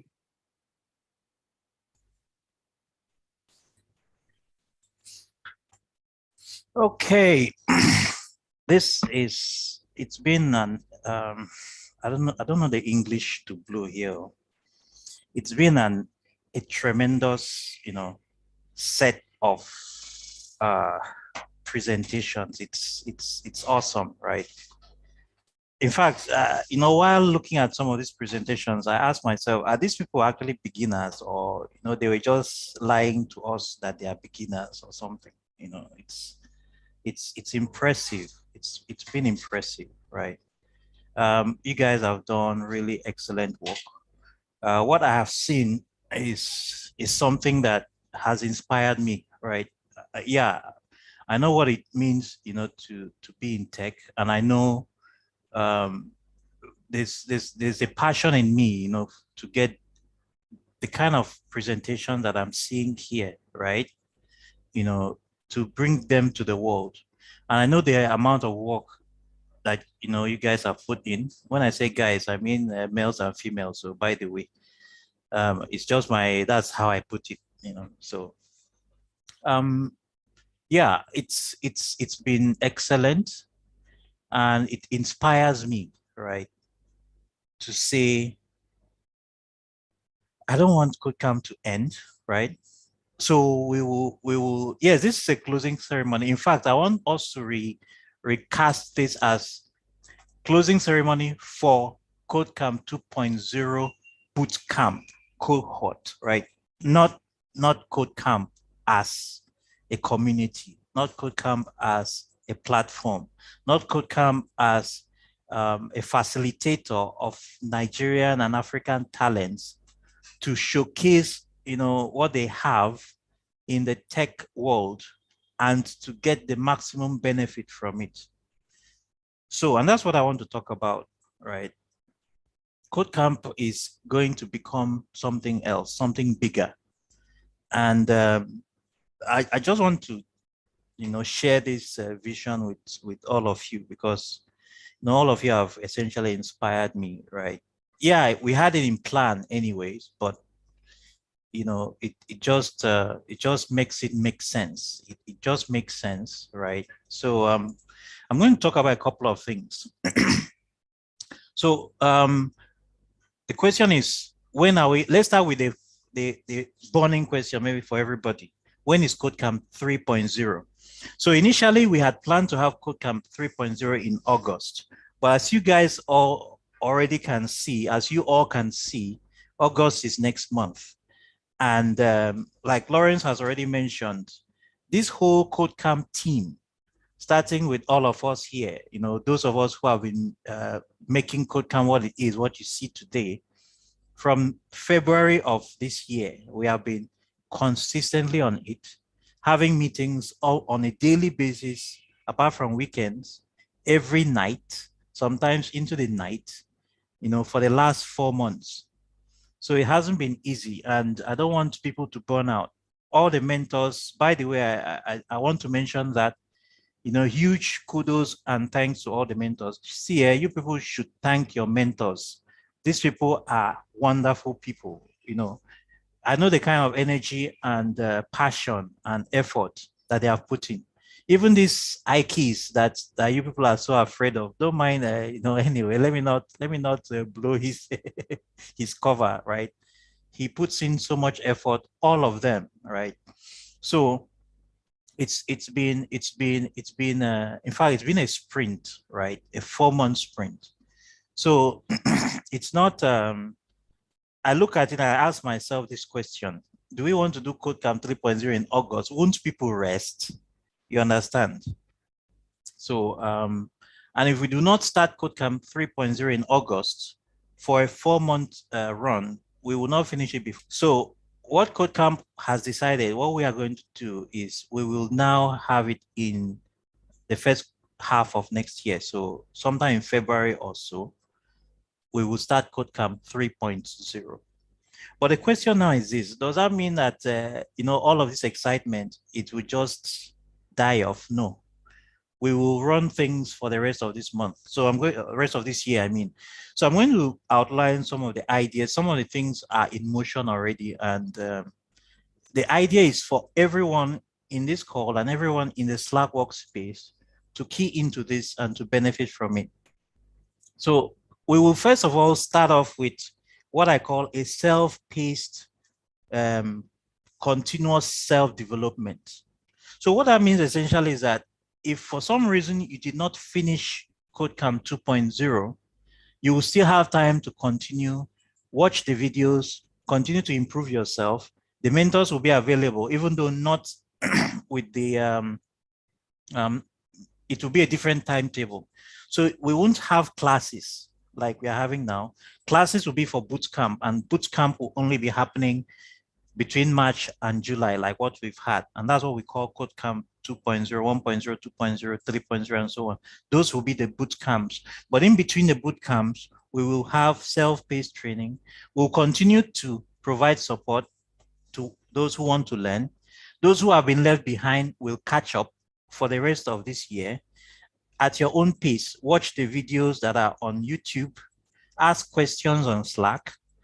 Yeah, I'll talk about that later. So ask questions on the workspace, do the task, and so on. Now, so that's self-paced training, self-development, self-improvement. And I've thrown a challenge to the beginners, and I'm going to throw it to all of you because I've seen such good work today. I'm going to throw a challenge, and the challenge I'm going to throw is this: for every single project that presented today, if you can pull up that project to me in React for the front-end developers, or Vue, whichever one you choose, I would, in fact, I'll just tell IK we will look for some tests and we'll flip all of you into intermediate, and you'll be able to do internships. That's for the front-end developers, right? For backend, same thing. If you're in Python, show me a fast API backend. Go look at what intermediates did and see if you can challenge yourself and upskill or upgrade yourself to intermediate level. So you can actually upgrade yourself to intermediate even before CodeCamp 3.0. This is a challenge for backend. For front end, same thing. For product designers, same thing, right? So this is now on your own. You are now the one driving. This is where you need the grit, on your own. Let me see if you can do it. And if you can do it, yeah, there will be a test you write, and if you pass a test, well, that's it. That's good. And we are going to continue to coach people, in the workspace. Yeah, Node.js, same thing. Node.js, PHP. Well, I don't know if there's anybody that managed to make it out of PHP, and so on. All the backend, front end stack. So that's a challenge. I want to see these projects in React. The reason being that we will now make them real projects. And that's the second thing I want to say. So we talked about freelancing. So we are going to have a freelancing account, which we've talked about, with help and guidance and mentorship from Daniel, who just made that presentation. We will now make freelancing jobs, what I call mini and micro projects, available to beginners mostly, and maybe some intermediate who want to participate. So you can earn, something, no matter how small. But you see, at this stage in your career, in your tech career, what matters more is the skill that you garner, the skills that you rack up for yourselves. You need to rack up skills. You need to rack up experience. You need to be able to say, I have done this project and I've done that project, and put in your portfolio, you know. So that's one thing that's one of the things that we'll do, you know, for the next 6 months. Get freelancing jobs. We'll get freelance as much as possible how we can get freelancing jobs, you know, for people to do. And we also need your help on that. So we need somebody who will manage that account, or a number of people who manage those, you know, that account, and keep on, you know, applying for jobs, pushing proposals so that we get that, and we share the load. And you know, even though you are not good enough to do a whole project yourself, but you could at least work with other people. What I'm seeing you guys doing as teams is it shows me that you can get somewhere, right? And when they start asking for React, Vue, and all of that, you'll be able to do that. Then for intermediates, we will have internships, right? So for the next 6 months, we will look for how we can place intermediates who have proven themselves. You need to prove yourself. So there will be a process where you prove yourself. Part of that process included the micro, if I may call it, the micro internship that we did in the last 6 weeks. And I think we are going to listen to intermediates as well, and watch what they do. I think later on as part of this closing ceremony. So intermediates who do well, we will have job placements, internship placements, not full job placements yet, but internships. The whole idea is that you get more of the corporate experience, you get more of the enterprise experience, you get the experience building apps in, you know, a corporate environment. We were trying to simulate that in the last 6 weeks, but now you'll be there. And these will be paid internships, by the way. So we are going to have 2 types of internships. You're going to have the local internship, and we're going to have the remote internship. Local in the sense that you'll be placed in internship with Nigerian companies. We have a number of them that are already waiting, you know, asking, how many people can we get from KodeCamp? We have at least 4 companies right now. There might be a lot more, you know, by the time we talk about. Yes, and some of those companies are going to attend the closing ceremony tomorrow. So they'll be looking at you, looking for you. So, you know, showcase yourself, right? Then after the local internship, what I can tell you guys is that a lot of you've made a lot of progress, but hey, I don't think a lot of people here will be able to pass remote internship. So we are also going to look at remote internships with international companies. But part of what KodeCamp is going to offer is to prepare you so you can succeed in the remote internships. I know there've been, some of you have heard of Rapid River. So we are even having partnerships with the likes, we are having partnerships with Zuri, right? Zuri internship, Zuri remote, you guys probably know about that, and Rapid River to place people. But it's not easy for those who have tried. It's not easy. One of the things that KodeCamp will do is to prep you so that you can succeed in remote internship. So we are going to drill you, we are going to train you, we're going to continue to upskill you. We'll start focusing on not just your technical skills, but also on soft skills, on the things you can do. What are the things you can do? How can we just had a presentation now on how you can approach interviews, what hiring managers are looking for. A lot of people don't know that. So you'll be prepped. We'll start for intermediate. You need to start learning how to pass HackerRank tests, algorithms, data structures, programming paradigms. What's the other thing?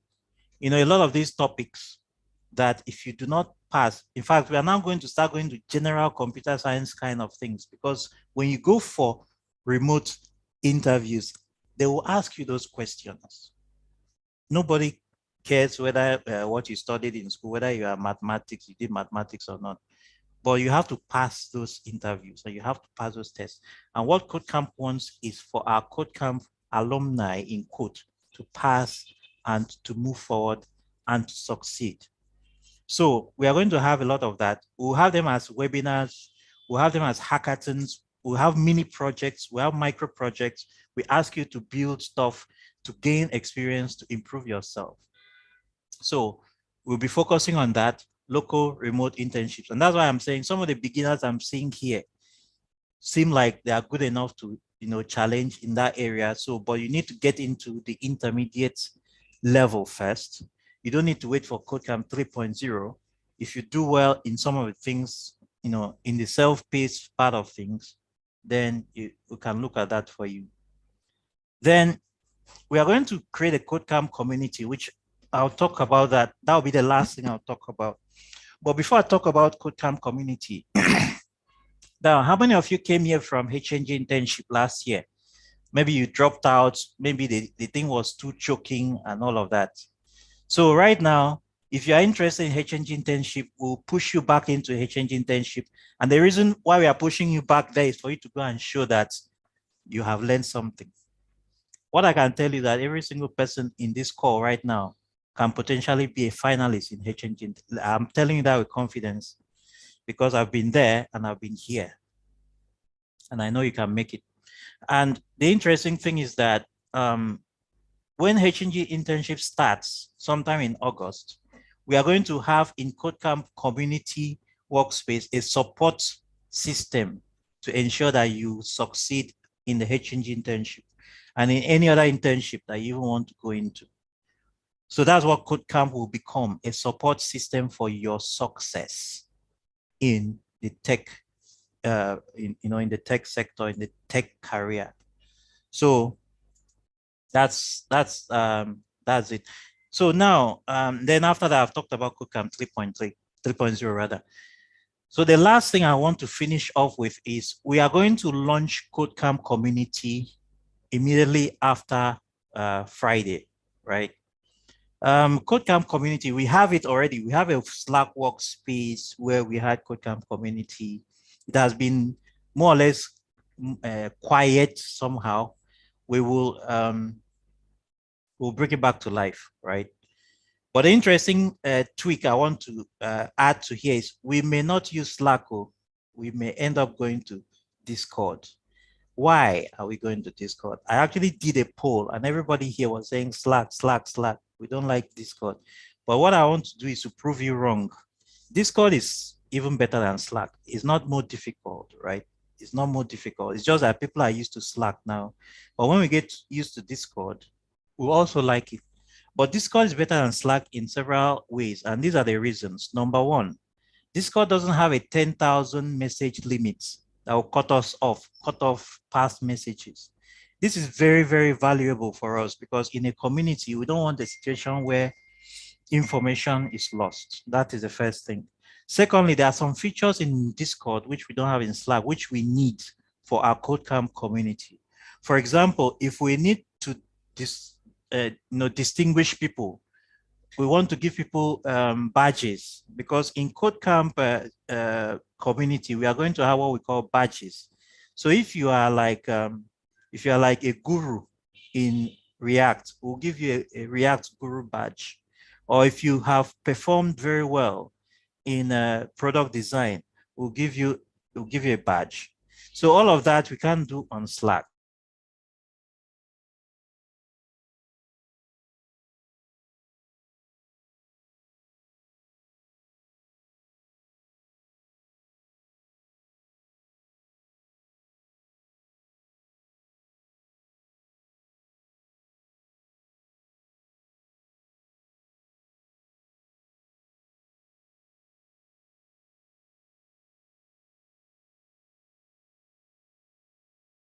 A whole lot of other features which we need. So essentially, once we are done with this, we will move everybody into a Discord workspace where we will continue what we are doing. We'll continue to upskill people. We'll continue to ensure that people get to where they want to get to in their tech career. And then last but not least, that community vibe is is one of the things that make KodeCamp what it is, and it needs to continue to be there. So this is more or less like a summary. We'll continue to have more discussions around it. But I want to close out with this question. So think very well. Type your answer in the chat group. And the question is this. Sorry, in the chat here on Zoom. The question is this.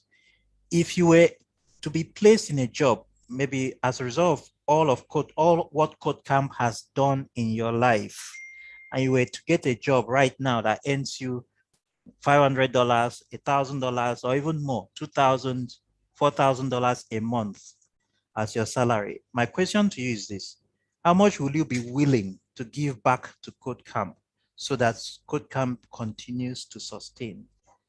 Type it in the chat, and that's how I want to close this discussion. Back to you, Ike. Thank you.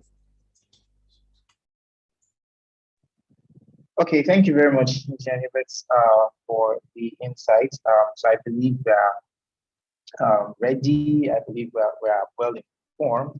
Okay, so let's take note of that and we have the information that has actually been disseminated. So we'll be rounding up shortly. So just a brief reminder. So we continue the final day will be tomorrow. Okay. So we're going to be having a panelist session. Okay, so this is one of the highlights of tomorrow. Okay, where we'll be talking about what job placements for Nigerians, the challenges and opportunities hosted by Engineer Nebet Udo and Engineer Lawrence Akubwe. Okay, so we have the likes of Bakesian, CEO of Hotels.ng. We have Engineer Somto Mezie Okoye, he's the COO of Bonitas Group. And then, of course, the able Ian Nyongesian, who spoke today, the Associate Lecturer of the University of West Scotland. Then we have Anyekan Udo, he's the Business Director of Cypher Crescent, Charles Emembolu, the Exude, TechQuest, Rahul Prestige, and then, of course, we have Sika Kata, he's the CEO of Innovantics Limited. Okay, and the time is 10 a.m. West African time on Friday, 22nd of July. 2022. Okay, the Zoom link is still the same, the YouTube link is still the same as today. So do not miss it. Do not miss it. I know you guys need more jobs and the like. So come, and then of course you get to be sensitized about the challenges and the opportunities that are available for each and every one of you. Okay, so thank you very much. So as it's our ritual, okay, whenever we have the closing ceremony, okay, we do have a picture session, okay, that we usually have. So I'll implore you to activate your video. Yeah, so you can activate your video. Let's get to see your face. So we take a screenshot of everyone who is actually in attendance. Okay, so I'm just going to stop sharing so we can do that. So each and every one of us, please, let's activate our video so we can actually take screenshots. So yeah.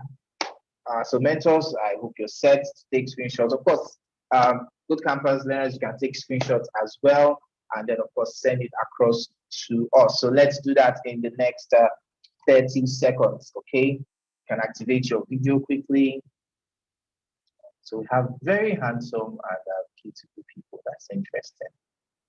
Oh, so this is the face of Tobiloba rather. Ah, finally. I believe everybody wants to see the face of the last speaker. I don't want to look for trouble though. Okay, wow, these are handsome and beautiful. Akis, we can't see you.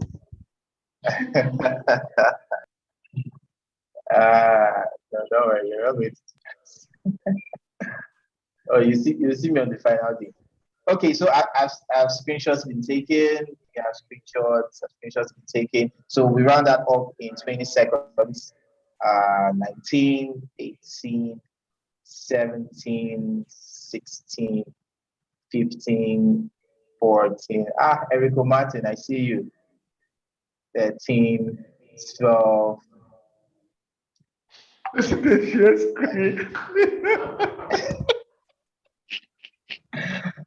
Please don't share your screen, okay? 10, 11, 9, 8, 7, 6, and the 5, and the 4, and the 3, and the 2, and a 1, and a 0. Okay, oh, Code House PMMS, that is you. Is that not job? Whoa, not job, that's you. That's interesting. You're fine, no? Okay, so thank you very much, everyone, for attending the closing ceremony of KodeCamp Boot Camp. Okay, like engineer rightly said. So I look to see you all and your friends, family, gather everyone, the people in your tech community, whatever tech space you are part of. Okay, gather them. Okay, and we meet by 10 a.m. tomorrow, and it's going to be a much more interesting session. Okay. So team e-commerce, team dispose, get yourself ready for tomorrow's presentation. So from me to you all, it's goodbye.